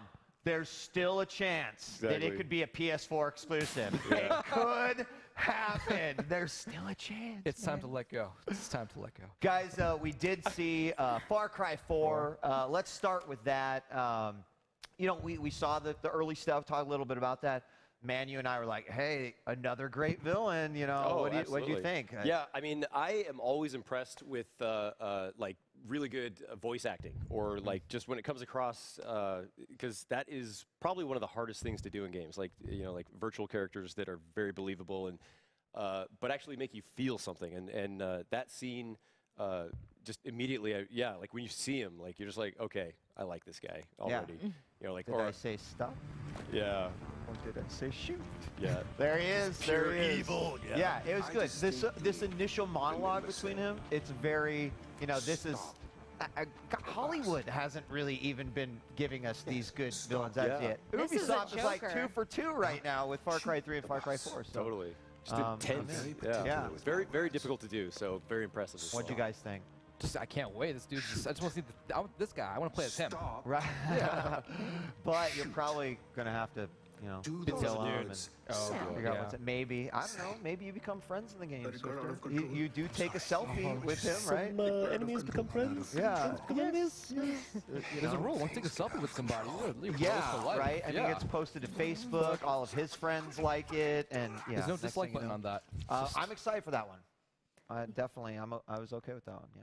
Yeah, I'm excited to see that kind of dynamic where, you know, you're not just fighting, you know, an unstoppable force or whatever it may be, guys with guns. You're fighting like a psycho, like a guy who's really going to mess with your head and kind of take you on a journey. So that's unpredictable. Yeah. Right. And you never know where it's going to go from there. So we had Far Cry 4, definitely one of my highlights, and was glad that they started with that one.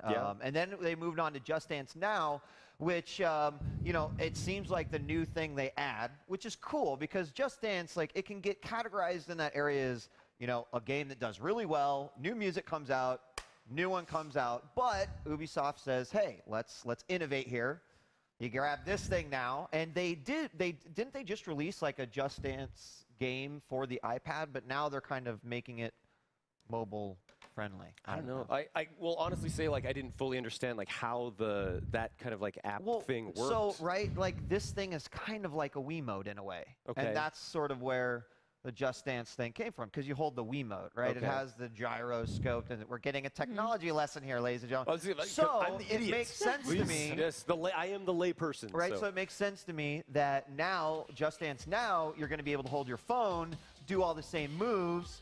Televisions across the world will get now damaged by, instead of Wiimotes, smartphones, which means you got to replace your TV and your smartphone. But that makes so much sense to me. And even though this isn't necessarily something that I go home and play, there's a huge audience that plays this, and it opens it up to so many more people. So yeah, that's great. Like, not everyone has, you know, an Xbox One or a PlayStation 4, but most people have like a smartphone and have a game that has like no player limit. At least it sounded like it. You could just have an entire party, break out your phone, start the game, AirPlay the video to like the screen, and in theory, it sounds cool. I mean, I can imagine like Judy's 12th birthday party. She invites, you know, 20 people, but you can only play 4 people on Just Dance.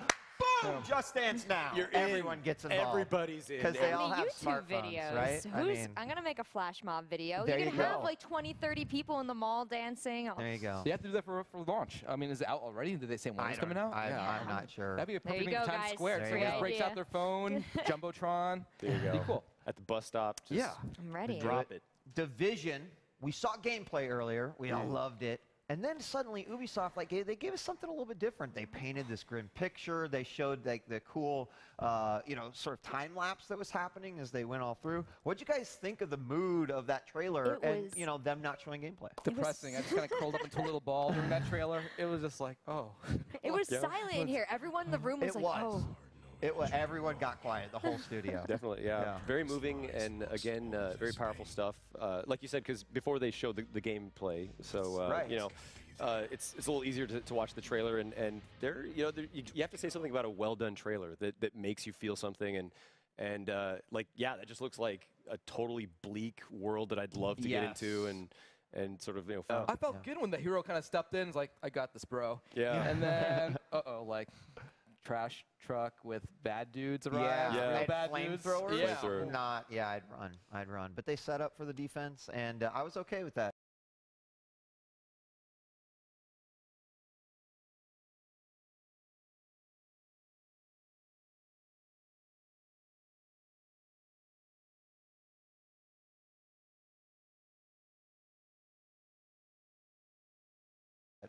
You know, we got a chance to see gameplay today, and we got a chance to see. Crew was their next title that they had, and I mean, admittedly, people up here were at least like, "Hey, this is something I would check out." I'm a little curious. Driving? Like, what do you think of it, Rachel? No, it's just like, you know, if you're going to play a driving game, I want to drive. You know, they sell you on all those famous courses when they sell you Forza. Drove cross country, and now I can do it all over again, but this time way faster in a monster truck.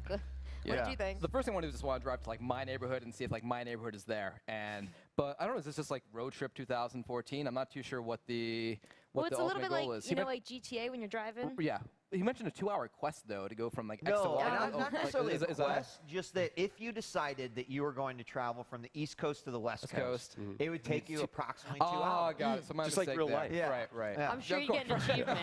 It's like Desert Bus Simulator. Like. Yeah. When this totally baby hits 88 miles. Yeah. And they have, of course, the drop-in multiplayer, all the challenges that are taking place, the various, you know, itself.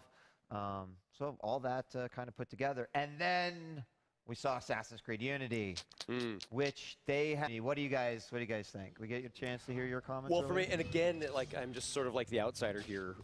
It's a series that I have not really dabbled in much, but the setting for me is always so important in games, and the setting here being sort of the assassin in the French Revolution.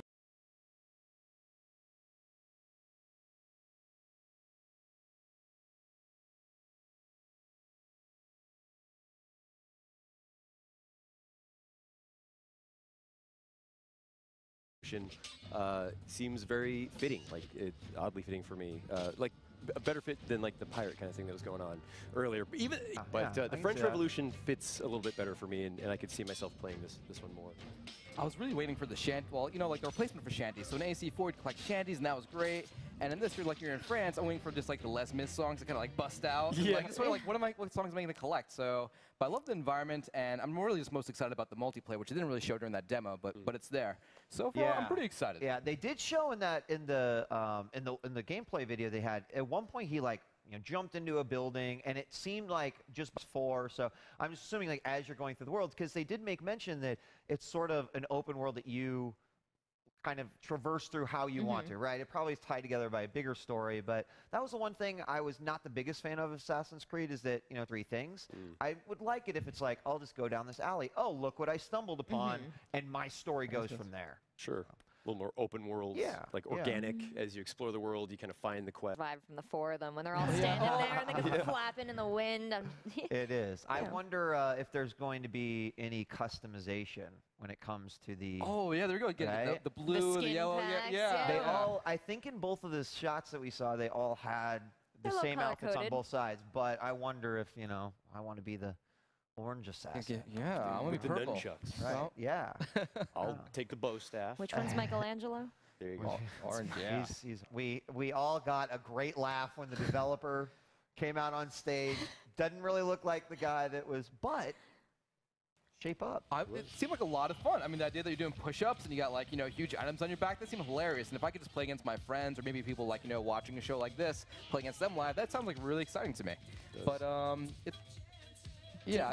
I'll DDR without the dance pad? I love it. Yeah, no dance pad. Yeah, Microsoft's really happy that Ubisoft acknowledged the Kinect this year, so that's kind of nice. True. They have but I honestly, in all seriousness, I think the non-pad is a big deal. Right? Absolutely. Not having to buy, well, you still kind of buy that accessory, but indirectly, not having the DDR pad that you get out for one game and then you and it never slides get to across use the again. room, and you can't wear socks. There so you this go. is better. Exactly. What do you think about this? The shape-up thing, I mean, I could sit here on this couch and say, like, you know, it does look fun. And, like, it looks like it could be, I like how you can be competitive with yourself, like you're trying to, you know, outdo your personal bests.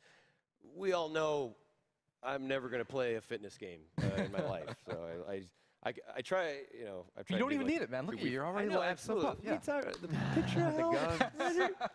Just wait to the gun show. Anyway. Yeah, I mean, I like that they are at least going, okay, you know, we've got these fitness trainer X and this and that, where it's sort of like a really polished, more, you know, trainer type. And this is, let's just make it fun. Yeah. Like make games, take gameplay that people are familiar with, connectify it, go ahead. I also am probably not going to be buddy. I know, it is just like, I think they've unlocked it. Like, that is what it takes to get me to exercise. Like, I need to feel like I'm pushing the whale off or something. I need like a gamer score out of it, give me achievements. Sure. Then maybe I'll go to the gym. Sure. Yeah, it's a great game for couples, too. It's like, you know, just encourage. So I think it's kind of cool. I think it's like a neat, like, Oh, yeah, couples you game. leave them like, oh, like a 50 push-up. Like, yeah, take that one. Or maybe not, actually. Now that I think about it. That It's could be good. I mean, obviously, as people are like, Weed, come on, I know you, and you're not going to play shape up. But what I do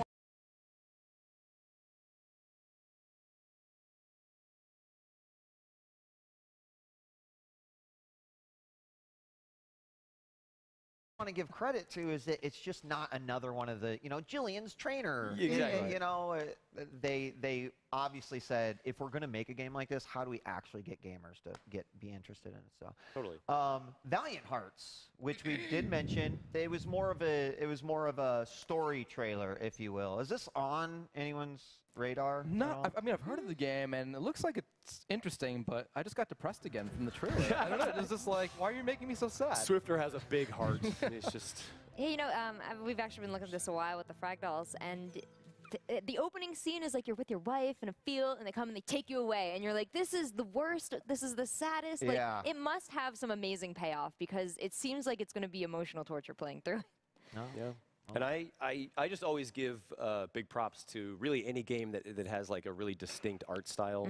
And that game really has like a cool look going for it. Absolutely. Because I do just kind of get a little oversaturated with like the, you know, always with the realistic look for that a lot of games go for, which is fine. You know, there's room for everything. You know, Right. in this day and age of games.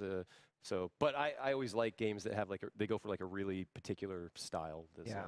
Really, really impressive style, too.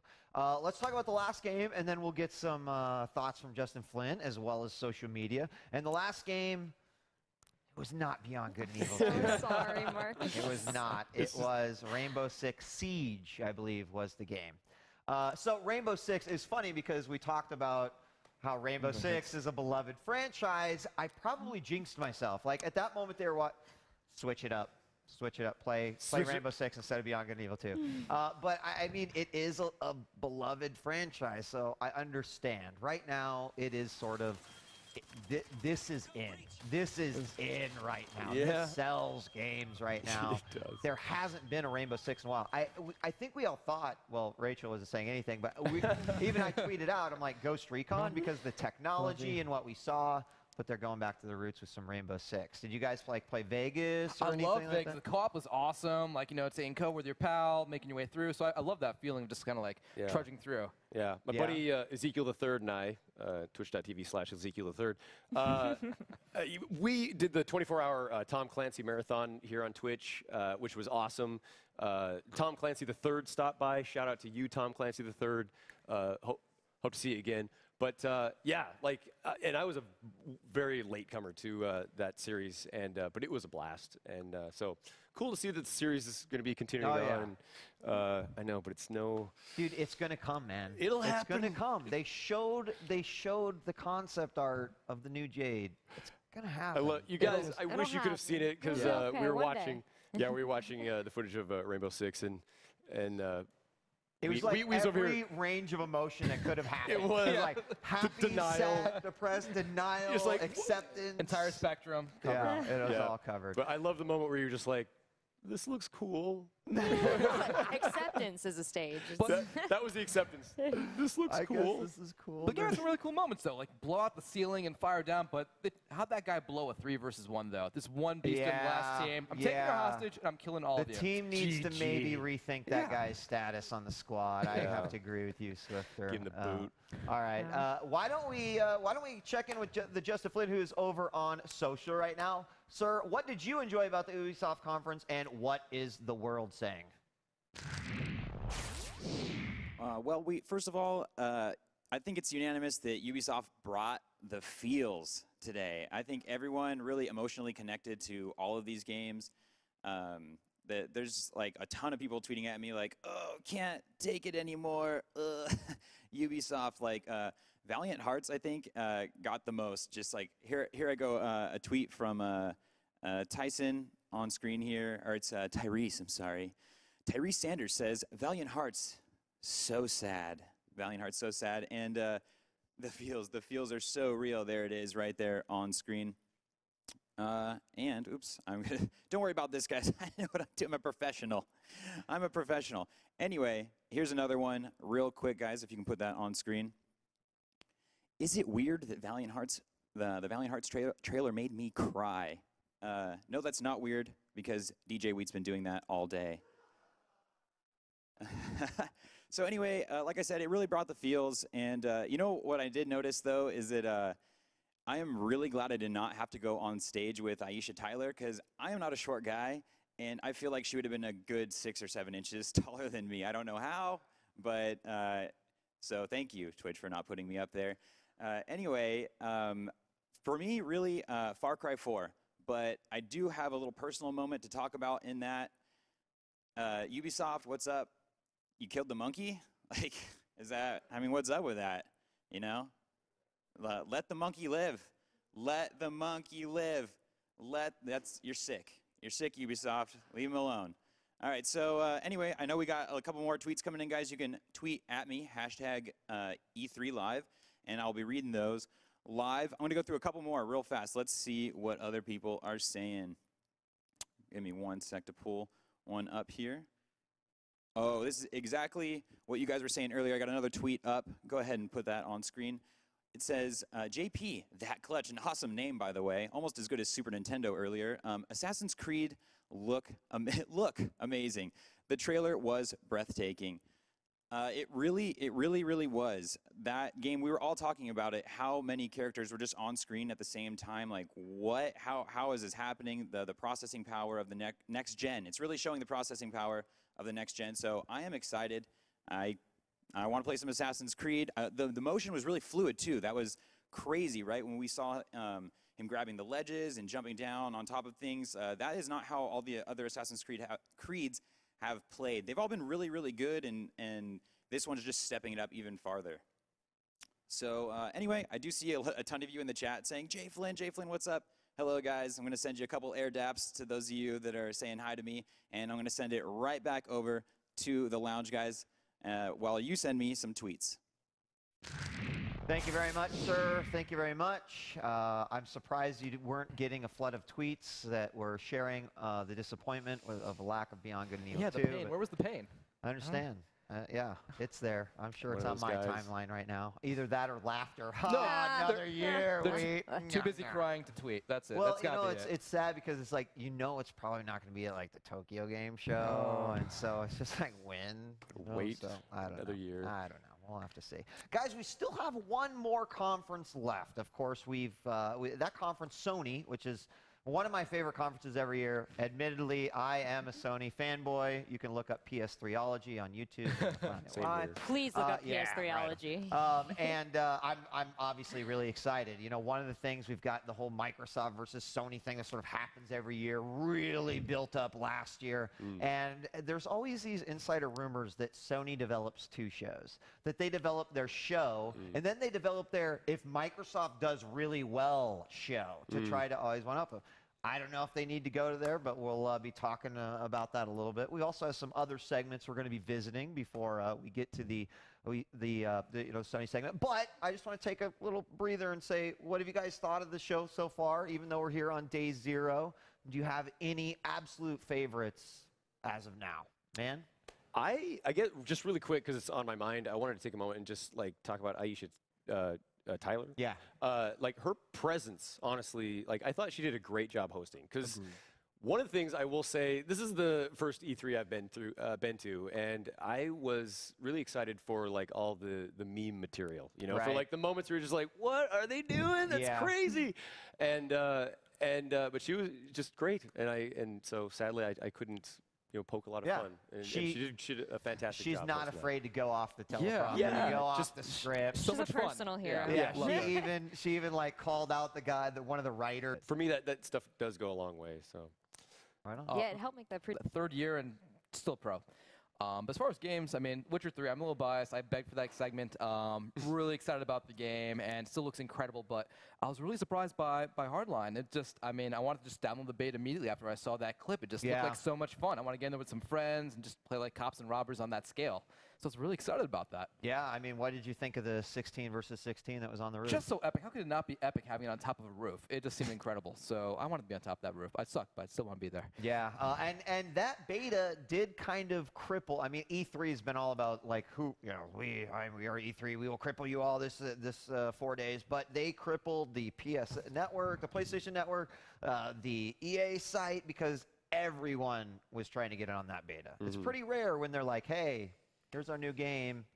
By the way, grab it now. Which I would love to see more of that, like where they make the announcement and then it's like, hey, if you want to check out the demo or whatever, get in on the beta, go here. Like, that stuff's great. Yeah, it's like Steve Jobs here. It's like, yep, go get it right now in the Apple Store. It's just like, it's ready. Well, I think about how difficult that must be because they didn't just pull this game out of, thin air over the last few weeks. They've been working on it in secret, and no one really, the Hardline leak happened last week, but they kept it quiet throughout development enough to go, and here's the beta. Like, really impressive. Agreed. Yeah, they've got a good crew over there doing that. I don't know. And when are you more hyped to go and like download the game than that moment is announced? Yeah, right?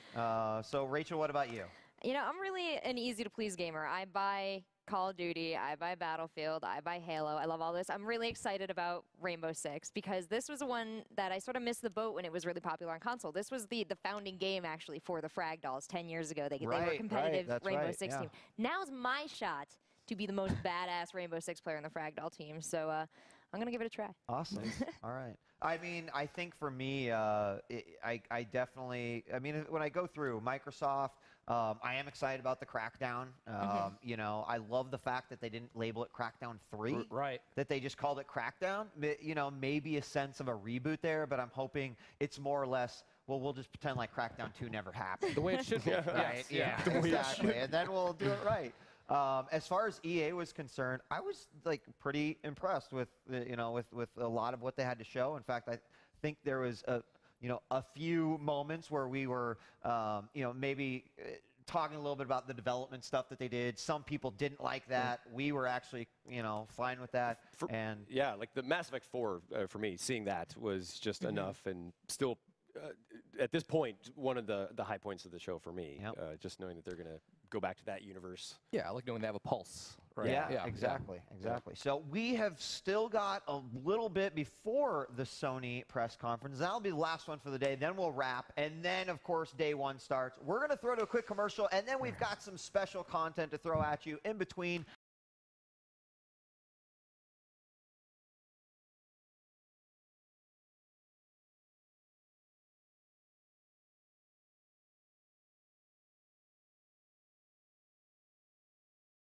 Powered by Twitch right here on twitch.tv/Twitch. Don't go away.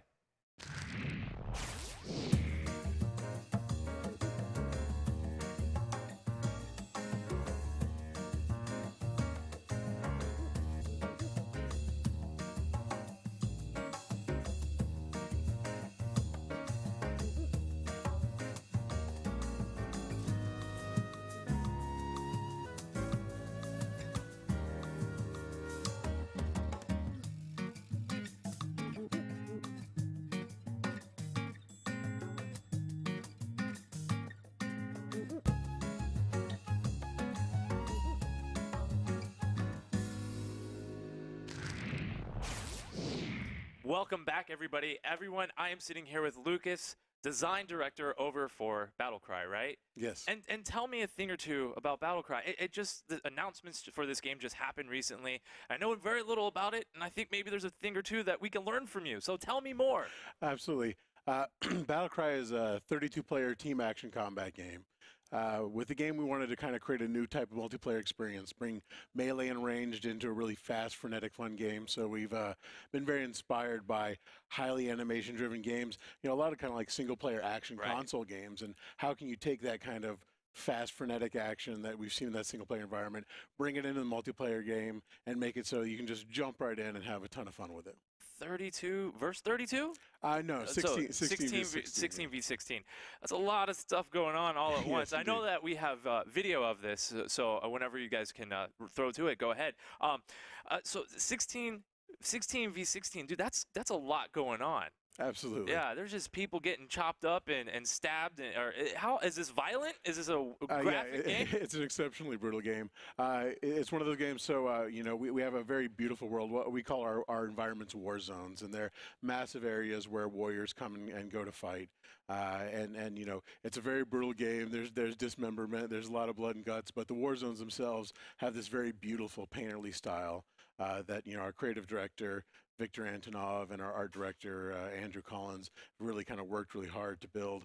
So it's kind of an interesting game where there is a lot of this brutal violence to it, but the world is absolutely beautiful, and that really kind of helps and contrast that. Wonderful, wonderful. Well, we have a trailer that we're going to check out right now so we can get a better idea of all this magical stuff that you're talking about. All right. So let's take a look at that.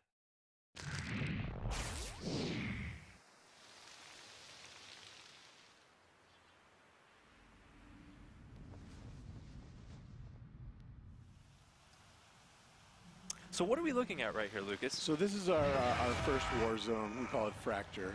And you can kind of see some of our initial warrior classes in the game. There's actually 3 factions in the game, 2 of which we're talking about at E3 this year, and 1 of which we'll be introducing later. The first 2 factions are the Royal Marines and the Cossack Empire. We also have, for our beta, which will be coming out in 2015, we're going to introduce 5 warrior classes. That's something we continually develop with the game, so that list will forever grow. But here at E3, we're showing off kind of the first 3, so you can kind of see them moving through the world. Movement in this game is something that we really wanted to be very fast and fluid and fun. So you can see kind of the special things. You saw them like swinging through the air on our grapnel nodes, you know, that allow you to kind of quickly get up and down to areas in the game. And so you can see combat here, you know, it has a lot of mix of melee, it has a lot of mix of range. You can, you know, jump right in, you've got abilities to use, you can kind of decide when to use them to you know, make your class really do the things that they're specialized at. And where is this going to come out? Is this PC? There's so many different things it can come out on nowadays. Absolutely. So, you know, the game is PC only, is all we've announced so far. But, you know, we have it up and running on the controllers, and it's a really fun experience on the controllers. So we're definitely keeping all our options open, but so far PC is all we're announcing. That's some interesting stylization in the blood physics. It looks like serious, but seriously cartoony. Yeah, again, you know, we wanted to have a really kind of stylized world with this, and so, you know, yes, it's violent, but we wanted to try to find, you know, some beauty and some artistry to that, and so that's where kind of a lot of the blood and the world and even the characters themselves really dip into that. And everybody can grapple up to the top, just like those people were doing. They just fly right up there. Yeah, absolutely. You know, it's just one of those things. We're really inspired by kind of shooter maps and the strategy of those. So we wanted to have a lot of flow, a lot of verticality. You know, where you fight in the map is different on how you fight. You know, we've also added mechanics to the game. You can see kind of the characters glowing sometimes. Right. This is an adrenaline mechanic. So as a warrior, you earn this adrenaline. You can see it on the screen now. And you can choose to use a little bit of it to temporarily boost your character, or fill it all up and activate your ultimate ability, which makes you just super powerful for time. So. Oh, you just go berserk out there, and you just go buck wild. You have a lot of opportunity, and as a skilled player, you've got to figure out, do you want to use it in short little bursts just when you need an advantage, or do you want to save it off for the kind of big coup de grace? Yeah, just go for it. just go for it, right? Like, whoa, people are sliced up there. Yeah, so you can see when their swords are glowing, that's someone just using a little bit of that adrenaline to gain a quick advantage. I mean, can you chop up people in different ways, or is it just in the torso? I'm interested in that, right? No, it's a system that's definitely has a lot of options and variants to it. So, especially as we add more and more animations to it, it just keeps growing exponentially. You're showing this beautiful gameplay right here, but there's more to come, right? Yeah, this is what you see here has only been really developed in the last year. So, you know, we're going to beta in 2015. We have an amazingly great team that just iterates on this game so fast. So, even a weeks from now, it'll look like a completely different game. That is, yeah, and that certainly is always like the most wacky.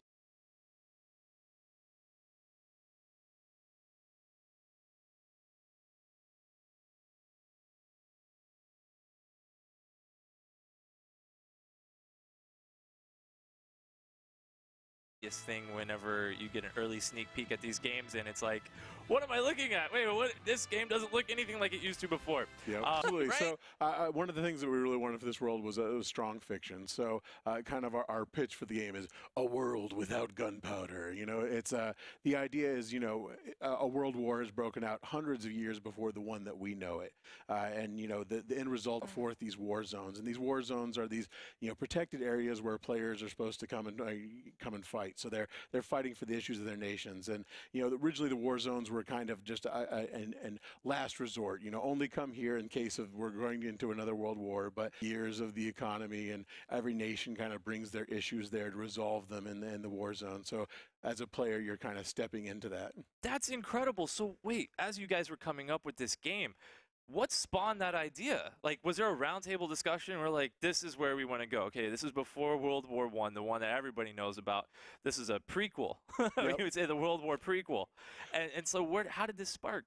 Well, a lot of it's, I mean, I think with a lot of these kind of games, people just, you know, hey, it's an arena and they're fighting in it, and like you're just supposed to kind of accept that with a pill, you know. And for us, we wanted to kind of come up with a serious reason for it. You know, what is the world we wanted? You know, what's the time period we wanted to play in, and we really wanted to kind of play it like the turn of the 20th century, because there's a lot of, you know, really cool elements and technology we could tap from, but we wanted to change our world enough that we could change this technology. So, you know, part of our game, we have what we call our Pansophic Revolution, and it's kind of an industrial revolution just for the game, because it's been hundreds of years since this world war. So, you know, lots of new cool weapons and technology have been developed for these warriors. You know, you can see kind of in the war zone some of those epic shapes in the background that represent these massively scaled monolithic pieces of technology that only really exist in this world. So it just gave us a chance to really play with all the elements we wanted to play with. Oh, that's so cool. No, man, I'm getting excited for it. I mean, it's still in the works. Yeah, right? absolutely. We have a little bit of time before it comes out. So, Lucas, I want to thank you for coming out here. There's one last thing I want to ask you. I didn't hear much battle cry. I didn't hear anybody go, I didn't hear that. Is there battle cries? There will absolutely be battle cries in the game. Okay, good. Well, thank you so much. Let me hear your battle cry real quick. There you go. Let it out. I want to hear Hogan's. What you gonna do, brother? Battle cry runs wild on you, dude. That's what I want to have. That was going a little too far, but that's all right. It's E3 Day 0. That's what happens. What we do here. Lucas, is there anything else you want to share with us? No, just, you know, look forward to more information coming from us in the future. Thank you so much. And we'll be here with more coverage. And we're going to go see you right after this commercial break. Bye. Battle cry!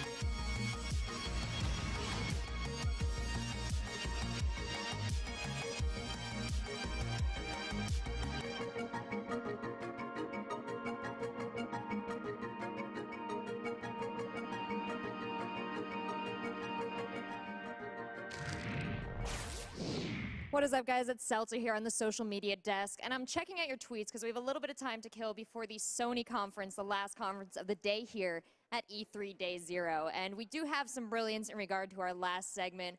Of course, we have a tweet here from Dakota. He says, Battle Cry, Team Fortress 2 with swords. And then lots of hashtags at you guys. But I like that assessment. Team Fortress 2 is one of my personal favorite games, and it certainly has that same atmosphere of fun. We have another tweet here also in favor of Battle Cry, and I'm going to try and read this in the spirit that it's written. Oh God, yes, yes, Battle Cry. This is just goddamn visceral and beautiful. So, thank you, Snaps. Thank you guys. And, you know, we have a lot of people just capturing the general spirit here at E3. And Rachel Ellis, or Rachel Emily as she is on Twitter, really goes the extra mile. She really wants to watch the Sony conference, but it's 2 a.m. and she's been up since 6 a.m. It's not just silly. It's important that you stay awake and you watch this conference because there's stuff you're going to need to download probably right away. We've seen a lot of people go straight live with some of their games today, live on the PlayStation market. So if you're a fan, you might want to sit there with your controller in hands. And we have one more tweet here that was just a little too good to pass up. This is from RMC Sexington. And he says, I just realized that Far Cry 4 Villain was the presenter of the EA conference. So, yeah, they had the same fashion sense, different hair, but very close assessment. So that's about all that's going on. Let me do one more live checkup here. Let's see what we got. Who has written into us since? 3,429 new results since I looked a minute ago. Way to go, guys. You're really blowing up the E3 Live hashtag here. We'll get one more. I like this one from Keon. Let's open you up there. Watched E3 Live all day. I regret nothing. Excited for what's to come this year and the next. I love your spirit. I can't wait to see what other games are announced this week. We're going to give it over to one of our new games. We have a segment here that's very special for Dying Light. If you're a fan of zombies, if you're a fan of hitting guys in the face with baseball bats, this is for you.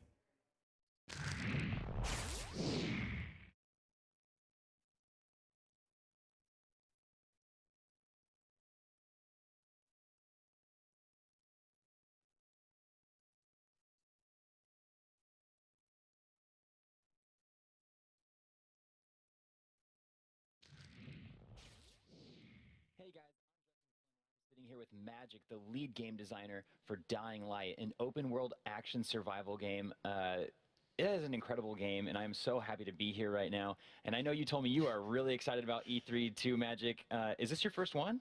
Actually, no, I think it's the second. But, okay. But being here is absolutely stunning. I'm a little bit jet lagged still, but totally excited. Awesome, man. Well, I know that we have some new gameplay footage that we're going to show today. Absolutely brand new stuff, never shown before. A lot of things that you guys been asking about. So I really can't wait. Yeah, I can't either. I think we might as well get it started. I was watching again and again, like just before I was getting here, and I can't believe it. You blew my mind when you said we're going to see some new stuff. So let's get to it. All right, let's get to it. Okay, so here we are. This is the old part of City of Haran. Completely different vibe to it, much more vertical. Yeah, definitely. So, how about we just jump literally? Let's jump right into it. Awesome. Oh yeah, that's a friend of ours who needs help, as you could hear, but he didn't really sound that much desperate. So how about we just head into the city and do a little bit of all the cool stuff that people love. So let's play with. So this is something nice and simple, a spike bat, but when you use right, you can actually, you know, like tear pieces of meat right off people. Like, yeah, all right, let's kill that guy too. I saw like real quick, you could see the bone kind of coming like out of the arm, like a little slow motion. Yeah, that was awesome. We're really trying to make the combat as visceral as possible so that you guys can really feel each hit. So here we have a nice view towards the city where our friend is located. But well, he's fine, right? Yeah, he seemed kind of fine. So let's just stick into the city. By the way, you can use stuff like that to break your fall. You know.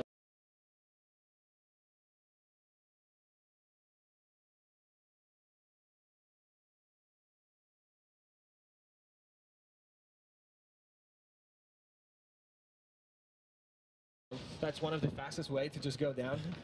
Do a high fall. Yeah. Just jump right in. Oh, yeah. All right. Ooh, watch out.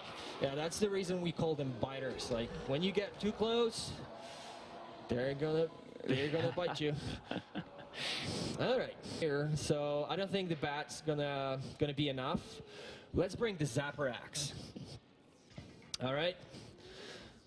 Okay, how about a Whirlwind? This is a special ability that you can unlock.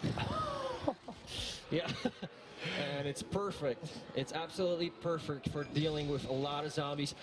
Or a single one. Have you noticed that you can actually split a guy in half? Yeah, I think I might have caught that. Totally I might have caught that. Oh my gosh. Okay, there's way too many of them. Now, even with powerful weapons, it's not safe to stay in one place for too long. So we should keep moving. They're attracted to noise. The infected are attracted to noise, so we're going to lure them away a little bit. And now something that we actually just teased, the grappling hook. Yes. So on top of all the parkour, all the completely free traversals through the wall, we also have this baby. Oh, and by the way, let's look down into that square. You see, many times the humans are actually much more dangerous.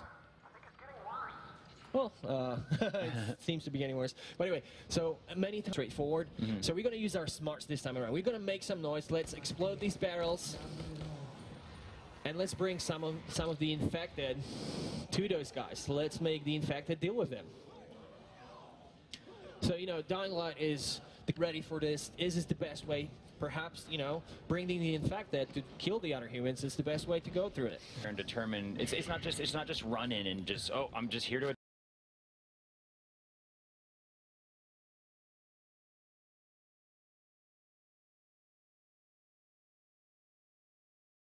attack. That's it. You really got to take each situation is different. You got to handle them each differently. Exactly. There's many choices for you to make. I think he just jump kicked that guy off a roof. Oh yeah. And it seems like our friend is kind of getting worse. So yeah, let's use the grappling hook again to bring us a little bit closer. By the way, a lot of people were asking if you can do the roll after you're falling. Yes, here you go. You can do it. All right, let's. Seems like he's getting nervous, really nervous. So yeah, let's use the grappling hook again. Bring us closer to the tower. Okay, now he's really bad. So he sounds kind of like a crybaby to me, but you know. Well, let's see. Oh, and that's our flame slasher. You can cut them to pieces and burn them at the same time. How about we drop this guy from? Yeah, like that. Well, goodbye forever. Oh yes. Okay, just 2 more to go. Or there's 1. Oh my gosh, that is awesome. But it's always good to go for the head. It seems like there's so many different points where you can do damage. Well, you know, pretty much the whole skeleton. So you break the knee, you can see the knee. You break. Okay, and there you go, buddy. All right, let's see if our friend's still alive.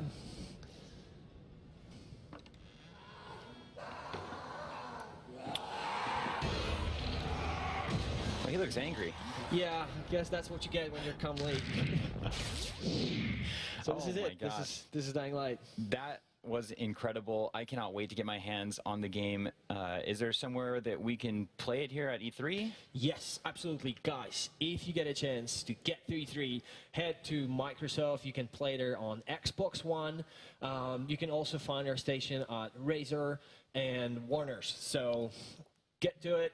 play the game. I'm really looking forward to hear from you. How do you like it? Definitely, you should, guys, hit him up.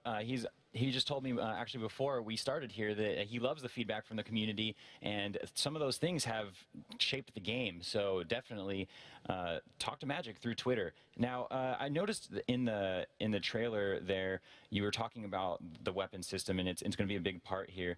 How many weapons are we going to see? And also, I noticed like with like the flame weapon, it was like a knife, and there was like some fire, and Yes. so how did we make that? You said some crafting, and how many weapons are we looking at? All right, there was a lot of questions. Yeah, so sorry. let's start with the first one. How many weapons? Well, long story short, a lot. But just to give you like a round number, just the base weapons would be something around 100. That's crazy. So that means a lot of knives, pipes, machetes, baseball bats, whatever you think, like everyday objects. Mm-hmm. On top of that, there's plenty of stuff for you to find, loot the environment, and then put all those pieces together, create some exotic weapons. The stuff that you saw in the demo was just a little tease. There's a lot more. On top of that, we have firearms. So gameplay footage was that there's a night and day system as well that I really liked when I watched the previous gameplay footage, and it was actually really interesting that like all of a sudden it starts going dark and you can't see anything. It is like crazy, right? Yeah, we really hope that the dynamic light system in Dying Light will really sort of like bring two games in one, because during the day, as you could see here, it's let's say easy to explore, Mm-hmm. easy to find stuff, go through the environment. But like you said, when the night comes, it gets really dangerous, and it's all about not dying before the sun rises up.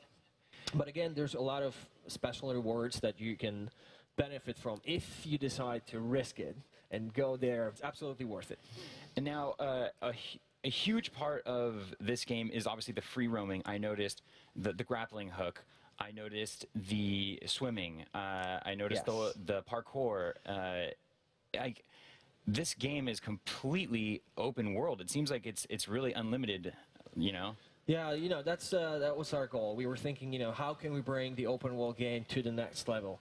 So we thought, yeah, let's give players the absolute unprecedented freedom of movement. So you can go whatever you want, however you want. Pretty much everything that you see, you can get on top of that. So it's absolutely, totally up to you how you want to play this game.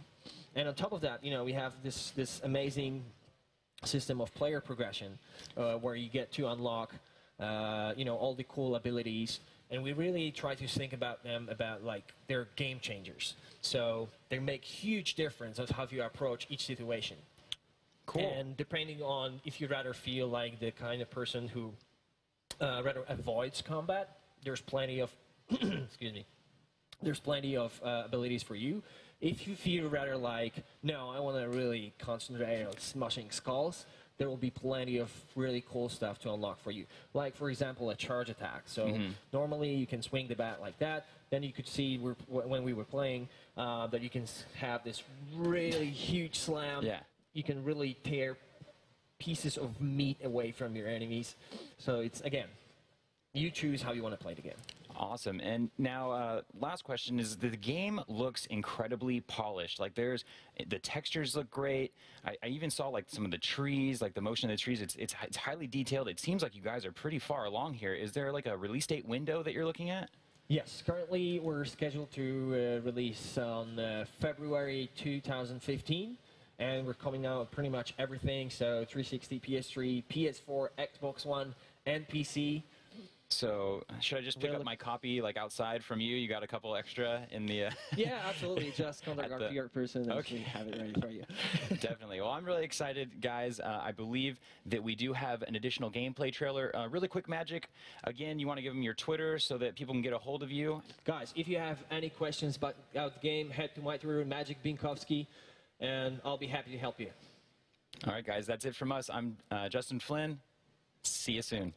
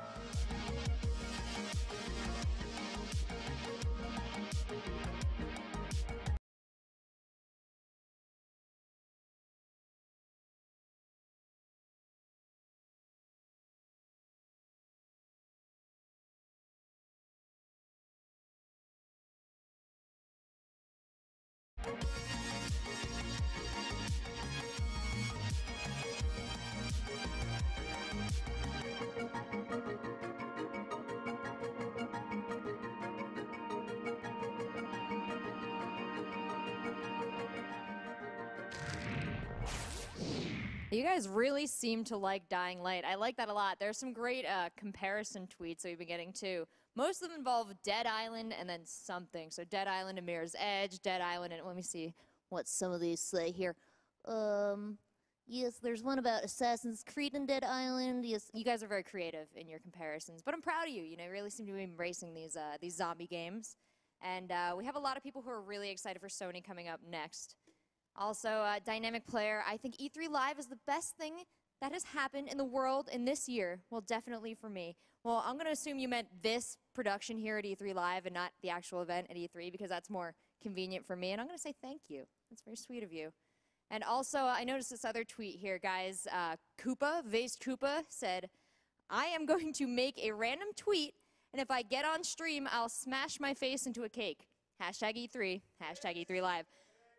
Vase Koopa, you owe us photos because you got on stream, you got your shout out, and I said your Twitter twice, so you should get some followers out of that too. Well, you know, the Twitter game is actually slowing down here. I think around the world, a lot of people are finally winding down, getting ready to go to bed. But there's a whole bunch of people coming home from work, hopping online. Let's see if they've said anything last. Does Rachel have a YouTube channel or streaming channel or something? Yeah, I do. You guys can figure that out later. But we're here for E3. Let's focus. Every console means except Wii U. You guys are mean. Poor Wii U. It's had a great week thanks to Mario Kart. And, yeah, I'll let the rest of you chat. I'm going to hand it back over to the lounge, and hopefully soon we can kick off. Thank you, Rachel. Yes, the Sony conference is going to be starting soon, and when I say soon, I actually mean like in like an hour or something. Relatively soon. Yeah, relatively soon. It's the last conference for the day. Now, a lot of people might be asking, you know, we saw Microsoft, EA, Ubisoft. We're going to see Sony, but what about Nintendo? Well, that'll be tomorrow morning at 9 a.m. PST. They will have the Nintendo Direct. So that will kind of kick things off for day one of E3 Live powered by Twitch. And then, of course, the Smash Brothers tournament is tomorrow as well. So Nintendo's day is kind of tomorrow, right? They're like, hey, we'll let all the other guys have their day, and we'll take the other first day. Sometimes it's the smart thing to do. Yeah. So you can come in and just blow everybody's minds. Welcome back, everyone. Yeah, so good to be back. I just realized as we were getting ready to come back into this that I'm now sitting on the couch with everyone who this is the first year, right? The That's noobs, right? It's the noob lounge. So, I mean, you know, aside from the conference, I know we haven't been on the show floor yet, but you know, how have things been for your first E3? Just overload. I mean, there's so many things to like take in. You know, from home, I can like go through some blogs, watch you guys, and then take a break. But this is just like nonstop information, and it just feels good. Yeah. Yeah, I'm just really excited to hit the floor tomorrow. Like, if I miss any of my like interviews, I apologize, you know, in advance because there's a lot of games I want to get my hands on. And real quick, I don't know if I'm going to get a chance to say this at any other point, but Nintendo Cooking Mama in Super Smash, please, thank you. Oh yeah, that makes sense. So there it is. I'm just throwing it out there. You know? Right. Just throwing We'll it out see. there. There's, who knows? We might get some new characters in the Nintendo Direct tomorrow. I don't know. Man, first E3. I am having an absolute ball. Like, seriously, I have done a number of events with Twitch, some PAX Primes, one PAX East, and so far I am blown away with like the production quality of this thing. And I want to give a shout out to our crew here, everybody in the camera guys in the production room back there. Like, you guys are killing it. Thank you guys so very much. Yeah, thank you, Preston. All the guys that are, obviously, we're just the talking heads on the couch, but there's a lot of gears going on here. And, you know, how about a shout out to, like, Gunrun and Kush, because they've been running around to all the conferences to make sure that you guys can see the conferences as well. Those two are superstars, and they're always behind the scenes, and they don't get it. Well, they get love, but let's give them a little bit of extra. Yeah, you could always use more. Absolutely. Yeah, always use more. So obviously, big one, Sony. They're going to finish off. We're going to be going into sort of our whole kind of, you know, Sony predictions. We've already kind of peppered it throughout the program, but we're not quite yet. So before we start talking about Sony stuff, I know I keep on like stopping. It's like, I'm ready to talk. Nope, not yet, Justin Flynn. What are you guys excited for that we haven't seen, but you know you're going to be seeing at E3? I'll go back. Yeah, yeah, sure. Just more on Project Morpheus. I'm just really excited about that, and just want to see how they apply it to either like an existing franchise, a new franchise.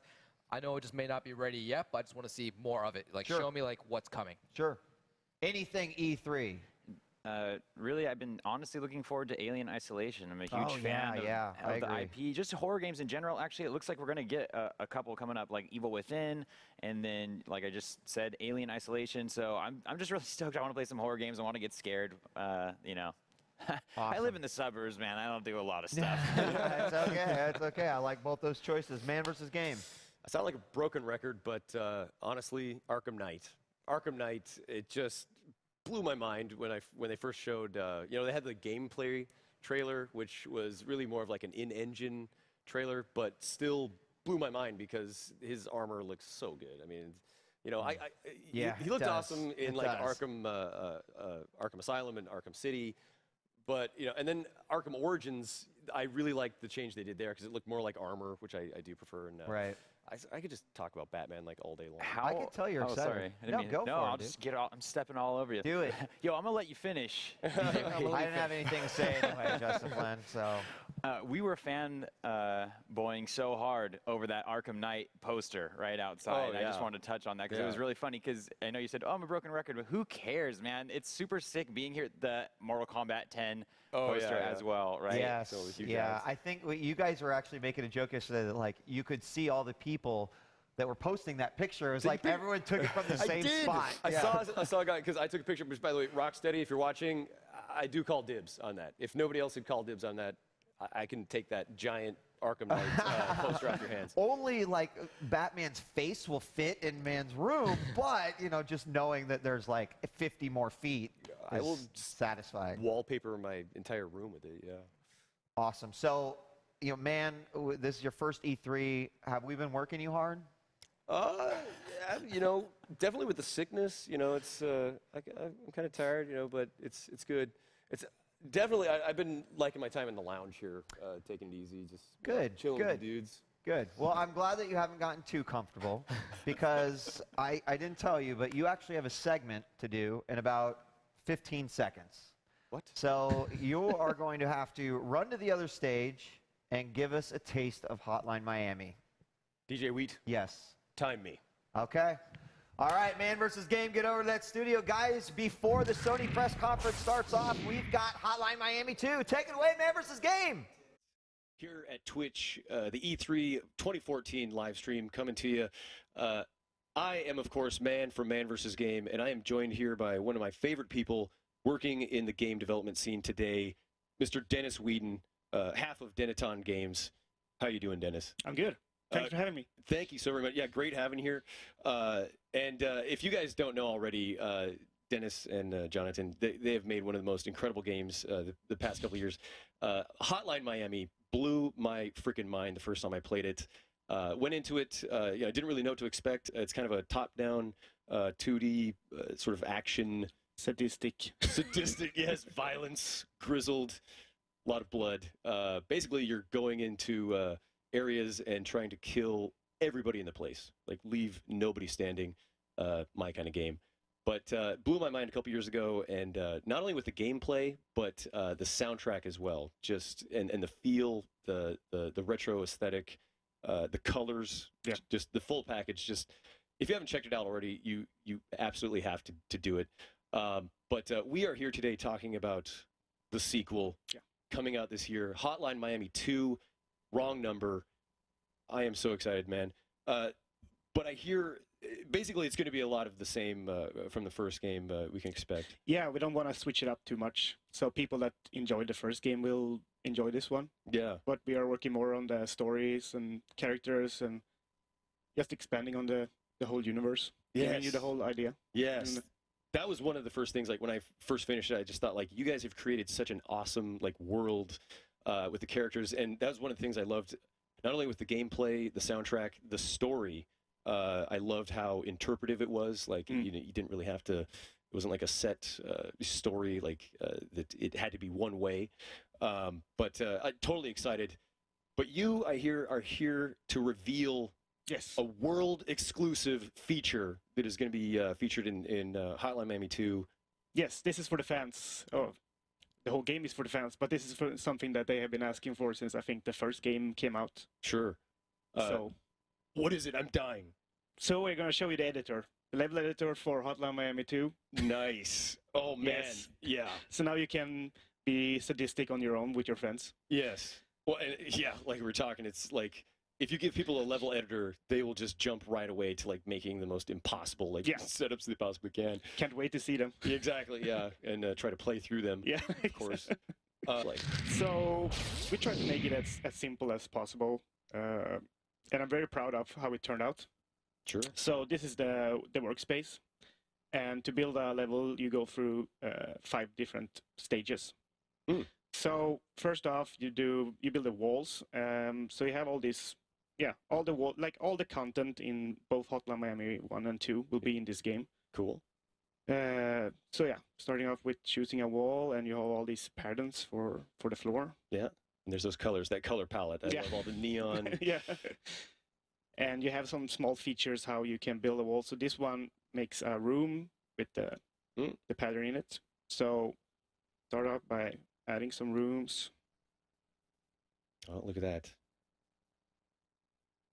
Already we have a floor plan. Yeah. So maybe that's good. And then you can change the tiles for the rooms. There you go. That might be like the bathroom. Yeah, exactly. Love those moments like in the first game where he's sitting on the john and you take him out. So you have some bathroom tiles. So I'll make it into a bathroom if you want to. Like that. There you go. Wow, and like you said, it is very easy. Just yeah, it's pretty much just paint. And if you want to switch a tile, you can use the fill-in, and yeah. Wow. Yep, very familiar tools. Yeah. If you've ever used Microsoft Paint, anything like that. Exactly. It looks, yeah. So then we make room for some doors. Look at that. I get the feeling like you've done this before. Yeah, but you get into it very, very quickly. Sure. And all the different things you can do with each group is listed here. So this is, it's very easy. So you just use Control and right-click to turn it around. Yeah. Like I said, it looks very straightforward. And already I love how you have the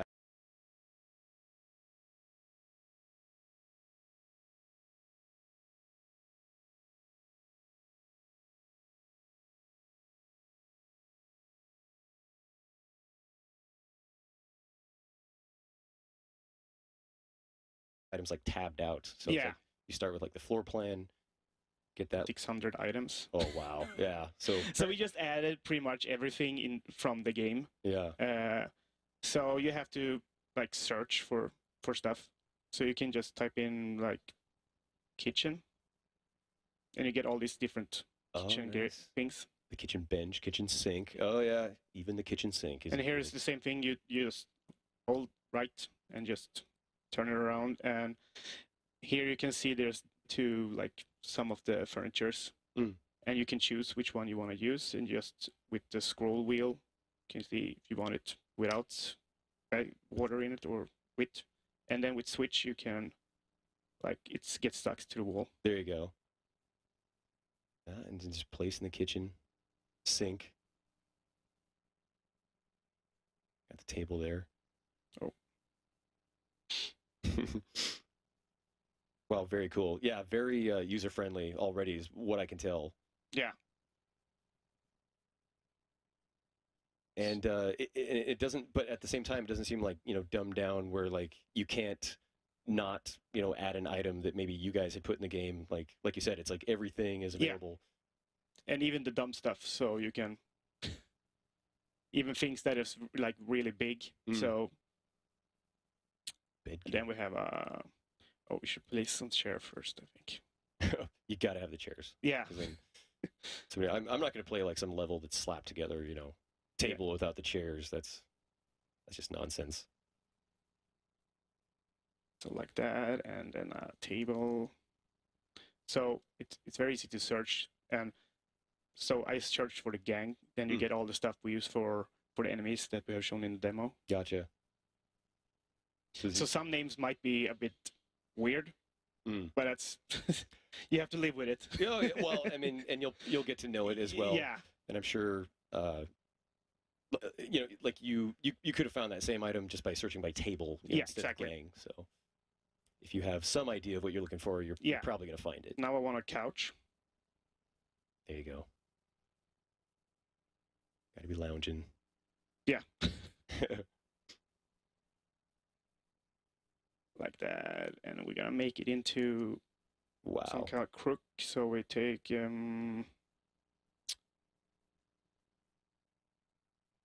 This is so cool because this in and of itself just adds like infinite replayability right there. Like and then when like the community gets a hold of this, they are just gonna go crazy. Yeah. Oh yeah, goods. I wanted goods. So here I have some stolen goods. There you go. Stolen goods box. Yeah. Yeah. That gang. Yeah. See, that's the thing. Like that. Nice stack of stolen goods. And yeah, bathroom. Definitely. Oh, the bath. There you go. Oh no. So typed wrong. Tube. Oh, there you go. Yep. Gotta have the tub. Oh, sorry. Turn it around so it's on the right way. Like that. And a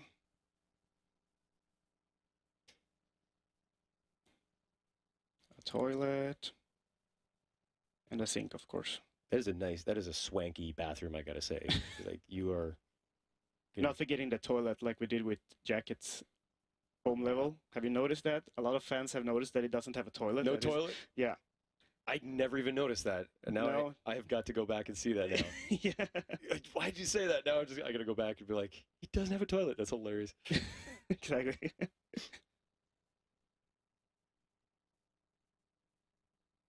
Sure. Yeah, and for anybody who doesn't know about Hotline Miami, this game, as far as I know some of the things that you guys were kind of inspired by for the game. If you've ever seen the film Drive, yeah, guys love the film Drive.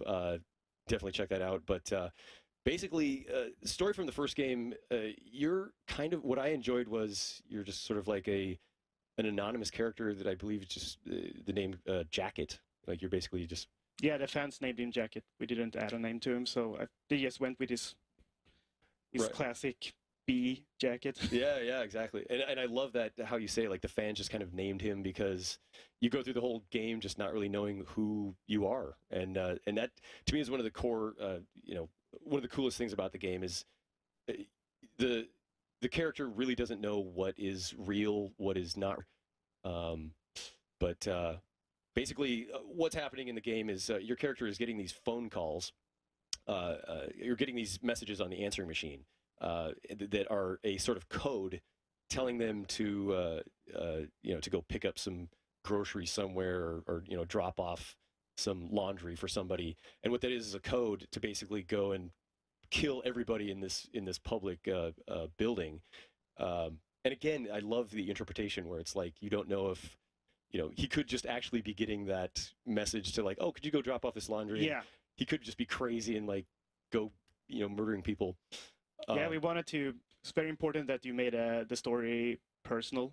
Yeah, so you're filling all the blanks by yourself. Yeah, and it does, and you guys left the slate, pretty much clean for that. And one of my favorite things is there are all these different masks that the character wears, and each mask, basically the masks become sort of like the personalities to me, like because those are the names, and each mask has like a different sort of ability with them. My personal favorite from Hotline Miami 1 was Carl. The locust. Oh, yeah. With a drill. He starts out with a drill. Yeah. and when you guys first released it, the drill was just OP. Like, it was just ridiculous for getting the high scores. And but basically, as you go through the game, it's just the story intertwines with, like, again, you don't know which characters are, like, in your head and which ones are, like, actually there. And from what I hear, you guys are continuing pretty much with the story kind of picks up from there. Yeah, we're giving you like all the ideas we had from the first game. So a lot of the characters were already made during the first one. Just me and Jonathan expanding on the story ourselves and just fleshing it out. Yeah. So we always felt like we wanted to make a sequel to give you the whole picture. Really? Wow. Yeah. I'm actually, God, see, now I'm really excited to play it because one of the things, with like the game was, you know, you kind of like play through to find out like what is going on, like what are the answers, and it's just like, well, you know, obviously I'm not going to spoil anything for you guys because no, don't spoil the story. No, God, no. It's just too good. Like this is what you just absolutely have to play it, and it's why I'm dying. Like you just said, kind of that you guys actually flesh out some of it. Yeah. So next step is the enemies. Yeah. Oh, here we go. Here we go. Yeah. This is where. Yeah. So you have them. We categorize them after their AI. So you have the static guy who's just standing there. He doesn't hear you, and he only reacts to seeing you. And you have the patrolling guy who will walk in a. How do you say it? Backwards, clockwise. Not clockwise, the other way. Counterclockwise. Yeah. And random guys who's just strolling around, and you have the fat guys and the dogs, and you can just choose which weapon they will have based on. So for the game, there's a bunch of different factions, and everyone has their own kind of themed enemy. So they will all have different weapons depending on. I'm not showing it right now because we actually forgot to put question marks on the characters we didn't want to reveal. Oh, okay. So I skipped over that sequence. But when you start the editor, you will choose which faction you will do a level for, and you get get that themed enemy to it. And you choose the song for the level, and yeah, that's something I would love to press you on too. Talking about the songs, oh my God, the soundtrack from the first game, just Perturbator, you know, Eric Circa. He also contributed some of the music. Can we expect any of the artists that? Oh yeah, they're coming back. Nice. A lot of them is coming back. Oh, so excited! Perturbator, like I said, Jasper Byrne made some amazing music. Scattle, yeah, he's back. Beautiful. I can't wait. You will hear it in the end. So yeah, we have to be quick enough now. Right? I know. Yes. Yeah. So we are placing the car where you start. Okay. And then you go to File, and you can save it if you want to, but we're going to play it now. Cool. Nice. So it's untitled now because I didn't title it, because we skipped over that. But you named the level, and yeah. Oh, and there we go, the masks. And then it's... Just lay waste. Look at that. Pushing the hood in, yes! And that's one of the things I love about the game. Like, you earn extra points if you, you know, the quicker you go, the quicker you kill them.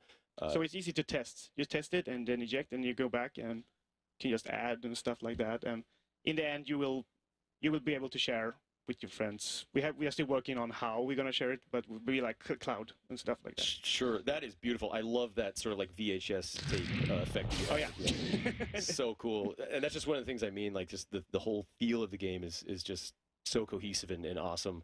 But Dennis, that is so cool that we are super happy that we actually managed to build it, because we were unsure if it was possible. Yeah.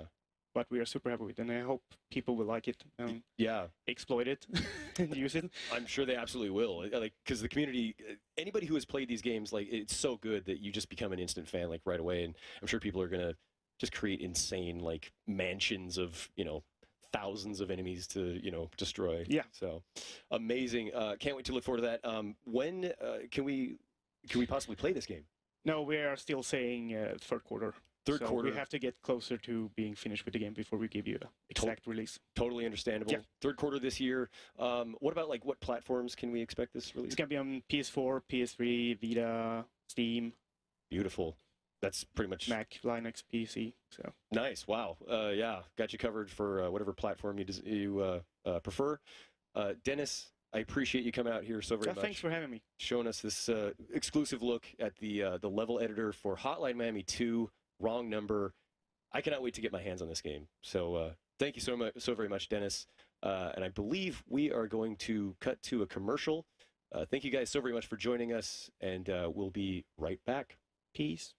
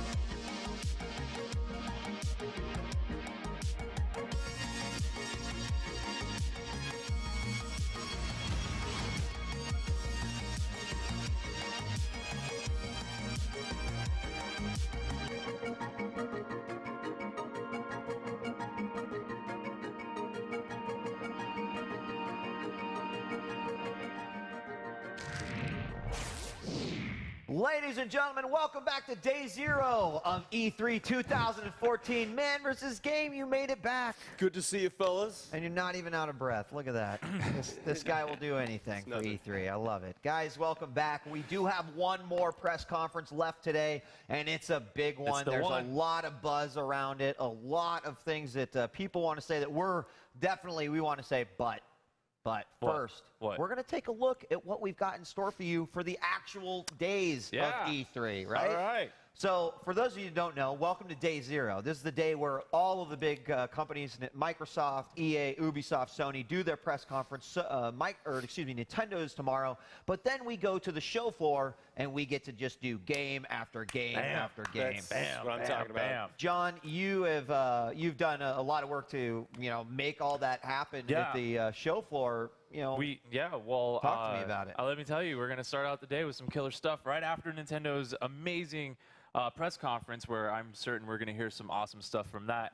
We're going to start it out with some Deep Silver things, and then we're going to go into we're going to go into other things, and then we're also going to go into Dragon Age Inquisition, right? We're going to go into then some Assassin's Creed. We're going to see some Unity. And everything else. I think we just have tomorrow is just stacked. Yeah, man. it is.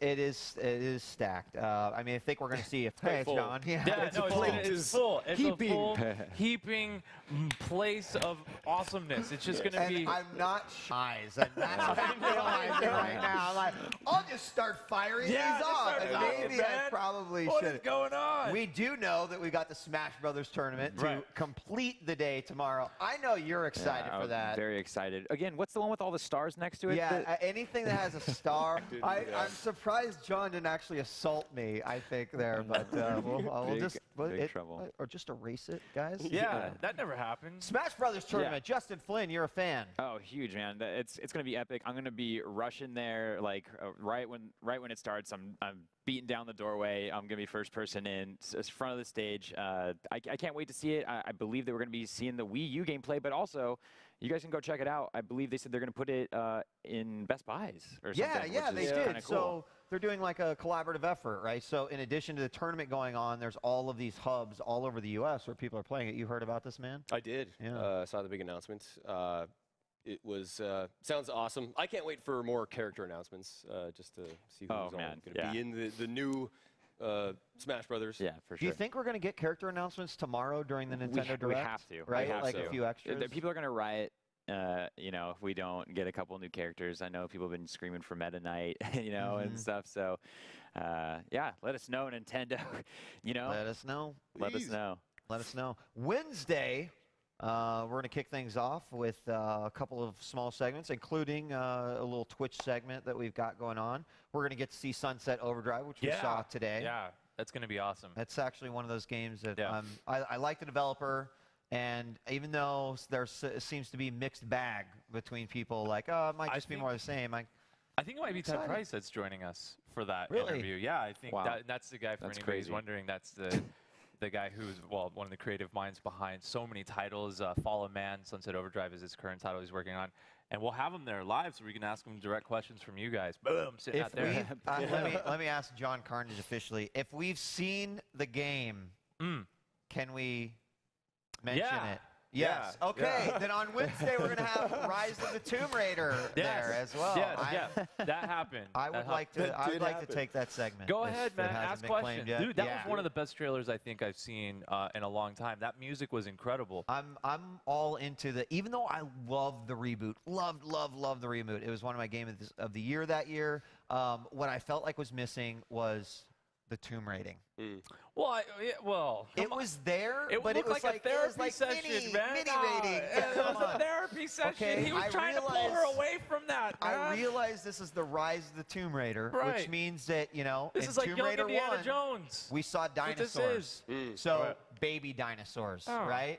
We saw mean, what? We saw dinosaurs? You Okay. said there was like you fought raptors and a T-Rex in the original Tomb Okay, Raider. that's like That's deep when in the the game was Amazon. actually That's like, deep in the Amazon. oh my There's still God, dinosaurs out there in the I'm fighting Amazon. a So stop it. T-Rex. Yeah. Okay. So did Turok. What? He been fighting the dinosaurs Yeah, for a but long you time. are Lara Croft, a Tomb Raider. You're fighting wolves, and then some tigers attack you, and then some bears, and then you climb this thing up, and Yeah. you're like, "What's that?" And then all of a sudden, a T-Rex attacks you. It busts through the cave. I guess that's what happens. What if it was a transformer? What? Yeah, exactly. Doesn't make sense, man. There's no Yeah. dinosaurs anymore. We're gonna see Battlefield Hardline. Yes. Yeah, well, That's so gonna we'll be get awesome. some hands on that. Guess what? What? Arkham Knight. Yeah, we got it, man. We got it. One of the things, let me just say a little bit more about it. I'm dying to know, I want to know how the Batmobile comes into play in this Yeah, movie. a lot of people have a lot of questions. They're talking about, it's gonna like, be awesome. they want it to be like more than just like, you know, traveling through the city. Yeah, because it plays a big part, right? Yeah. It's supposed to be like a big part. Yeah. Which yeah. it sounds refreshing too, because you know, like in Arkham City, for sure, the streets were always like you know, crowded, and even in Arkham Origins, you know, there are all these fences everywhere. So I'm curious to see how that's going to work. How alive do you want to see the city? Because the city's always felt a little empty, but that's okay. It's Gotham, man. It's a scary place to be. It's art, dude. You don't want to be out there, really. You're right, though. That's actually a good point. Yeah, I wouldn't be walking around outside. Oh, no, there's another kid that's going to lose his parents and become another Batman. You got Batmans everywhere before you know it. I don't think they're going to do that, just because they seem to have already set it up in the trailer where, like, the Scarecrow, like, basically empties the city with, like, a threat. So I'm tempted to get, like, Scarecrow, throw that gas in my face. I want to see what's up. I want to see where's my darkest moment. It'd be fun. You could do I want to see where that would take me. I'm down. It's like spooky ghost stuff. Soul searching. Oh! A few other things I want to mention. So we've been seeing a lot of the game evolve over the past few PAXs as well. They're here in full force at E3. We're going to have Evolve on a couple of days during stream, right? Can you tell us about that? We're going to have a tournament, and Swifter and I are going to be partaking in a team, and I know that we've had lots of hands-on time with it. We've been playing it for years, man. We're going to kick ass. You're like Team Twitch, right? Yeah, Team Twitch all the way. Who do you play against? Creatures, man. No. Humans. Oh, the humans. Are you joining up with two folks from Evolve, and then you're going to... The Nerdist is going to be there doing a thing. Yeah, there's a lot of cool stuff going on, yeah. Nice, nice. You We'll be destroy doing the that Nerdist. 3 days. Just take him down, man. I want to fist fight Chris Hardwick. We have Mortal Kombat. X, man. Throw up the X, dude. There it is. Throw up that Mortal Kombat X. Yeah, I know you've been excited for that one. Well, we didn't see we didn't see we saw a trailer but no gameplay. Right. So that's going to be huge. Will we get to see gameplay? I don't know. I don't know, but the CG trailer did come out like what, a week ago? Yeah. Yeah. A few days? I don't even know if it was a week ago, man. Yeah, I think it might have been 4 or 5 days. Okay. It was pretty recent. Fresh. Yeah. It's fresh. We're going to see, well, some unannounced stuff that's on there. Yeah. You mentioned Alien Isolation. Oh my gosh, hurt me, Alien. We're gonna get to see it. I need it. I need I need the horror brought back into the Alien franchise. I'm running and gunning in a lot of games. We saw a ton of run and gun games today. In Alien, scare me. Yeah. So I've heard some chirpies that people are already pretty impressed with this game. Okay. I haven't heard anything negative yet. I mean, I got burned once before, dog. I know, dude. I know. Man, I have never. I might as well just lit $60 on fire, John, because that's about as fast as as playing through that and just like the worst texture. Anyway, let's hope. Let it go. Isolation. Thank you. Let dude. it go. Yeah, let it go. That's what you have to do. Yeah. Gotta let it go. Never go back. What else is on here that I can mention? Well, how about Thursday, the last day? I'll just be safe, and I'll just go right to Thursday. Do you know we're gonna have another Evolve segment? What else do we have on Thursday for our last one? We're gonna see more Far Cry 4. What? Or maybe no? Aren't we? Yeah, yeah. But I think that's on Tuesday. Oh, okay. Yeah. My Excel spreadsheet is not. It's not. You know what's awesome is that there's still games that people don't know about. And that is too cool. We've seen a bunch of press conferences, and there's still stuff that we're going to find out about soon. Right. We don't know anything about what Nintendo has out there. Right. Yeah. That is Yeah. still. Well, I mean, there was like the rumors the rumor that mill got is leaked. a thing, right? You Where's know, your Battletoads? It looked. Hey, That's what I was saying. where's my Beyond Good and Evil 2? I know, man. Right, It's God. You know that Beyond. Nintendo is gonna. Have they ever gone to an E3 where they've not dropped like 3 new titles coming out? I mean, I don't know. I doubt it. You're the Nintendo guy. Yeah, What's up, come man? on, Justin God, Flint. This is you, Let me man. just call him up, bro. Hold on real quick. No, you should just know. Oh, you want this? Yo, He's bro. not here, bro. He's not here. Yeah, he's not. He's not. Yeah. Miyamoto was like interviewed, did say new stuff to show. You know, will we see classics and favorites? We'll find out tomorrow at 9 a.m. I guess. So I'm gonna say yes. yeah. Yeah, that's a good answer. It's Yes, Nintendo. I like it. That's their bread and butter. They know what's going on. It's E3. Like you said, they have to announce at least like 1 or 2. This is a big year. It's a big year for them. We'll have Thursday, I think. What? Fable Legends. Yes. What about what kicks Thursday off? Yeah, that's a thing. Can Yeah, you we're talk gonna about have. it? Yeah, we're gonna have the creator of Tetris. This is like someone in the Yeah. back. It's the equivalent of like blacking out government documents. What's happening on stage right now? Like, You're John, telling me I'm smokes. can You're we telling me I'm talk that dude about from that? the X-Files. We need some. Yeah. You could certainly talk about that. We have the creator of Tetris joining us. Yes, we have the creator of Tetris That's joining insane. us. So if there's like real legit questions out there, not asking him questions about, because I interviewed him once a long time ago and asked him about like Tang and like, oh, did you make this for astronauts, and do astronauts drink Tang and play Tetris at the same time? And he didn't like that. That wasn't a good question to And ask. why would he? Yeah, He's like, this interview sucks. Yeah, no, it wasn't a good interview. We have to let that go. So let it go. Yeah, let it go. Just let it go. No sweat. Yeah, he's gonna be there. So tweet at us, and we'll ask real questions. Lego Batman 3. I'm a big fan of the Lego games. Did you see the trailer for that? It looks Yeah, incredible. It looks man. great. They killed it. Like Batman came out, and I hope I'm right on this, but I believe that when Batman came out, there was still no voice acting at all. No, not for Lego Batman. Yeah. No. But Batman 2, which sort of started to combine a lot of the DC. They had the Justice League in that They one, did, right? yeah. And it's added so much to the games. And I know you're like, why is a 36-year-old guy talking about how much? Well, first off, Legos are awesome. And second off, I love playing these games with my kids because I enjoy it. Yeah. They enjoy it. No one's head's getting blown simple, off or, yeah. blocks. I think they speak to like a deep-rooted sort of like desire to collect, in games. Like that's just what they're all about. Like you got to get all of them. Dude, So. the games and what they do in those games it's awesome. They're good. They're so good. Sorry, They're are so good. The games are good. Yes, They're good. They are. You know what is really great about the Lego series? The boss battles in that are like actually really impressive. There's like a lot of thought that goes into these, man. At the beginning of Marvel Superheroes, like that Sandman fight is just stupid epic. It was like, what? I'm fighting the arm. I'm fighting Sandman. I'm up on the thing. And Spider-Man's pulling that, and the Hulk is awesome. Yeah. So Batman 3, they're just gonna throw everything back in, tornado it out. You're gonna get all sorts of characters. It doesn't even take place on. It takes place in space, right? All over. It's called Beyond Gotham, I believe. So. Well, what? Yeah. Okay. We're going Just beyond. go Oh everywhere. man, we're going underwater. Hey, There you go. we Oh, yeah. already been there We yet? might. No, okay. No, I don't think we have yet. Borderlands. Yeah. The prequel. Prequel, sequel. We've talked. whatever. Yeah. The sequel. Pre-sequel. Pre-sequel. The C-prequel. Yeah. There it is. Yeah. Pre-sequel. Pre-sequel. Yeah. I'm excited for this just because I love everything Telltale does. Yeah, They there you have go. it. Telltale is just doing a great job with that. Are you guys fans of these games, the Telltale games? Oh, Telltale is awesome, man. Of course, I mean, they did Walking Dead. Walking Dead, Yeah. Wolf Among Us. Yeah. I mean, even Back to the Future and Back some of to the the other Future. stuff is really I cool. kicked it off, man. Back to the Future kicked it off for them. Oh, Yeah. dang. Yeah, that was Okay. like the Well, one. wait, didn't it go Back MVP? to the Future Jurassic Park? Jurassic Park was like Or a was- hot follow-up. The hot follow-up? It was a hot follow-up to man. Back to the Future. BTTF, like, destroyed it, dude. Yeah. What else? Anything else? Some. It's just not in front of me, so I can't tell you.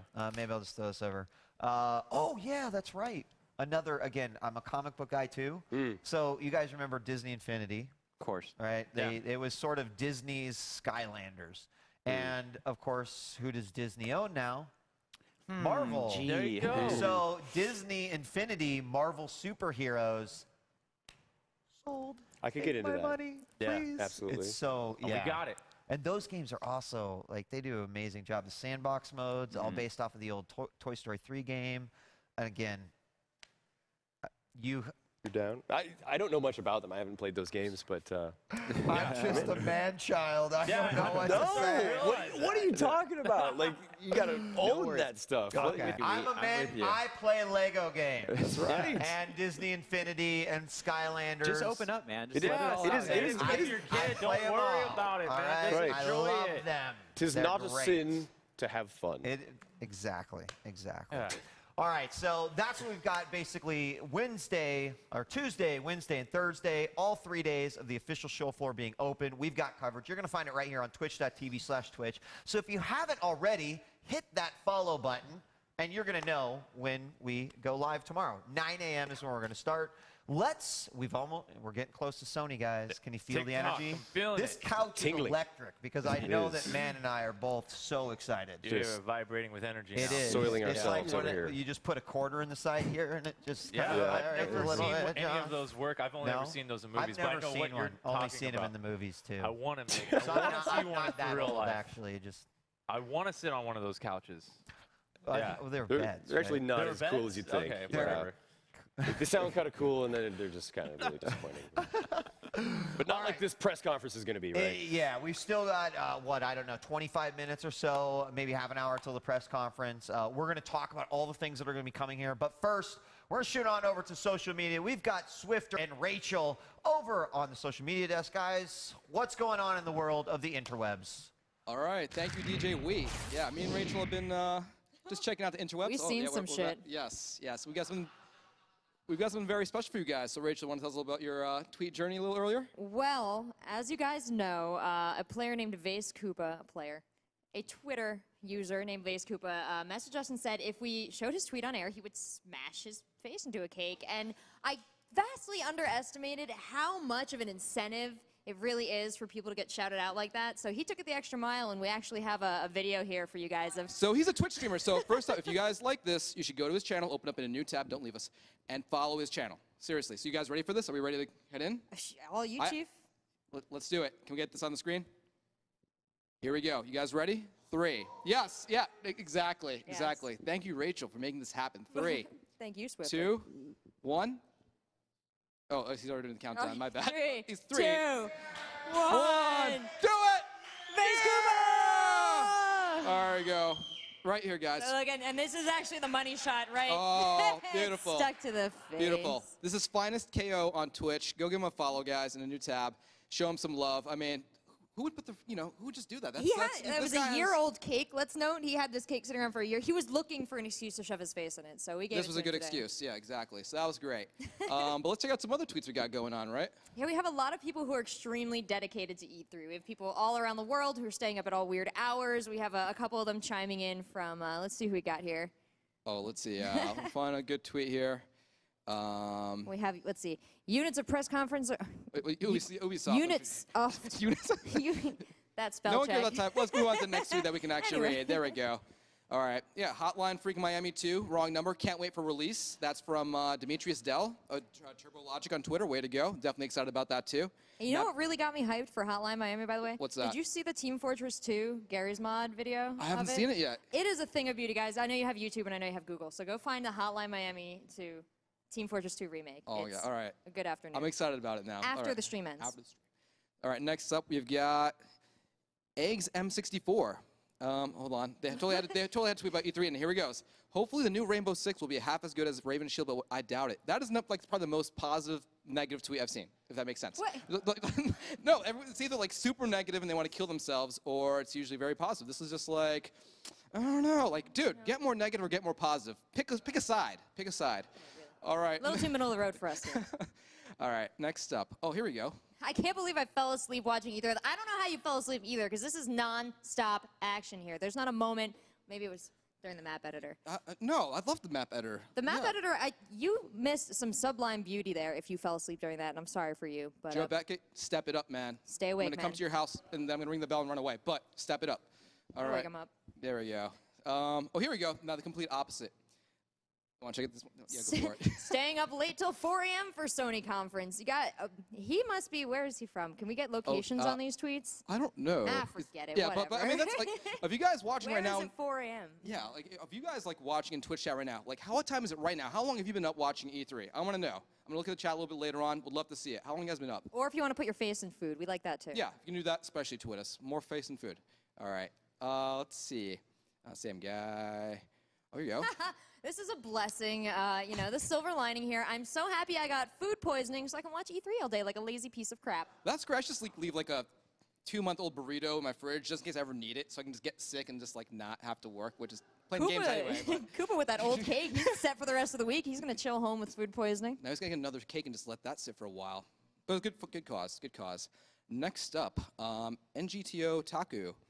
I have exam tomorrow, and I've been studying and watching all day E3 rules. Wait, okay, that's what we're on sentence. We're going to make this work for them. All right, Yeah, you're blowing off studying to watch E3, so I'm going to cram a little lesson in here. Oh, that's what he means. I capital, have me F through F11 this yeah, way. okay, so can we you get this on see screen? All right, so we're going to make the I capital, have exams, plural, or an exam tomorrow, and capital I again, been studying and watching E3 all day E3 rules. Oh, There you go. There's. this is hopeless. You actually, of all the people, you need to shut off the stream and keep studying. There we go. Grammar time with Rachel and Swiftdoor. Keep it coming. There we go.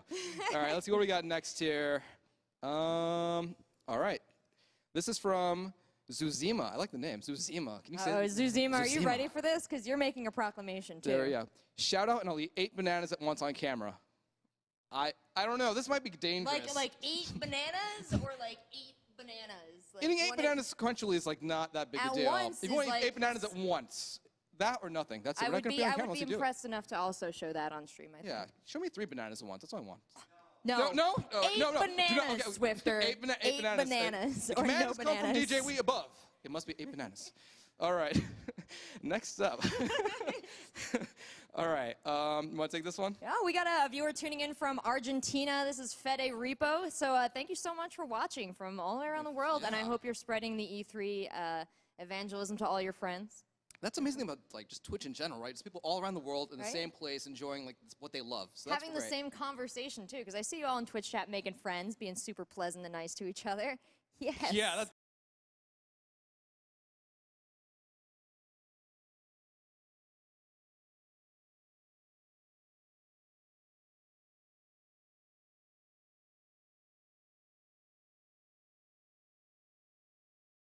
That's always happening Yeah, in chat. that's chat, right? I haven't looked. There we go. Let's see. Oh, this one, I picked this one. Oh, yeah, go This for is it, yours. absolutely no bias. It just says, and this is just indicative of all the tweets we've been receiving. Ubisoft had the best conference thus far. Some really good-looking and interactive games coming from them, of course. Yeah, that's why I used up all your Kleenex. All First those, the monkey all those and salty, then salty tears. Yeah, then the French people. Why?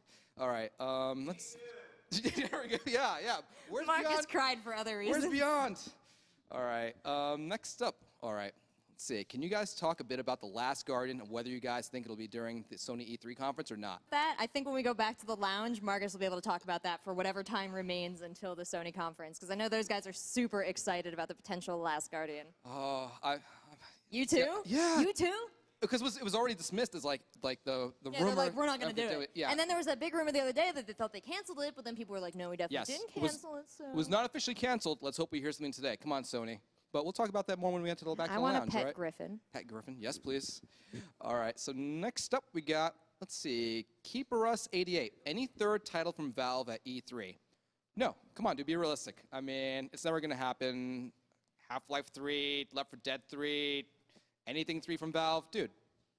No. Dota 3? No, I mean, You know, if they're gonna announce something like that, they're gonna wait till the international guys. that is true. But yeah, who knows? We're all hoping. You know, I picked this tweet just because I know you guys are home with those E3 bingo cards, and speculation about Half-Life 3 is one of the coins. So check that one off. You're welcome. Good deal. So I think we'll swing back to the lounge if you guys are cool with that. More fresh out of tweets over here, but thank you so much, Swifter. It was a Thank you, pleasure. Rachel. Here, Yeah. cheers. Good. Oh, what? There we That go. was terrible. Too close. Back to you guys.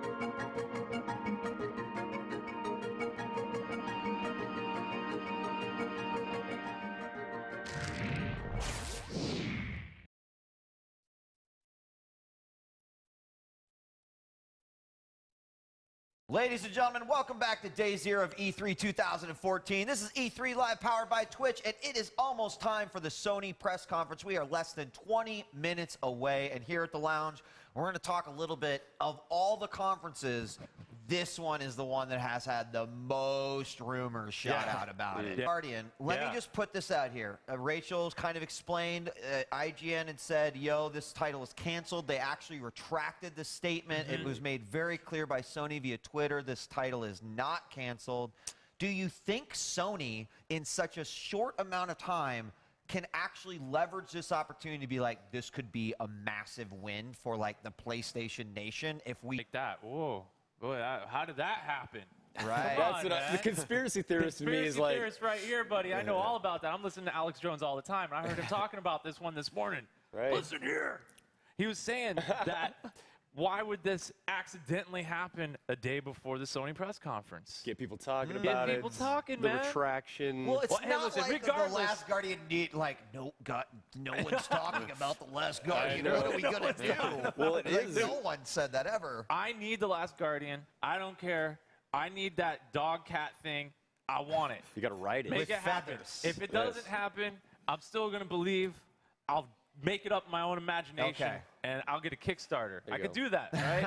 I'll get a Kickstarter. I've seen it happen before. If it gets canceled, the Lost Guardian is what you can go. call it, and then boom. Yeah, Spaghetti Guardian, like whatever. I'm sorry, you're right, you're right. You know what? But I've been completely demolished once today, man. That's so true. now I guess I'm taking the pessimistic road. I want the Last Guardian. So do I. We all do, man. Yeah. We do. You won't do it, Sony. You won't. You won't release it. Come on. Yeah, you're not going to do it. We don't want it. Don't show it to us. Yeah. All right, how about some titles that will probably be there in some capacity? I mean, it'd be big wins for Sony. Right. Uncharted 4. Yeah, without a doubt. Got to get that Troy Baker in there, man. Got to get that sexy voice. Got to get that new stuff. There's rumors of maybe like a mix of CG in engine, but I think like there's obviously a big victory to be had in Uncharted. I love the franchise. Nathan Drake, just fantastic. Oh, what a great story. The male, Laura Croft, everything was right about that. Naughty Dog are just masters of narrative. Yeah. I mean, literally anything. Well, you've heard the rumors that there's a new IP that they potentially might be. There's stuff out there. There's stuff out there, right? Yeah. But even their old IPs like The Last of Us, HDD remake, right? Yeah. I want to see some of that. Why not? I mean, the game is a masterpiece. Definitely. They're right? going to show that It's off. incredible. In fact, I wouldn't be surprised if they kicked off with that. Yeah. Why not? And that'd be a good starter. Yeah. Yeah, it's a It's really something, incredible again, game. everybody wants to see. It'd be a smart move. Yeah. And obviously everyone, like,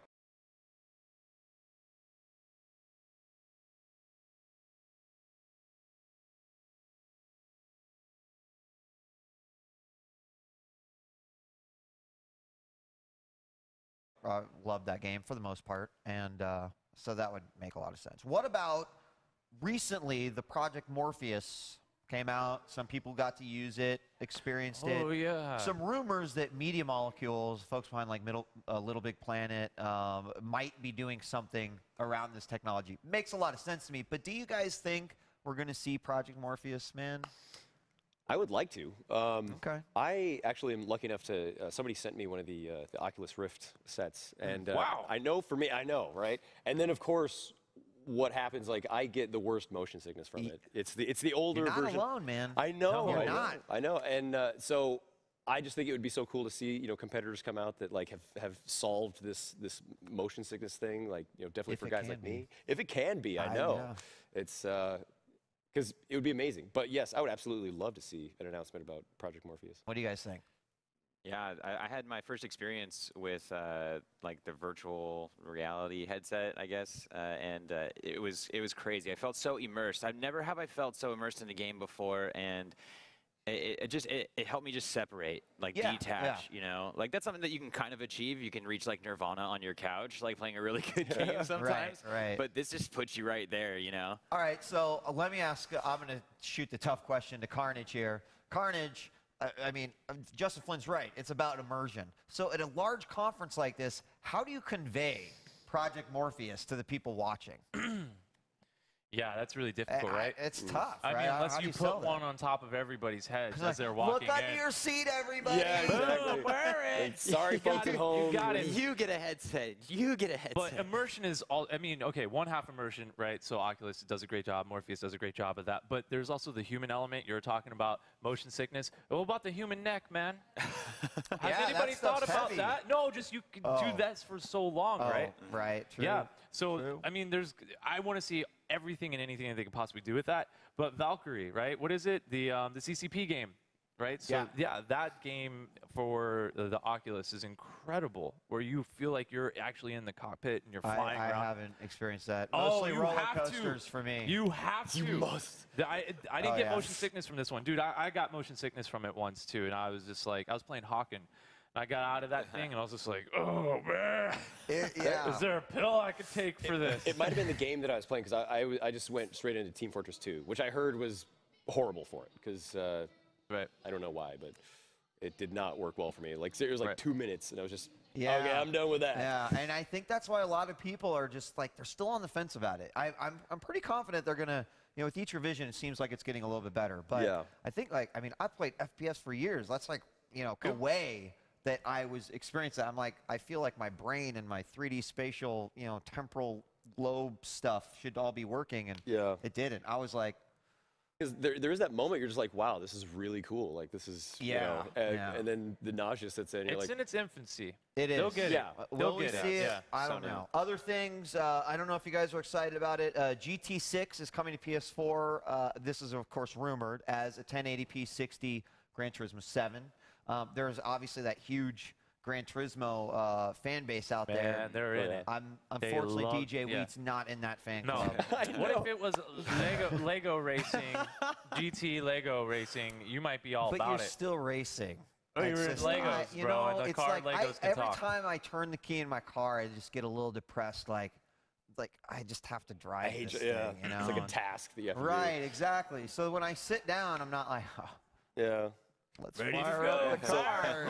Yeah, the key for me with racing games, because I'm kind of with you. Like, racing games as a genre for me are like, they're not the worst, but not the best for me. But what I really need in them is like a good dose of like fantasy and okay. stuff How like about that. this then, man?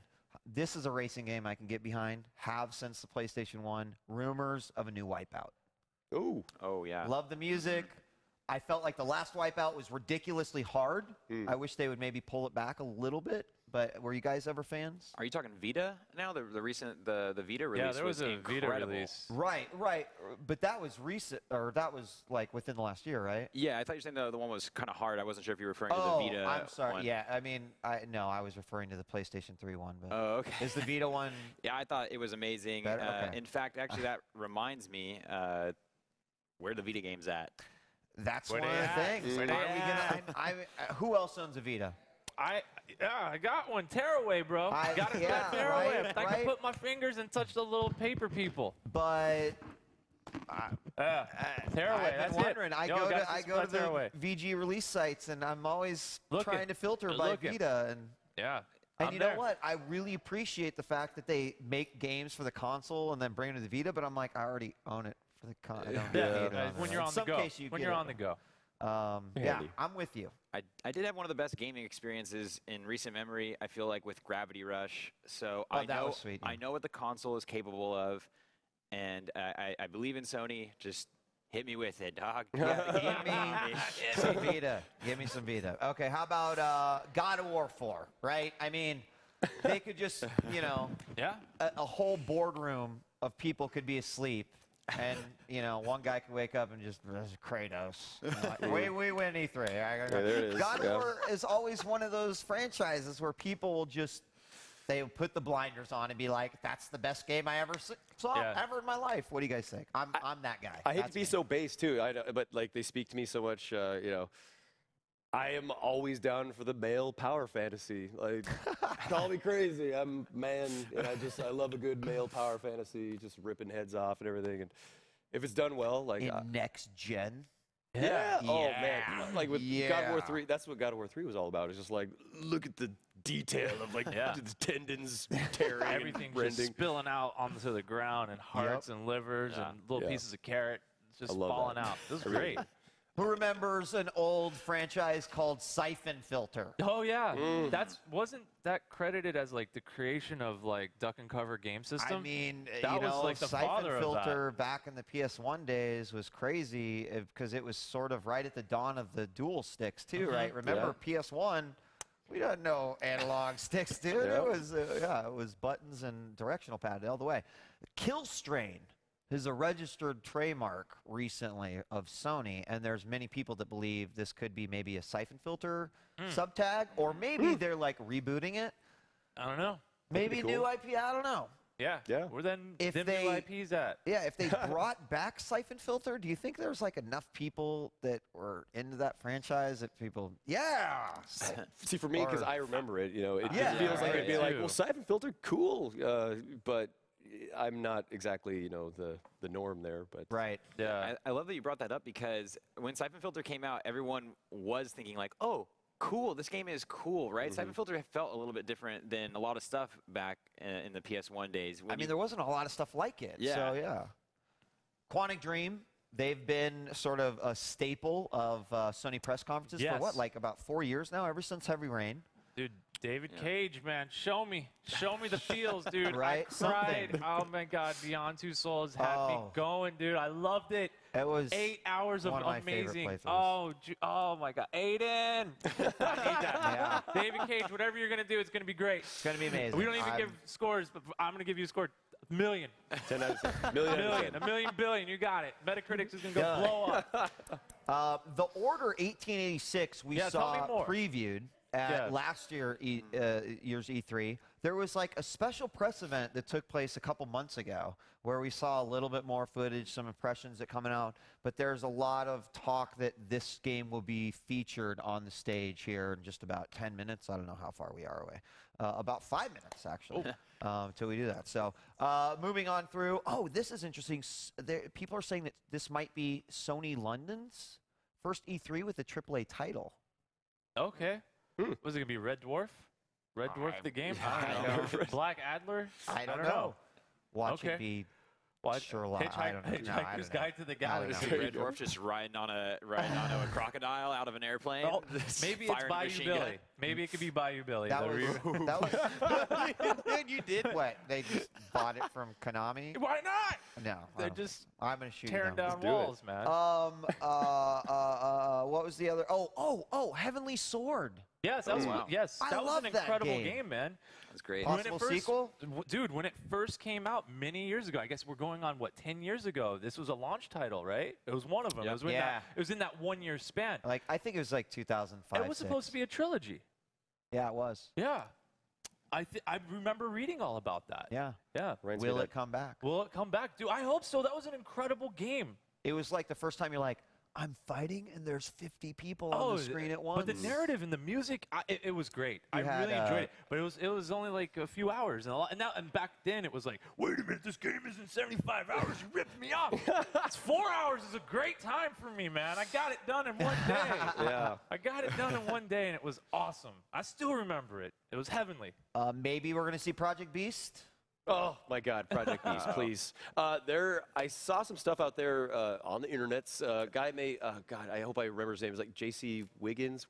I'm sorry, but he makes a very good case that it's possible that Project Beast, that footage it might not be a new Demon's Souls 2 title. From Software also had a series called Shadow Tower, I believe. And maybe they're. And that's he makes a great case for it because it was only released in Japan. It had guns, and it looks like they might have just sort of like Soulsified that series. Interesting. I hope I got that title right because obviously I never played it. No, it was only that's released in actually a Japan. good piece of info. Yeah. But anything would be great on Project Beast. I have to agree, and I think that's definitely one. I mean, that title for me, I really do feel like that has helped PlayStation a lot. I mean, the whole Demon Souls, Dark Souls, the way it came through. Like That's why I bought Demon Souls is the reason I bought my PS3. Like Yeah. I played that game and I was like, I'm getting me a PS3 right now. And mean- if you haven't played it yet, you need to get yourself a PS3. Definitely. All right, you guys. There's other possibilities. Drive Club, maybe some infamous Second Son DLC. You guys. We'll start with Justin Flynn. Sony, what do you want more than anything? What will get you the most hype? We already said it a million times. All I need is The Last Guardian. That's it. I mean, I'm sorry. I love all the other IPs. These are all great games. Sony, you can seriously just turn the lights on, fire up, one screenshot of Last Guardian, walk off stage. I'm out. I'm good. That's really what I need from Sony. And then Nintendo tomorrow, of course. All right. Yeah. You've got the backup plan for 9 a.m. tomorrow. Carnage. Feed me that Last Guardian, bro. Just feed me more. Feed it to me, and give me some Phantom Pain, too. I want to know more. I want to know more about that dude with one arm. Who is he? Are you in a veterans clinic? What's going on? I want to know more about that. Talking about the duty? I'm talking about Metal Gears.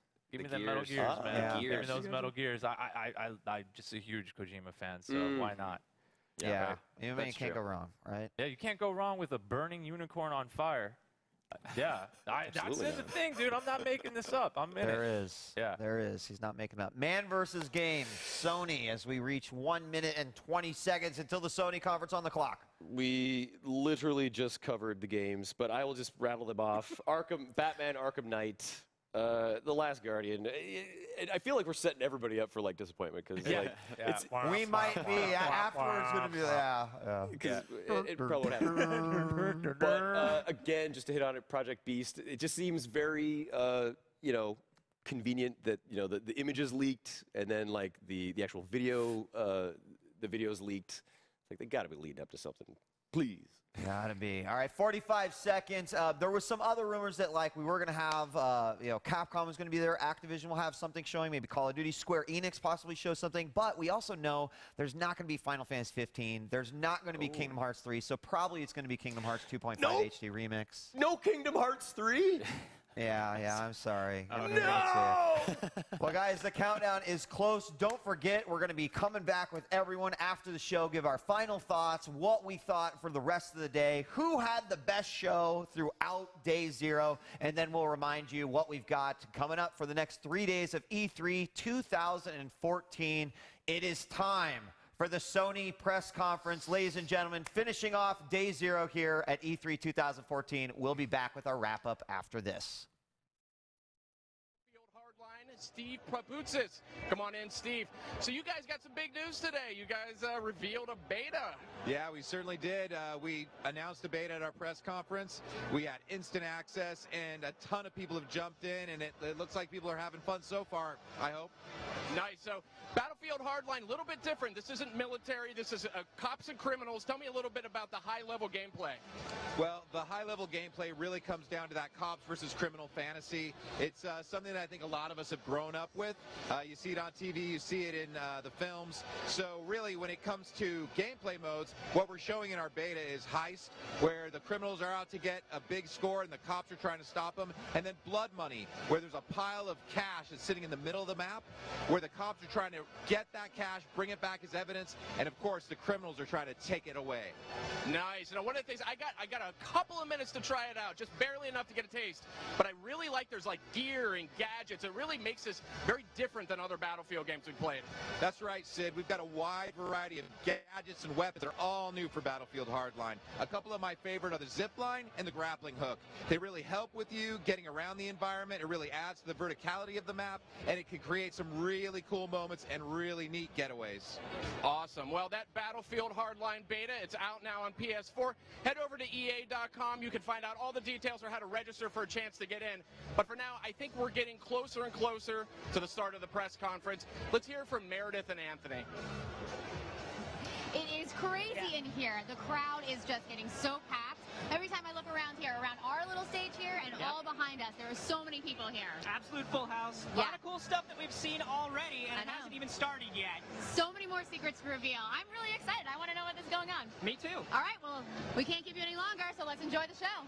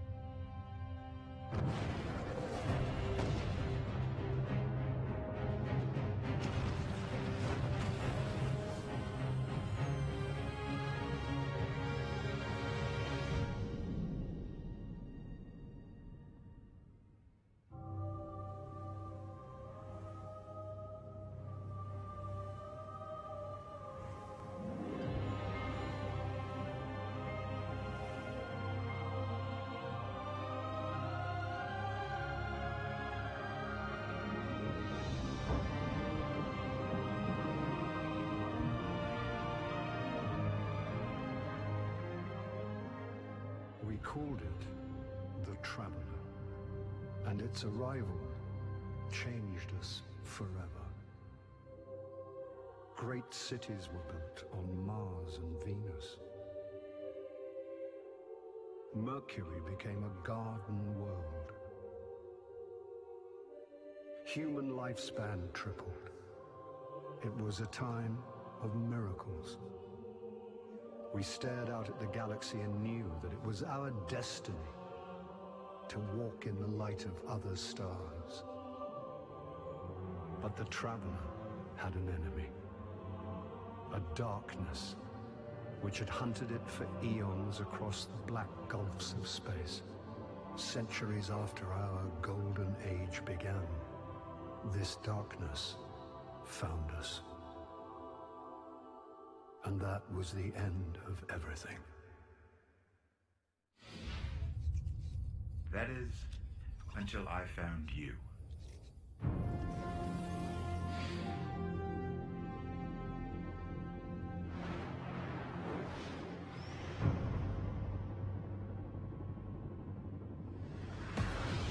We've always known the darkness would return.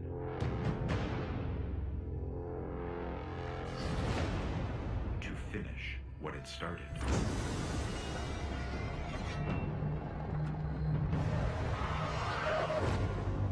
To take our home.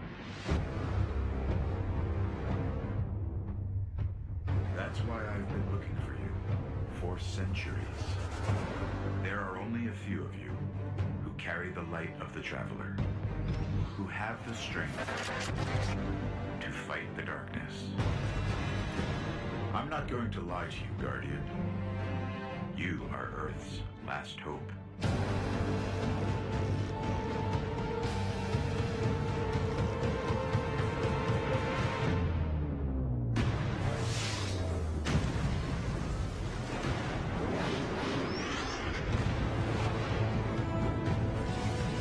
If you fail, everything you know, everything humans have ever known,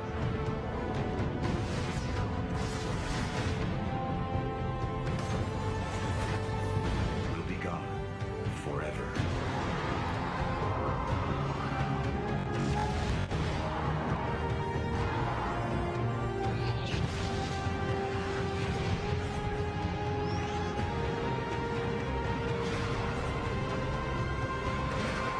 So, you know, no pressure.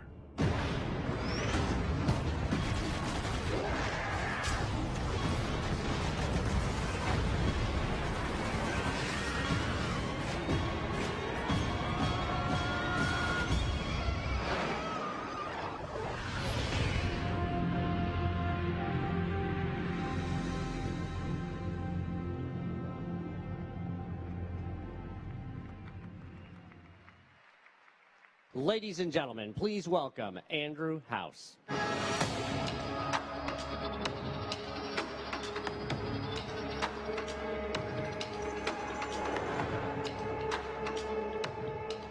Good evening. How are we doing? Thank you for being here tonight, and thanks to the millions of people watching live across the world. It was only a year ago that I was on this very stage to introduce PlayStation 4 and share our vision for the future of gaming and entertainment. Our vision is grounded in an uncompromising commitment to gamers that ensures PlayStation is, above all else, the best place to play. And we know what best means. It means connected. It means the highest visual quality. It means choice. And it means not being a lone gamer, but a member of an extensive community of rivals and friends. The Destiny trailer that kicked off tonight's show is the embodiment of our vision. From its graphic fidelity, to its dynamic social experiences, to its deeply immersive gameplay. Destiny will help define this next generation of gaming. Like so many of the world's biggest and best games, you'll be able to play Destiny first on PlayStation.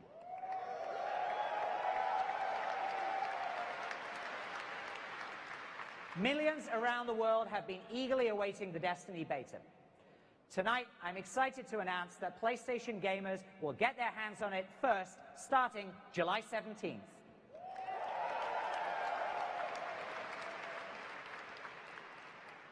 And for those PlayStation fans who can't wait until next month for the beta to start, we've got something extra special for PS4. Starting this Thursday and lasting through the weekend, PS4 owners around the world will get a chance to play the Destiny First Look Alpha. Visit the website behind me, he says, hoping it's there, to be a part of the first gameplay experience that is only available on PS4. But Destiny isn't just first on PlayStation, it's better. In addition to all of the extra content that only PlayStation customers will receive, I'm happy to announce our first ever white PlayStation 4 that comes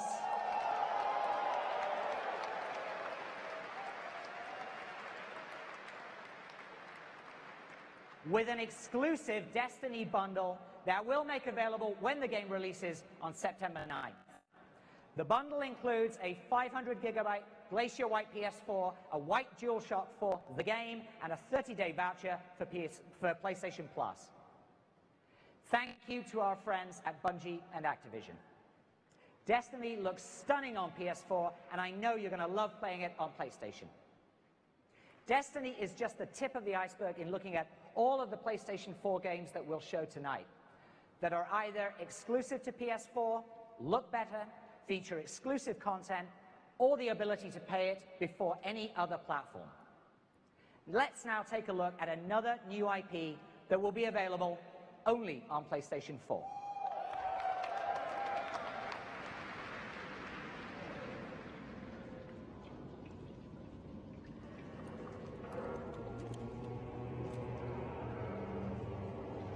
Hey, Green, come in. Power's out in the basement.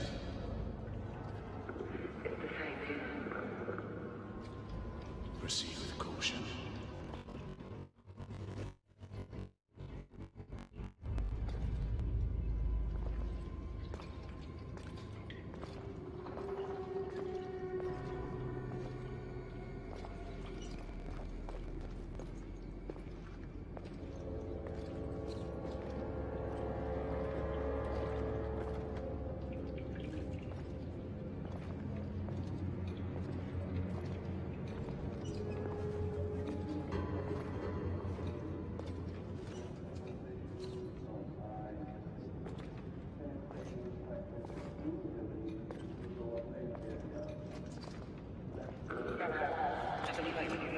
Repeat, Izzy. Can barely make you out. Izzy.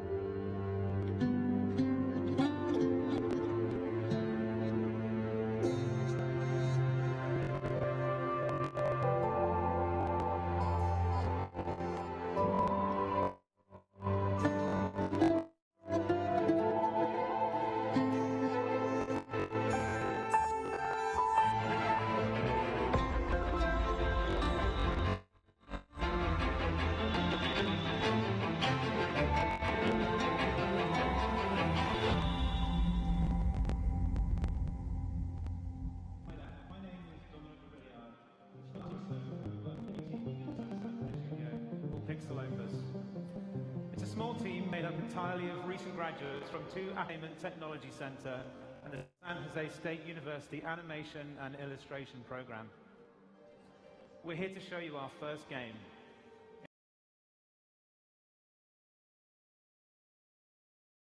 Entwined. It's a game about 2 souls who are in love but can't be together. And here helping me demo the game are some of the other talented members of the Pixel Opus team. Entwined features a new twist on dual-stick control that revolves around learning to guide 2 characters at once, one with each analog stick. And as you play, you must negotiate addictive sequences of obstacles that grow in complexity and speed. Over the course of 9 unique lifetimes, you'll have to bring these characters together. And when you do, they'll transform into an incredible dragon.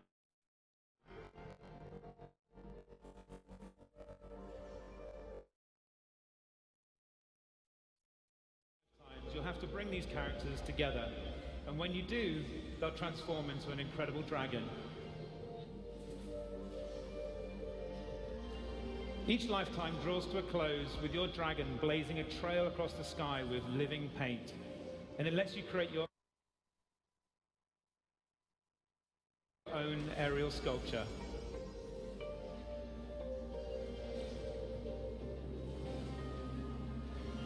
Entwined is a unique gameplay experience, and our team really hopes that you all enjoy it. Thank you. Thanks, Tom. Looks great.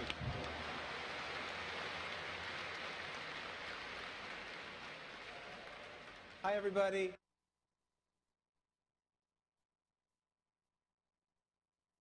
I'm Scott Rohde, head of Worldwide Studios for North America. Thank you. If you couldn't tell, I absolutely love this game, and I'm really excited for that young team. It's a beautiful, mesmerizing experience. And here's the best part. You guys will not have to wait to get your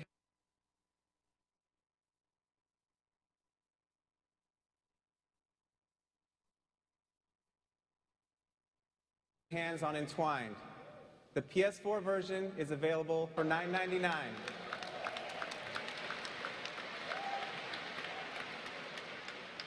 With PS3 and Vita to follow as part of our cross-buy program.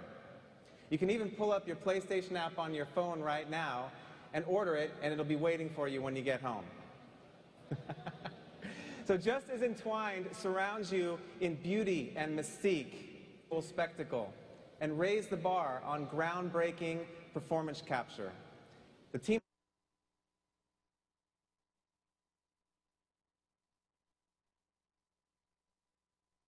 at Sucker Punch has been developing a new piece of standalone DLC that will be available later this summer. DLC, but if you do, you'll get some exclusive content. Please, let's take a look.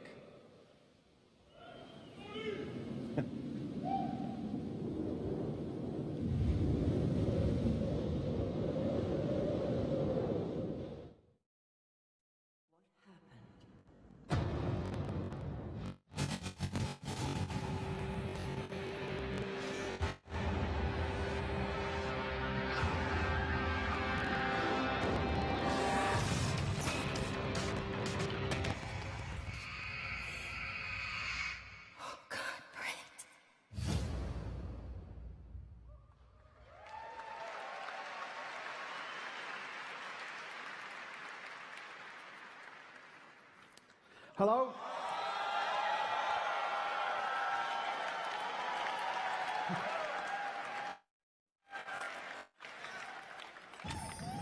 I'm Pete Smith, and I'm here today to show you a little bit of the first time on PlayStation 4. The Sackboy's here, he's back, and he's very pleased to be here. And I'm going to take you through this level and show you some of the cool new features we've got in the game.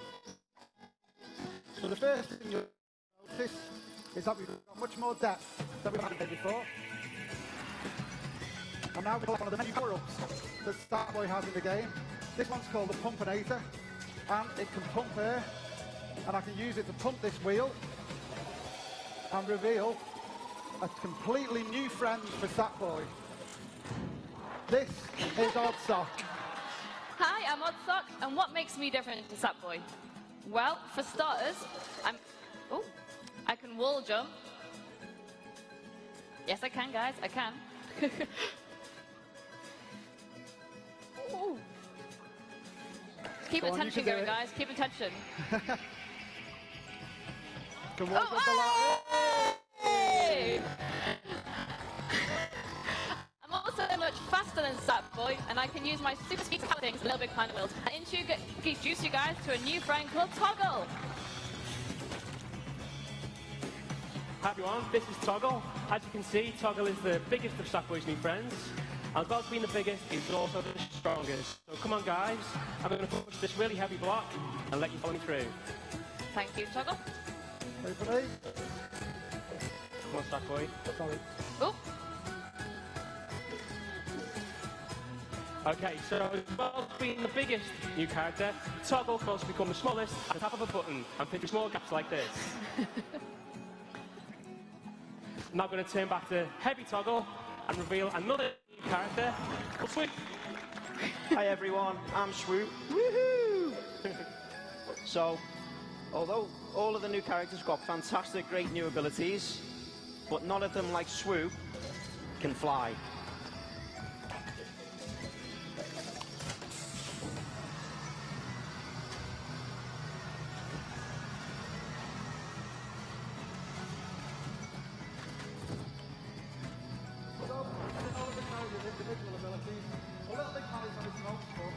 Multiplayer, so let's go through the ladder together. So now we've got a problem we can't get past. Toggle can't, because he can go small and he can go underneath. But the rest of us can't get in. So Sweet, could you lift up the platform and let us through? Thank you very much. And the other one? Good stuff.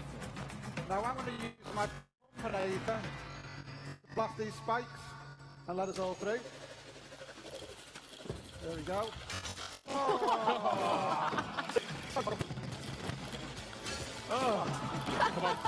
Okay. Move on. Oh, they killed me. Now that wasn't meant to happen. Right, let's both go through together. This time, guys, this time. You blow through. Ready? 1, 2, 3. That's it. Yay! So now with this section, we need to get to the platform high up on the right. And we can all do it in different ways. So I'll start boy, use one of Sackboy's new abilities, which is climbing. Toggle can wall jump, Oddsock can wall jump up. Toggle can use his weight on the spring to go heavy and then small and launch himself up, and Swoop can fly up. Oh, Swoop, come and get me. Ah! Oh, Thank you. Go get and me, please. And you, Sackboy. Thank you. So the abilities are really great when you cooperate together as well.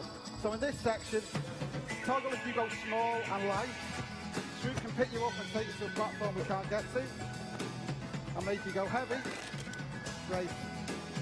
And we can jump through.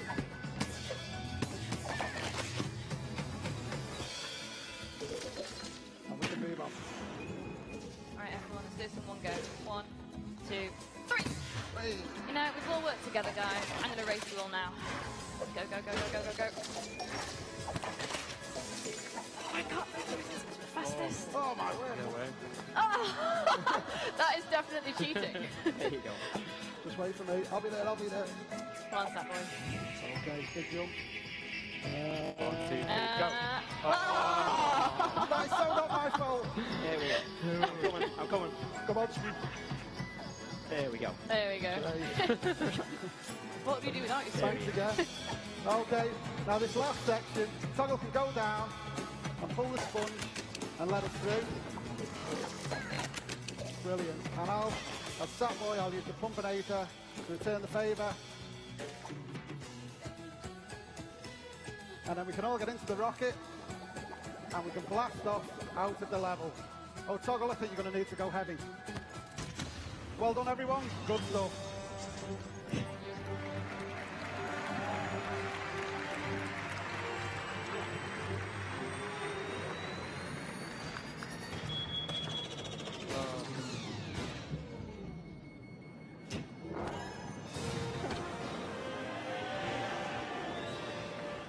Thank you, everyone. We're going to go. We'll leave you with a little bit more of Little Big Planet on PlayStation 4. Thank you.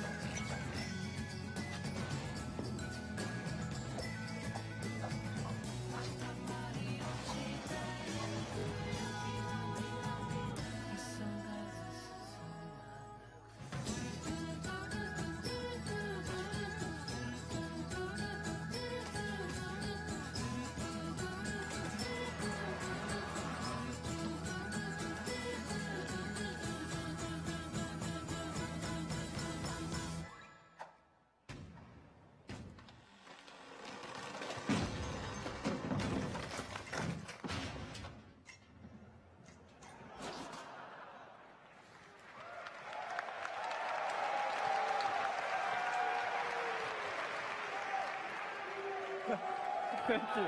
Thank you.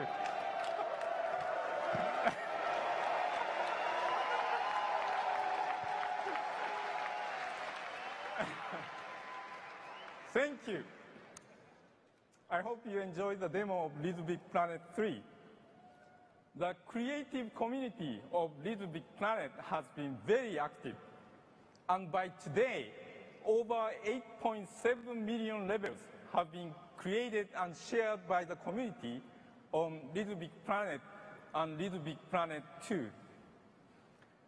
And I'm very happy to announce that when LBP 3 launches, you can just go online and play any of this vast catalog of user-generated levels on LBP 3. With improved graphics on PS4. It's going to be great fun for the whole family this Christmas. But Little Big Planet 3 is just one of the great variety of titles that our Worldwide Studios teams are developing for PS4. And tonight, I get the honor of introducing a completely new IP from one of the industry's most respected game directors. This is a project that is very dear to my heart if you know me and our history with the developer. Welcome to the world of Bloodborne.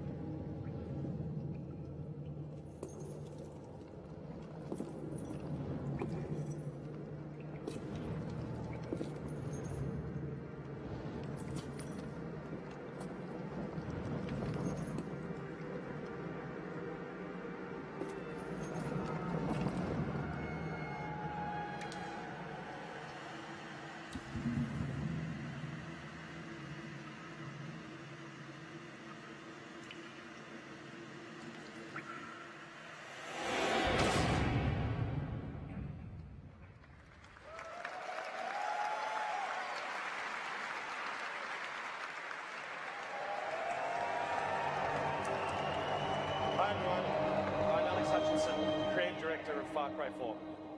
Our goal with Far Cry is to create beautiful, exotic, and dangerous locations, fill them with weapons, vehicles, and toys, and let you create your own story. This year with Far Cry 4, we invite you to visit Karat, a country soaked in secret history, filled with weaponized animals, and ruled by an eccentric despot. Good luck.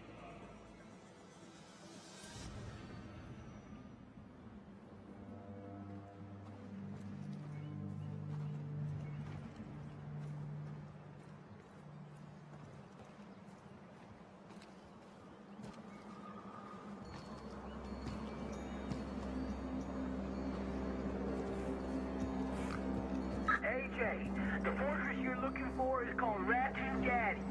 Should be in the valley down below.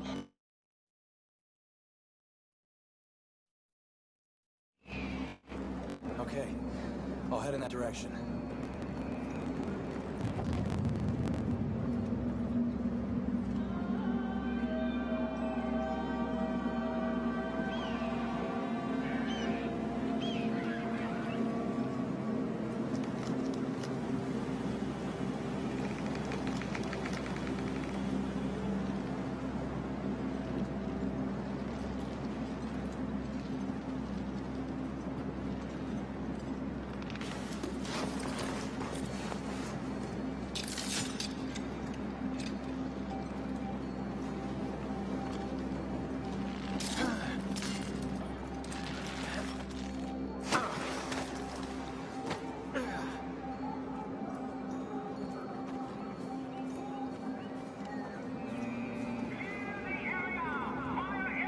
Shit!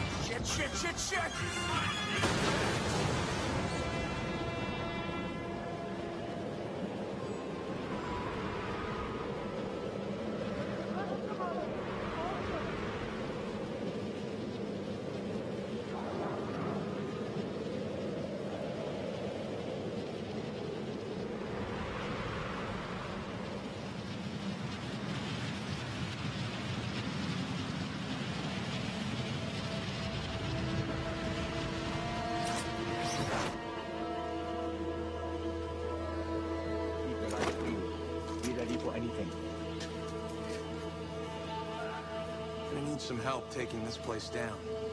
Urk, back me up. Someone call for a tug and a gyrocopter.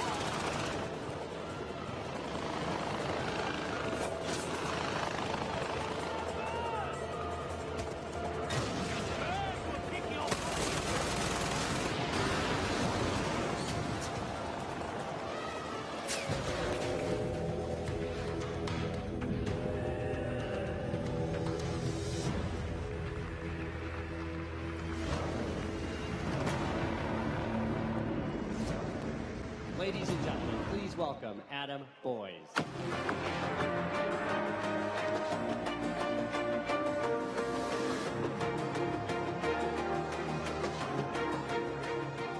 looks pretty great. I remember getting mauled a ton by tigers in Far Cry 3, so I really look forward to getting a revenge in the Himalayan mountains with a weaponized pachyderm. I mean, come on. You know, this November, when you buy Far Cry 4 on either PS3 or PS4, you can invite your PSN friends to join you, even if they don't own the game. Yeah. And you'll only be able to do that on PlayStation. Yeah.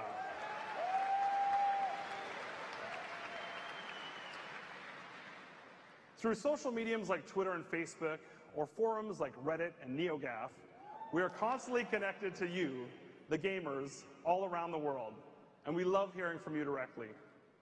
Recently, we invited you to send us in some letters about how you feel of PlayStation and what kinds of games you want to see in the future. Let's check out some of those letters that you shared with us.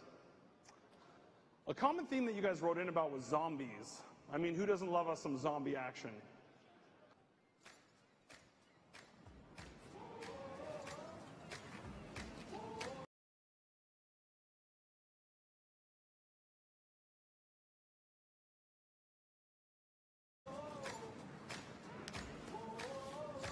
Up in the morning to the clear blue sky. Turn up the music when I hop in the ride. The windows down, let the whole world see. Ain't nobody rock it like little old me. I'm the bomb and about to blow up. I'm the bomb and about to blow up. I got my trucks and my jinkies and I put it on black. Banging Sinatra in a flat Cadillac. My old lady leaning out the whole window. Everybody walking, moving, walking slow. I'm the bomb and about to blow up. I'm the bomb and about to blow up. Only one for the money and a two for the show. But three to be a legend even if I'm poor. I ain't fixing nothing, you gon' have to catch me. And if you wanna taste, you gon' have to pay a fee. I'm the bomb and about to blow up. I'm the bomb and about to blow up. Whoa. Whoa. Everybody sing it. Whoa. Whoa. Everybody sing it. I'm the bomb and about to blow up. I'm the bomb and about to blow up. I'm the bomb and now we gonna reach another whole new level. Grabbing the light on the run from the devil. Watch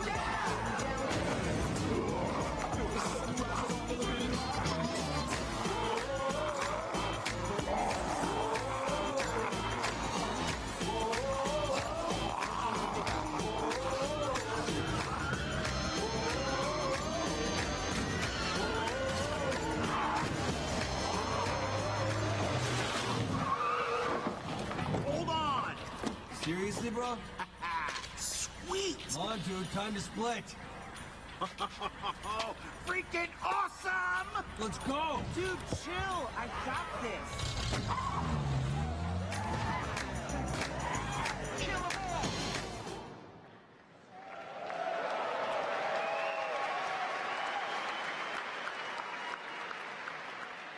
Kind of gives a whole new meaning to the term fresh kicks, right? At PlayStation, we love us some shambling goodness, whether it's zombies, walkers, or the infected. Most of you know The Last of Us is coming to PS4. Yeah? But what you didn't know is that it's also going to be infecting Diablo 3 in the Ultimate Evil Edition launching August 19th. Yes. You'll be able to battle clickers, bloaters, and stalkers in an exclusive themed dungeon. And Blizzard has integrated them deeply into the game, so they have their own special attacks. I seriously cannot wait to play Adventure Mode. Now, many of you also wrote in and thanked us for bringing special perks and benefits on PlayStation. And we love nothing more than trying new things and bringing new opportunities to you, the PlayStation Nation, before anybody else. Now, you just saw Dead Island 2 debut. It will have a 30-day exclusive beta, as well as a full exclusive character class and level, only on PS4.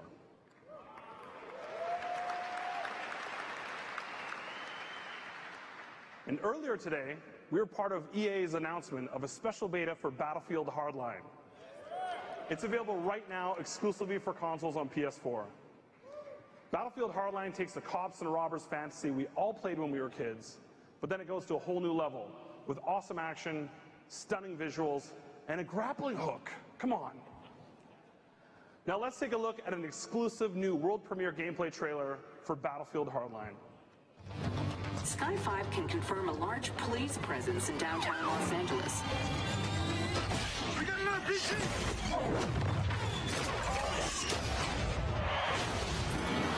All units, we have confirmation that a 211 is underway. Charge is good! Go, go, go!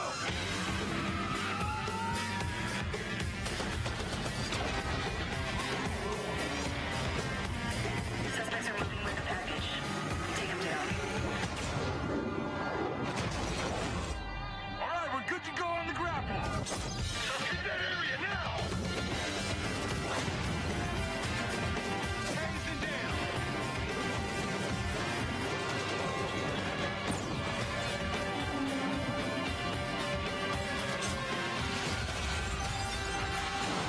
You have the right to remain silent.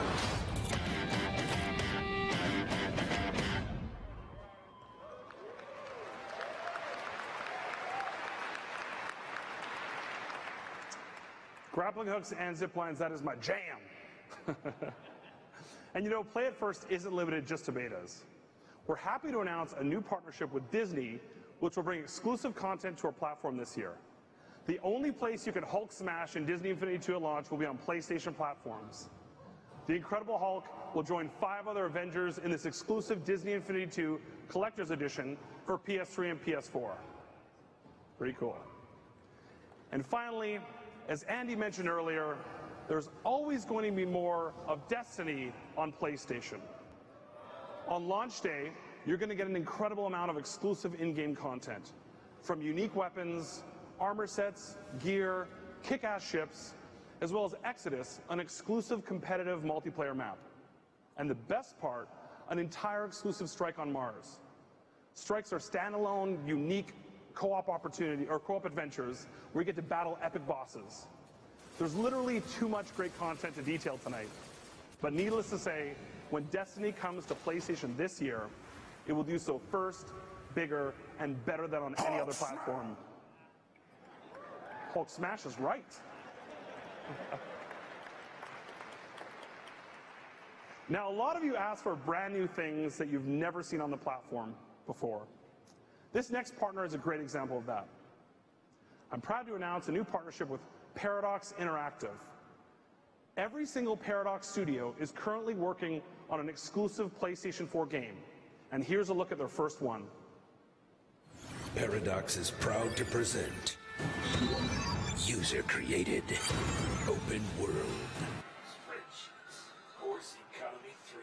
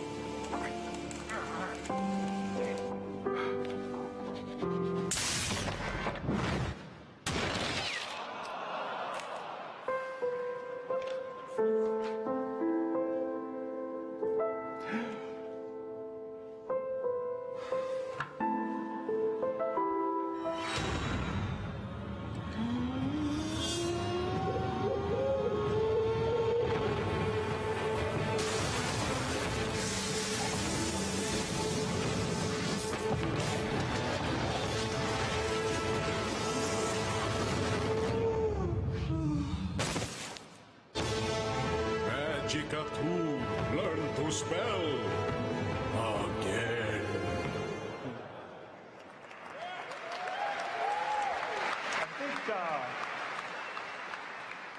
I think I know how to spell pretty well, and I'm pretty sure that's not how you spell Magica, but just saying. Of all the thousands of letters we received, there was something kind of special and odd about this next one. Dear PlayStation, I heard that the new PlayStation 4 can do anything. Can it do miracles? I'm only 12 years old, so I was not alive when some of the best games ever made came out. Now a lot of them are gone forever. To play a masterpiece. Like, for instance, one of Tim Schafer's old adventure games, I would have to pirate it, and that's not nice. Please, is there anything you can do to bring great games, like one of Tim Schafer's, back from the dead? Sincerely, Sally T, age 10. I think somebody's trolling me. Okay, so she was 12 at first, now she's 10. There's a fingerprint. Let's move that over. That's got knuckle hair. I think that's a 10 or 12-year-old. Let's pan it up a bit. That's not a 12-year-old's beard. Okay, bring it all the way out. That's Tim Motherfucking Schafer. Okay, Sally, all right. We have some great news for you and the fans. After 15 years, Double Fine, in tandem with our third-party production team, will be remastering your classic adventure game, Grim Fandango.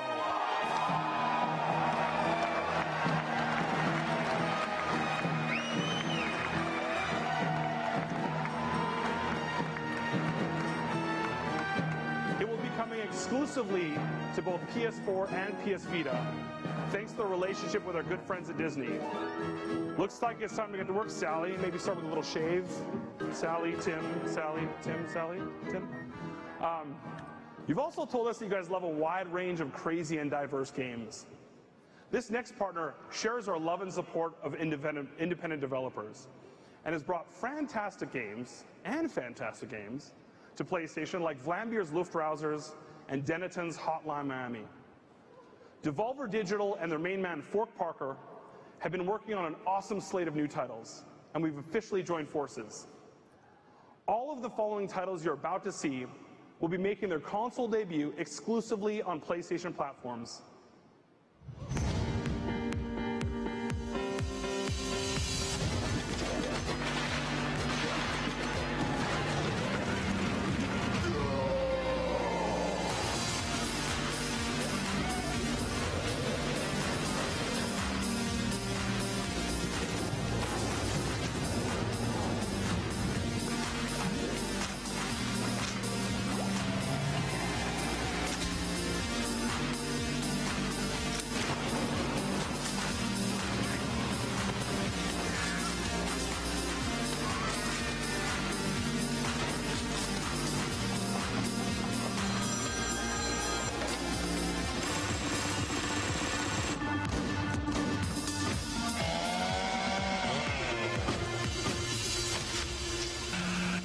I wonder, will you love us for having created you? Will the world you build be like ours, or so different that we today cannot even imagine it? Your will is free because you were made to be free.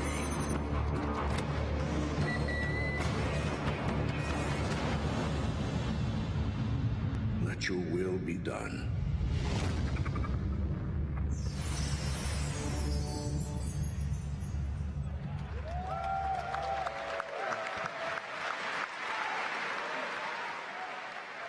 You know, after watching the likes of Brobocop and Bronan, the Brobarian, and Broforce, I can't help but bro out all of our PlayStation names. We've got Andrew Brohouse, Scott Brody, Brohey Broshita, right?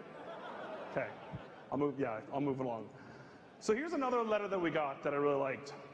Every time I play a game, I get to experience the imagination of an artist, and you'll never know where that will take you. This is absolutely true. The breadth of incredibly creative and original games regularly astounds me. One creator who has always pushed artistic boundaries in gaming with inspired stories and offbeat worlds is Suda51. Yeah. And his next twisted trip is only coming to PlayStation 4. Let's check it out.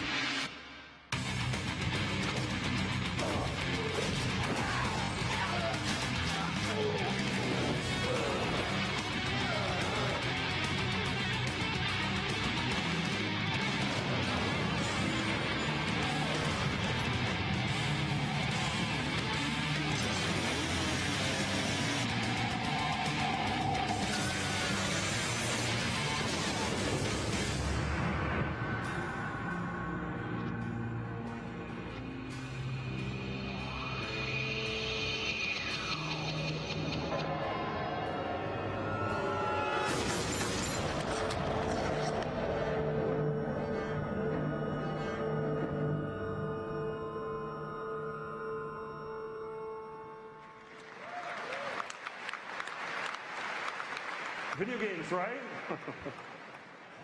You know what that game doesn't remind me of? Journey.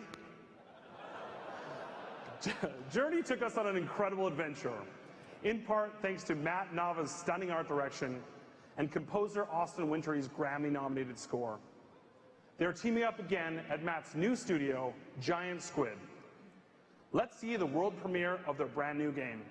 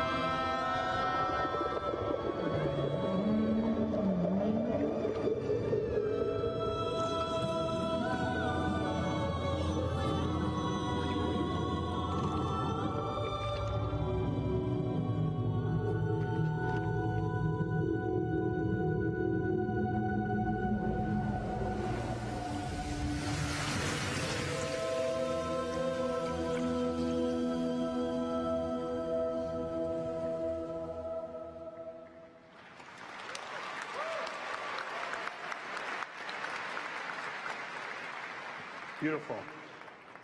And Abzu will make its exclusive console debut on PS4. Just look at the staggering range of content coming to PlayStation Network, all of it pushing creativity and innovation. Thanks to all the developers for bringing your amazing games to PlayStation. It means a ton to us. Thank you for the letters, and thanks to all of our fans for loving games the same way we do. I can't believe I get to do this every single day. Please keep the feedback coming. We're always listening. Our goal at PlayStation is pretty simple, to surprise and amaze you, and we're just getting started. So I'm going to leave you guys with one last game that surprised and amazed me, and will make its console debut on PS4. Please enjoy.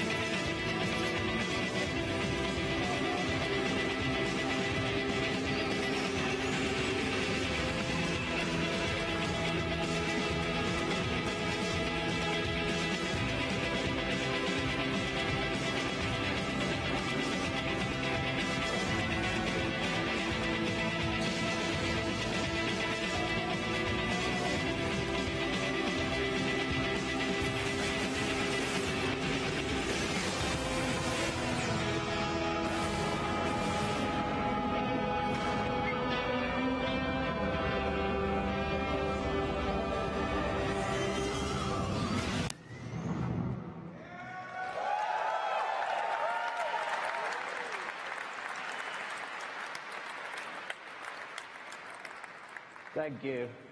Feeling a lot of emotions right now. I'm Sean. I'm from Hello Games. We're a tiny little indie studio. We're a group of friends making No Man's Sky. It's a science fiction game, I guess inspired by the kind of sci-fi that I grew up with. The battered book covers of Heinlein, Asimov, Clarke. Just worlds that I wanted to escape to but never could. We've created a procedural universe. It's infinite and it's one that everyone can share. We're going to start every player on a different planet, so no two people will have the same experience. This universe that we've created, it's so vast, it's so boundless, it's actually infinite, and we don't even know what's out there. When the game releases, every player who picks up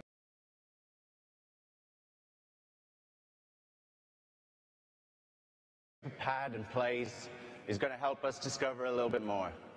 I want to finish with just a tiny taste of what your own unique journey into infinity might look like. Hope you like it.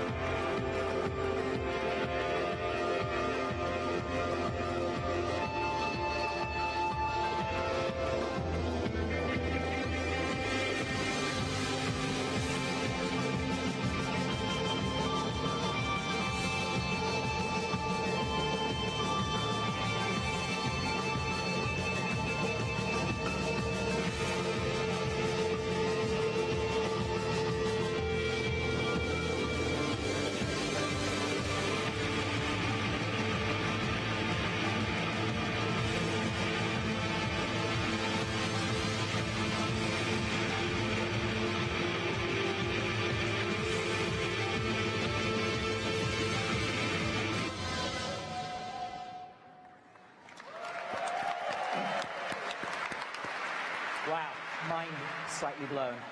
Thank you very much, Sean, and thanks to Adam.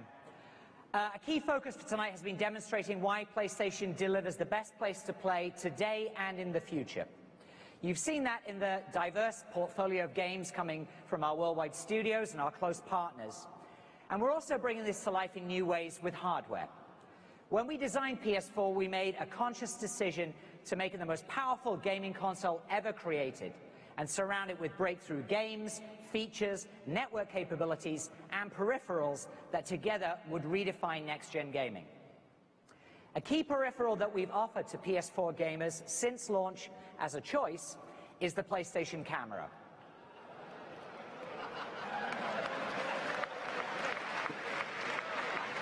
We believe that the PlayStation Camera would be a popular option because of the value it provides for more immersive gaming, but the response has far exceeded our expectations.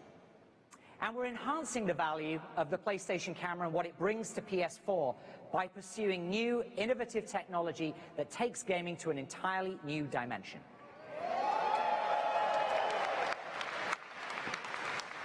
At GDC in March, we unveiled Project Morpheus, which demonstrates how we are fully leveraging the power of the PlayStation Camera.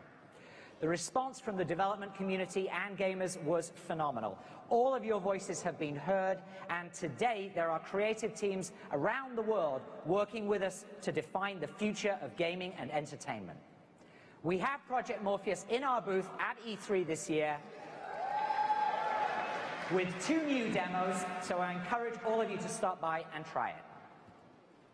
Up next is someone who has a 15-year history at PlayStation. That includes 8 years at Worldwide Studios in London, and he also served as president of Sony Computer Entertainment Japan. I've personally known him for more than 20 years, and when I think of the game behind me, I can't help but think of him.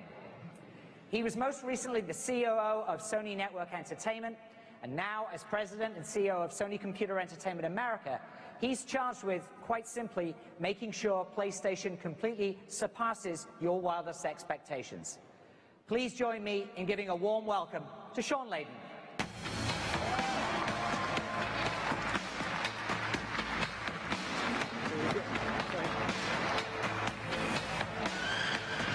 Thank you, Andy. And thanks to all of you for the really warm welcome out here on stage. Wow, there's a lot of people in this room. I've been to every E3 except the very first one. From LA to Atlanta, then back to LA. I've sat where all of you are sitting now, but never thought for a second that I might have the honor and privilege of being on this stage before all of you. And while it is a great honor to be here, I got to say that the strongest emotion I'm feeling right now is excitement. And more than a little pressure. But I'm completely and utterly thrilled to be here. As you've witnessed already, the thirst for innovation at PlayStation is tremendous. Our lineup of genre and blockbusting titles is a testament to that. And our desire to bring great games to all of you is matched by our commitment to bring a great gaming experience throughout the world of PlayStation. So let's start by talking about PSN. Our network is robust and ever-evolving to deliver the experience gamers want. And we have heard loud and clear what you're looking for. Powerful ways in which to share your experiences and connect with your friends and the growing PlayStation community. To that end, we continue to bring new tools to the PS4 faithful to enable that desire for shared experience, such as Share Factory and the photo mode in Second Son. And we'll continue to enhance our features that redefine how, when, and where gamers play. A quick look at that reality is frankly awesome. Nearly 95% of PS4s worldwide are connected to the network. And the social activity is astounding. More than 1.25 billion hours have been spent gaming. More than 1 billion multiplayer sessions have been played on PS4 since launch. That's a lot of deathmatch. The share button on the DualShock 4 has been pressed 220 million times as gamers invite friends and the community to check out their gameplay. And that last metric will climb even higher when we bring YouTube to PS4 later this year.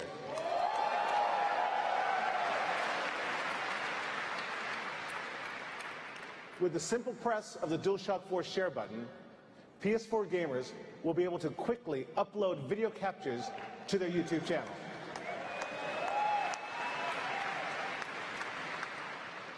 You will also be able to see your friends' shared YouTube videos in your What's New activity feed. PS4 is also the first console to allow you to live broadcast and spectate game sessions. Already, more than 150 million spectate sessions have been viewed on PS4, and we're constantly innovating this experience as well. Look, when you're watching at home some schlock horror movie, sometimes haven't you felt the need to, or the desire to scream at the television screen, look out behind you or don't open that door? Well now, only on PS4, you can effectively do just that while spectating, and they will get the message. Not only can you watch someone's gameplay in real time, you can now interact with that person's game experience while they're playing. You can help them, you can harm them, it's up to you. But you're right there with them. This is another way we're going to redefine what social gaming can really mean. This summer, we will further enhance PS4's broadcasting capabilities with some new content for The Playroom. The free DLC will allow you to easily create your own custom broadcasting sets, so you can further personalize your message and content for the wider gamer community. Never losing sight of what has always made PlayStation great, we're using the network to bring you more of what you want: awesome gaming experiences. Games that are epic and challenging, and games that are more accessible, such as free-to-play. We're committed to making PlayStation the best destination for free-to-play games. Free-to-play offers a great way to discover new worlds and experiences, and we think this category will explode on PlayStation in the coming years.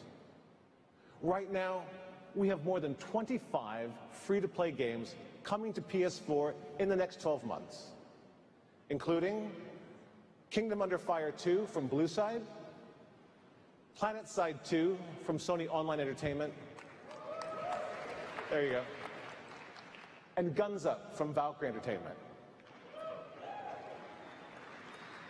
And on PlayStation, at point of entry, free-to-play means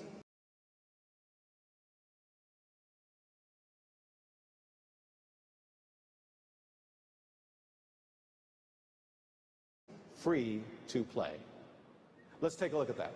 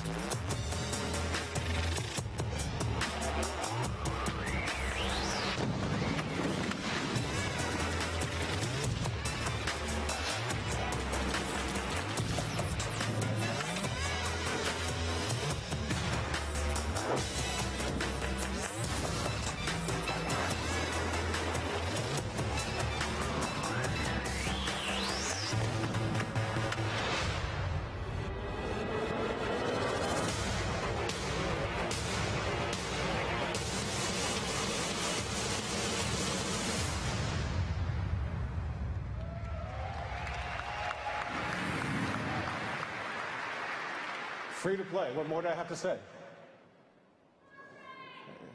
There you go. We just talked about ease of entry and the joy of discovery. And at PlayStation, we continue to develop and innovate simple ways to access content. PlayStation Now, fueled by the power of the network, will provide our community with access to our massive gaming libraries, starting with PlayStation 3 titles.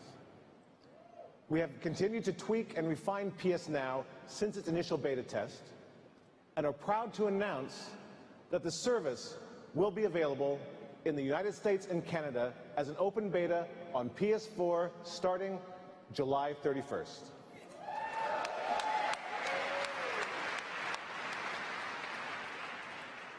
Shortly after that, PS Now will become available on PS3 and PlayStation Vita as well.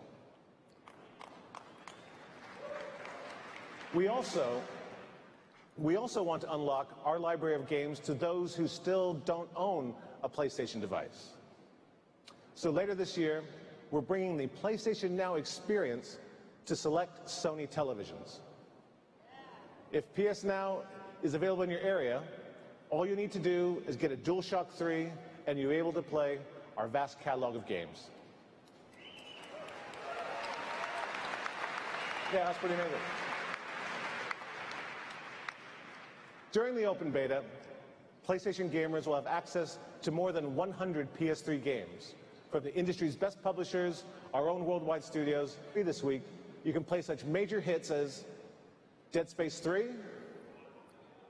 God of War Ascension,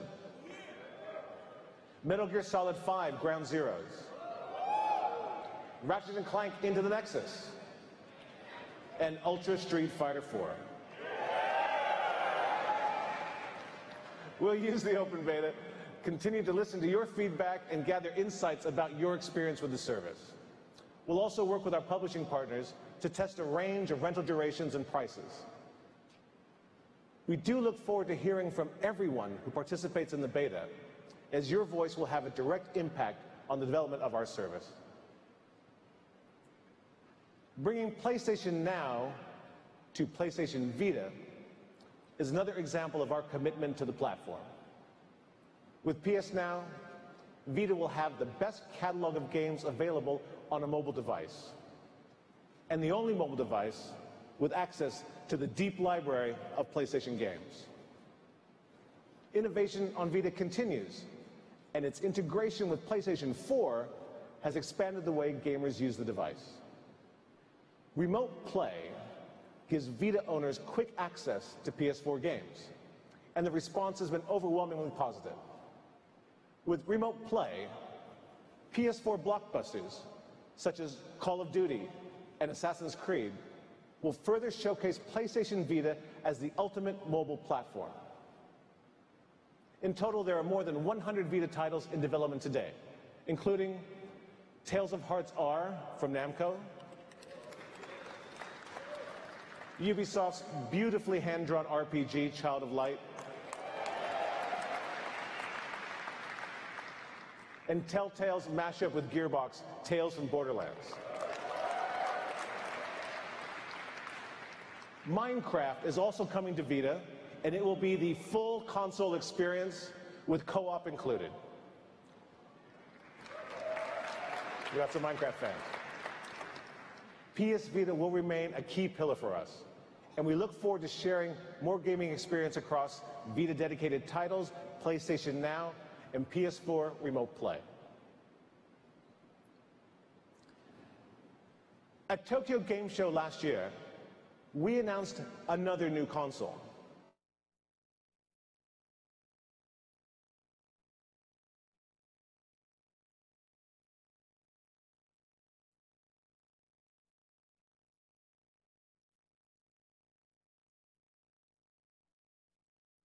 And the outpouring of anticipation and excitement was unprecedented. We'll be able to pair with your PlayStation 4, allowing you to play your PS4 game via Remote Play on a second television in your home. It will give you access to video and music streaming services.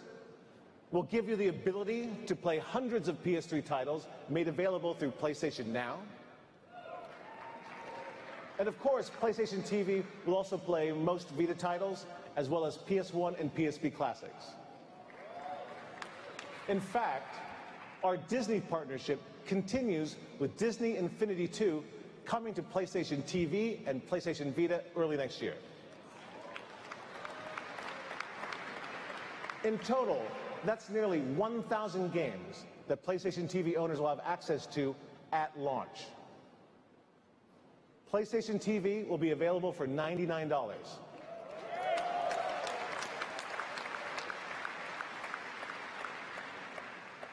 We will also offer a bundle for $139 that will include a DualShock 3, an 8GB memory card, an HDMI cable, and a digital voucher for the Lego Movie video game.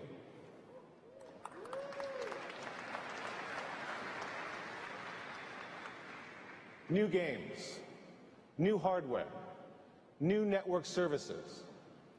The pace of innovation at PlayStation continues to accelerate.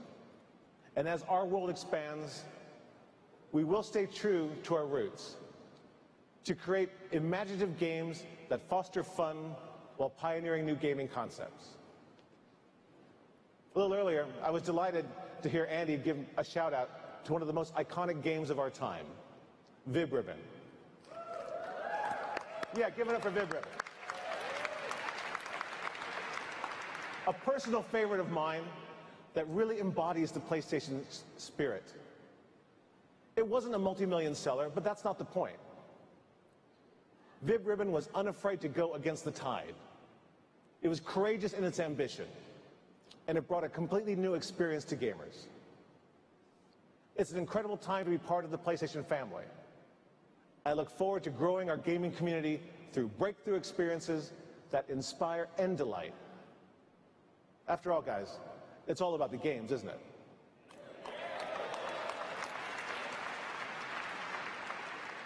And speaking of games, in 1996, I got my start at PlayStation in Japan importing and localizing games from the US and Europe for the Japanese market. That's kind of like trying to import wine into Napa Valley. But one of the first games we localized was Mortal Kombat 3 on PS1. The game that introduced the concept of fatality to the Japanese gamer. That's why it's a tremendous pleasure and a unique thrill for me to introduce on this stage the worldwide premiere of gameplay footage for Mortal Kombat X.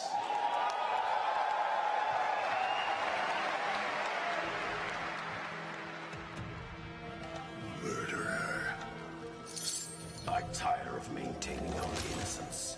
I will relieve you of your burden. You offend this one, Farah. What Ladybug do about it? Exterminate. Fight.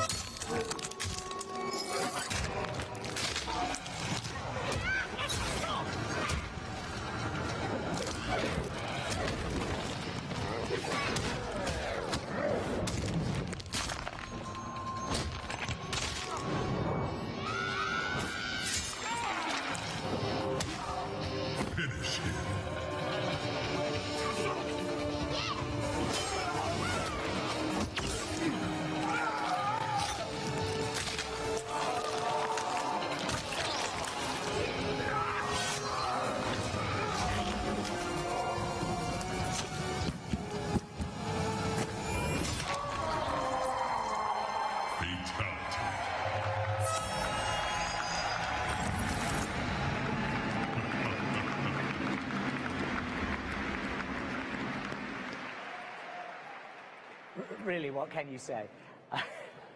Thanks, Sean. At PlayStation, we know building a portfolio of incredible games is paramount. But we also know that PS4 owners are using the console extensively for watching their favorite movies, TV shows, and listening to music. Millions of PS4 owners are using the likes of Netflix, Amazon Instant Video, Hulu Plus, and Music Unlimited. And our entertainment offering on PS4 is about to take a new superhero twist. Sony is one of the largest entertainment brands in the world, and we're fully utilizing its vast resources to bring new experiences and more value to PS4. Last year, Michael Linton joined us on stage to announce that Sony Pictures Entertainment is developing brand new original programming available exclusively on PS4 and the network. And we're not just bringing any new content to our platform. In line with our focus on the highest quality entertainment experiences, we're developing and curating content that is tailored specifically to what gamers love most. Our first original series is called Powers and is based on the critically acclaimed graphic novel series, thank you, of the same name, created by Brian Michael Bendis and Michael Avon Oeming. In addition to Powers, I know many of you are familiar with Brian's work with Marvel, as he is one of the highest-selling Marvel comic writers ever. He also sits on the Marvel Creative Committee and has consulted on every Marvel movie since Iron Man. Please join me in giving a great PlayStation welcome to Powers co-creator and executive producer for the series, Brian Michael Bendis.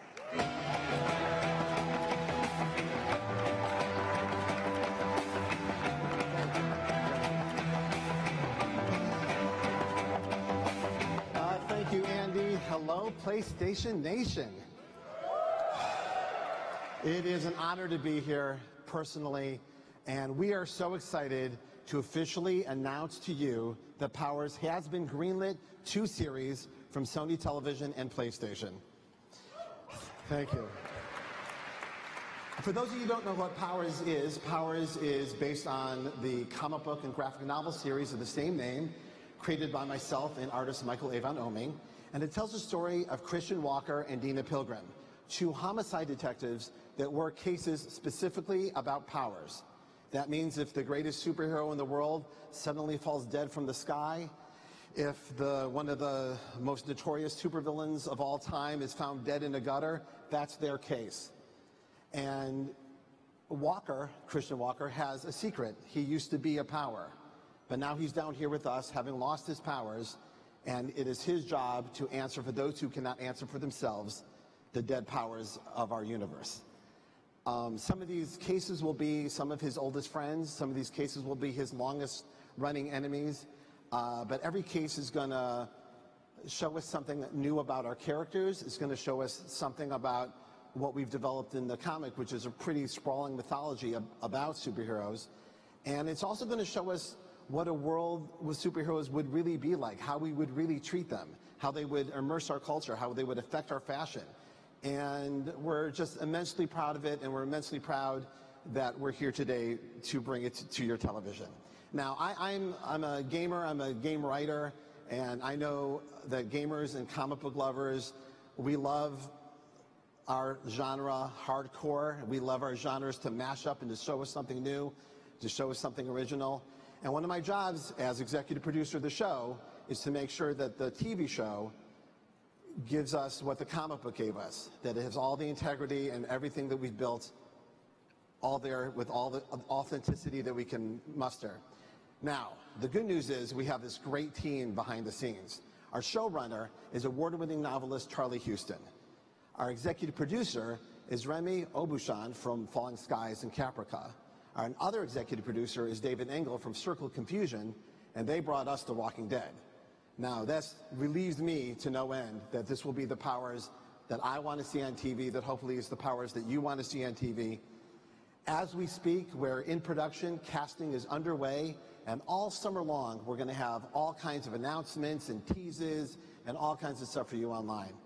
But just to give you something for today, let's show you some brand new concept art that just came from our concept artist, and I think it shows you just a little taste of what we're going to have, which is like everything I love about, gritty crime fiction and spectacular superheroes mashed up together for something completely new.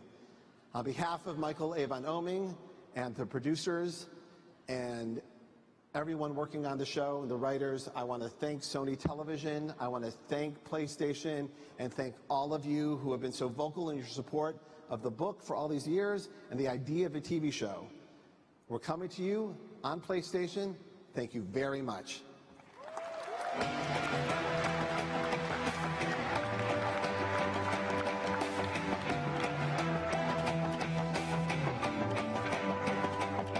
Thanks, Brian. PlayStation 4 owners won't have to wait long for Powers. I'm happy to announce that it will be available in the US in December. We want to make sure that as many PlayStation fans as possible get an opportunity to experience our vision for original content. So every PSN user in the US will get to watch the first episode of Powers for free. As you're aware, we're constantly bringing more value to the PlayStation Plus subscription service. Today, this comes in the form of discounted games, early access to beta programs, and the Instant Game Collection, which has resulted in a 190% increase in Global Plus subscribers since the PS4 launch. We'll be adding more value to Plus in the future by including our original programming.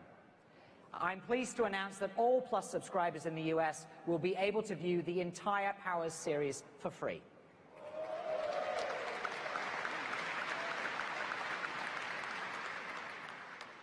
In addition to original content, we're also leveraging Worldwide Studios' well-loved franchises and Sony's family of media channels to bring new theatrical content to existing PlayStation fans and entirely new audiences. Here's a look at Ratchet & Clank, the movie. I've always dreamt of being a galactic ranger, doing big things like Captain Quark. You don't have what it takes. Wait, just give me a chance. Sorry, no time. Galaxy in jeopardy. Get back out there. And remember, you can do anything. As long as you're me. Cue montage!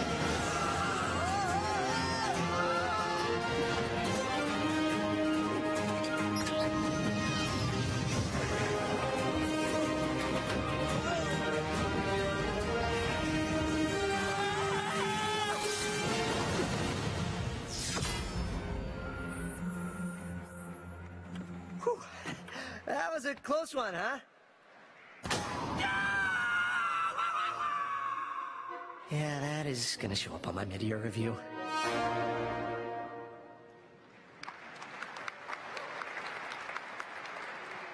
Ratchet & Clank creator Insomniac Games is heavily involved in the film, and we're also working with the studio to reimagine the original Ratchet & Clank for PS4. The game will feature completely new visuals and gameplay sequences that will rival the best PS4 games on the market. Both the movie and game will be available in the first half of 2015. And we'll continue to release exclusive content and titles only available on PlayStation that are nothing short of amazing. We announced in April that The Last of Us, a game that won more than 200 Game of the Year awards last year, is being remastered for PS4. Let's see what's in store.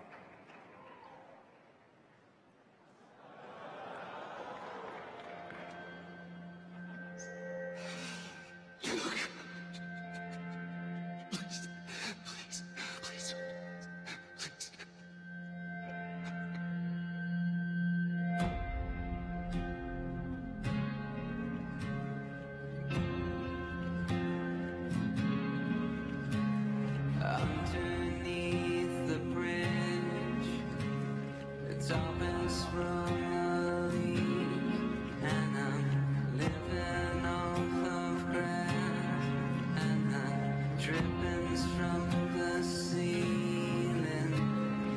It's okay to fish, 'cause they don't have any feelings.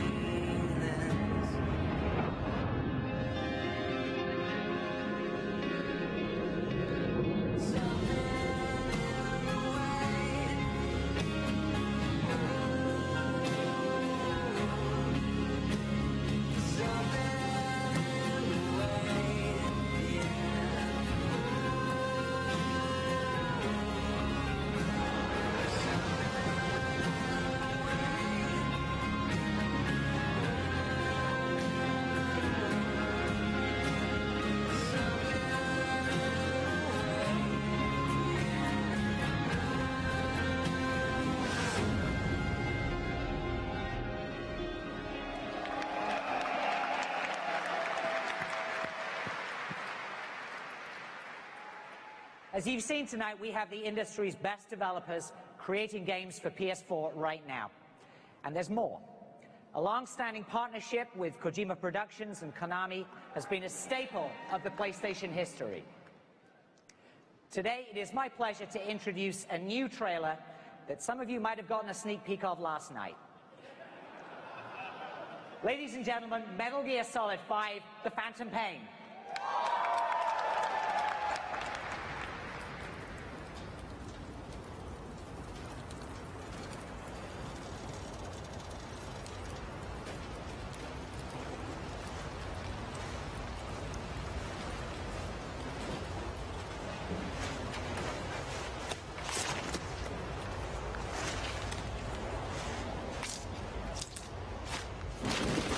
Standing on the edge of the crater, like the prophets once said, and the ashes are all cold.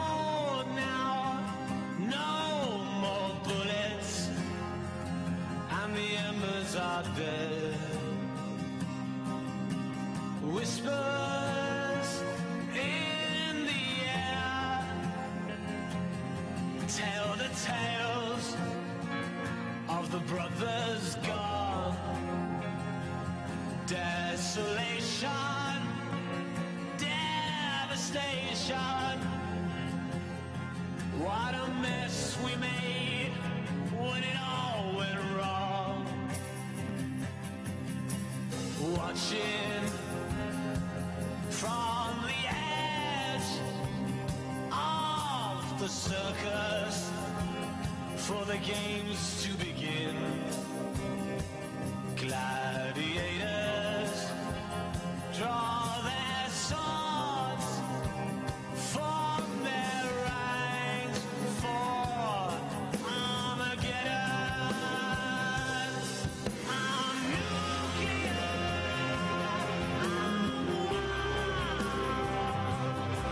I'm breaking up inside. A heart of broken glass, deep inside the abandoned child. Standing on the edge of the unknown, looking at the abyss. And I'm hoping for some miracle to break out, to escape from all this. Whispers in the air tell the tale of life, isolation, devastation. What a mess we made when it all went wrong. I'm nuclear.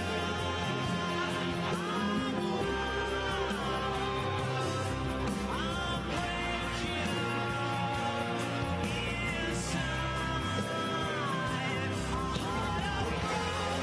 glass, deep inside the abandoned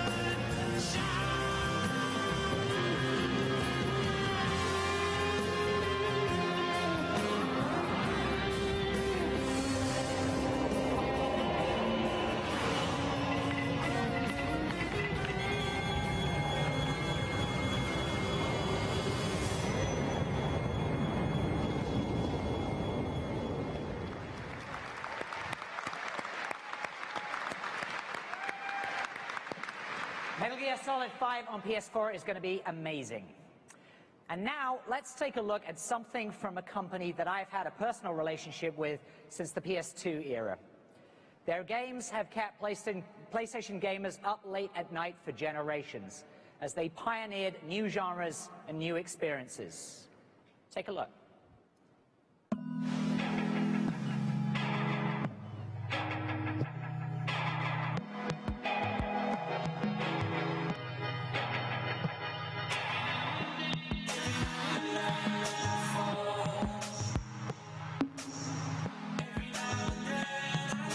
control.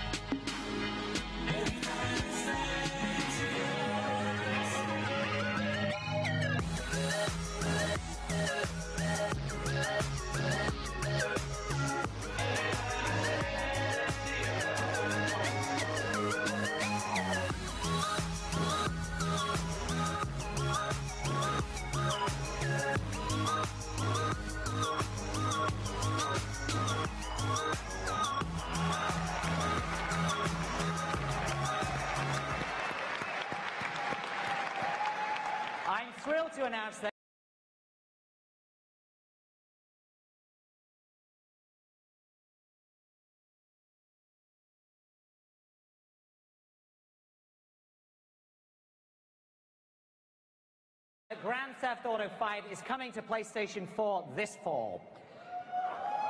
Grand Theft Auto 5 takes full advantage of the power of PS4 and features a host of enhancements and new details for players to discover. Plus, the current 60 players will have the ability to transfer their GTA online progress and characters to the PlayStation 4.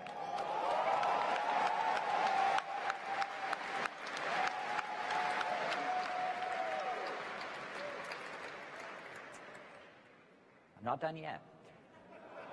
Another game that I get the honor of sharing with you tonight is from the acclaimed studio Rocksteady and publishing giant Warner Brothers.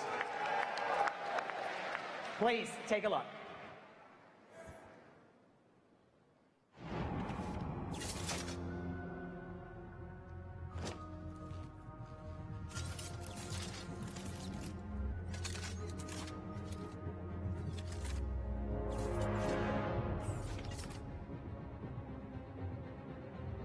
Bruce, I found Penguin. He's got a weapons cache on the north end of Miyagani Island. The area is heavily protected by the Arkham Knight's drone forces. Be careful. I'm on my way.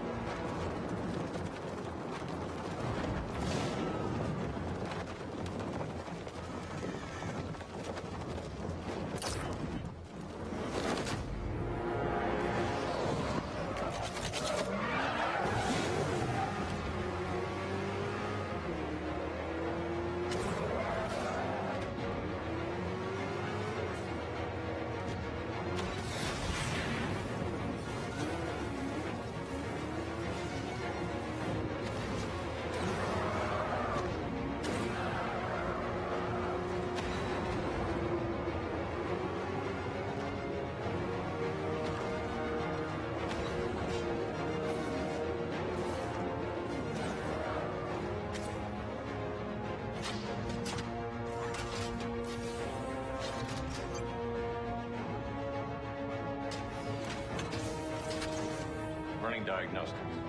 Thermal imaging shows the Arkham Knight's tanks are unmanned and controlled remotely. You're clear to engage. Weapon systems online. Be careful.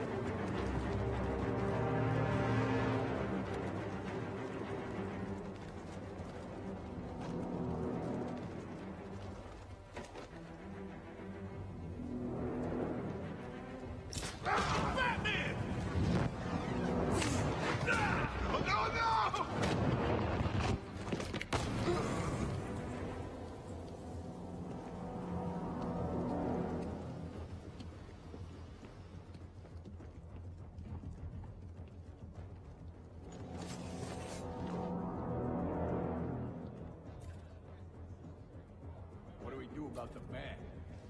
Batman. Don't worry about Batman. He's about to become extinct. Bloody rich. Look at it all. Lovely, lovely money. And it's all mine. The Arkham Knight. Knight. They are. So that's who we had.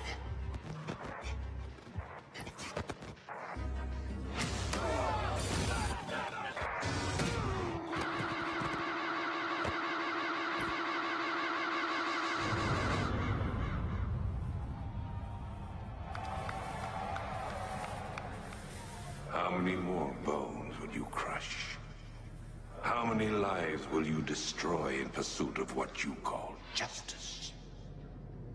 You are the product of everything you fear. Violence, darkness, helplessness. All that remains is for you to watch as I drag your beloved Gotham into oblivion.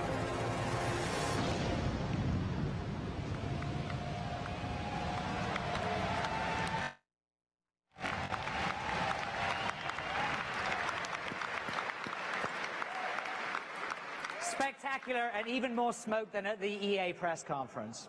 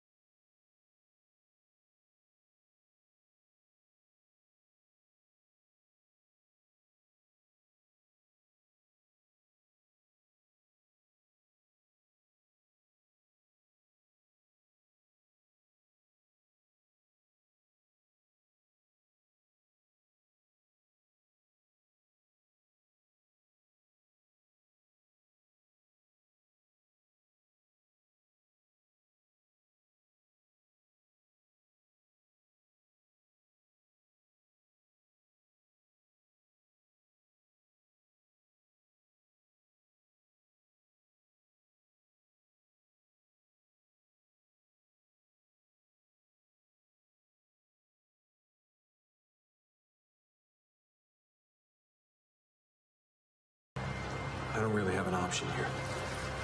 You know that. And yeah, maybe you're right.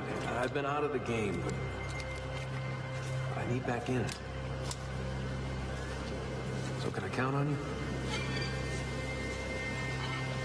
One last time?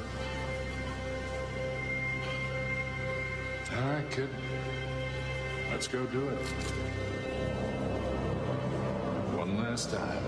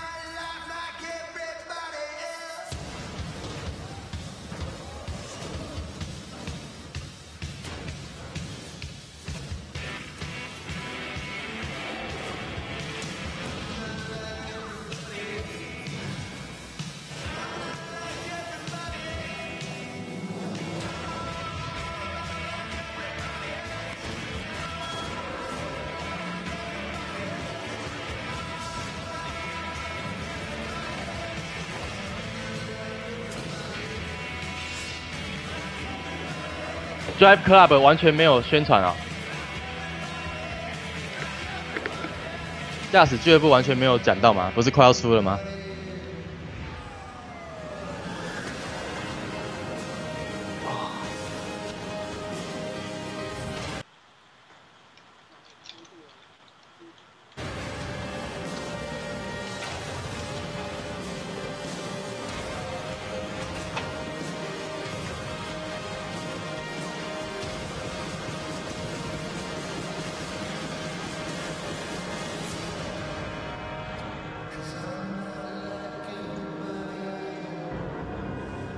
？OK， 结束了，结束了哦。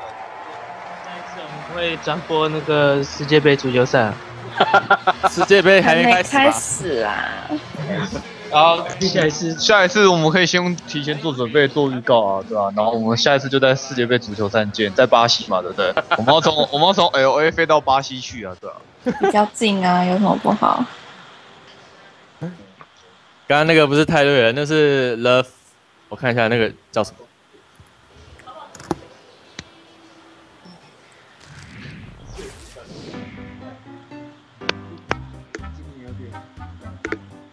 我要睡觉了。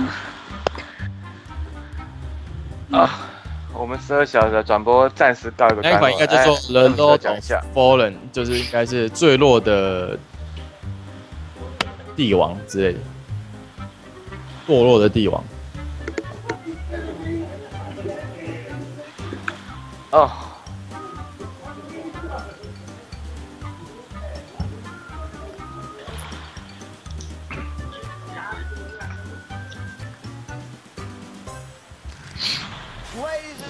F16你要继续讲吗？还是你要玩那个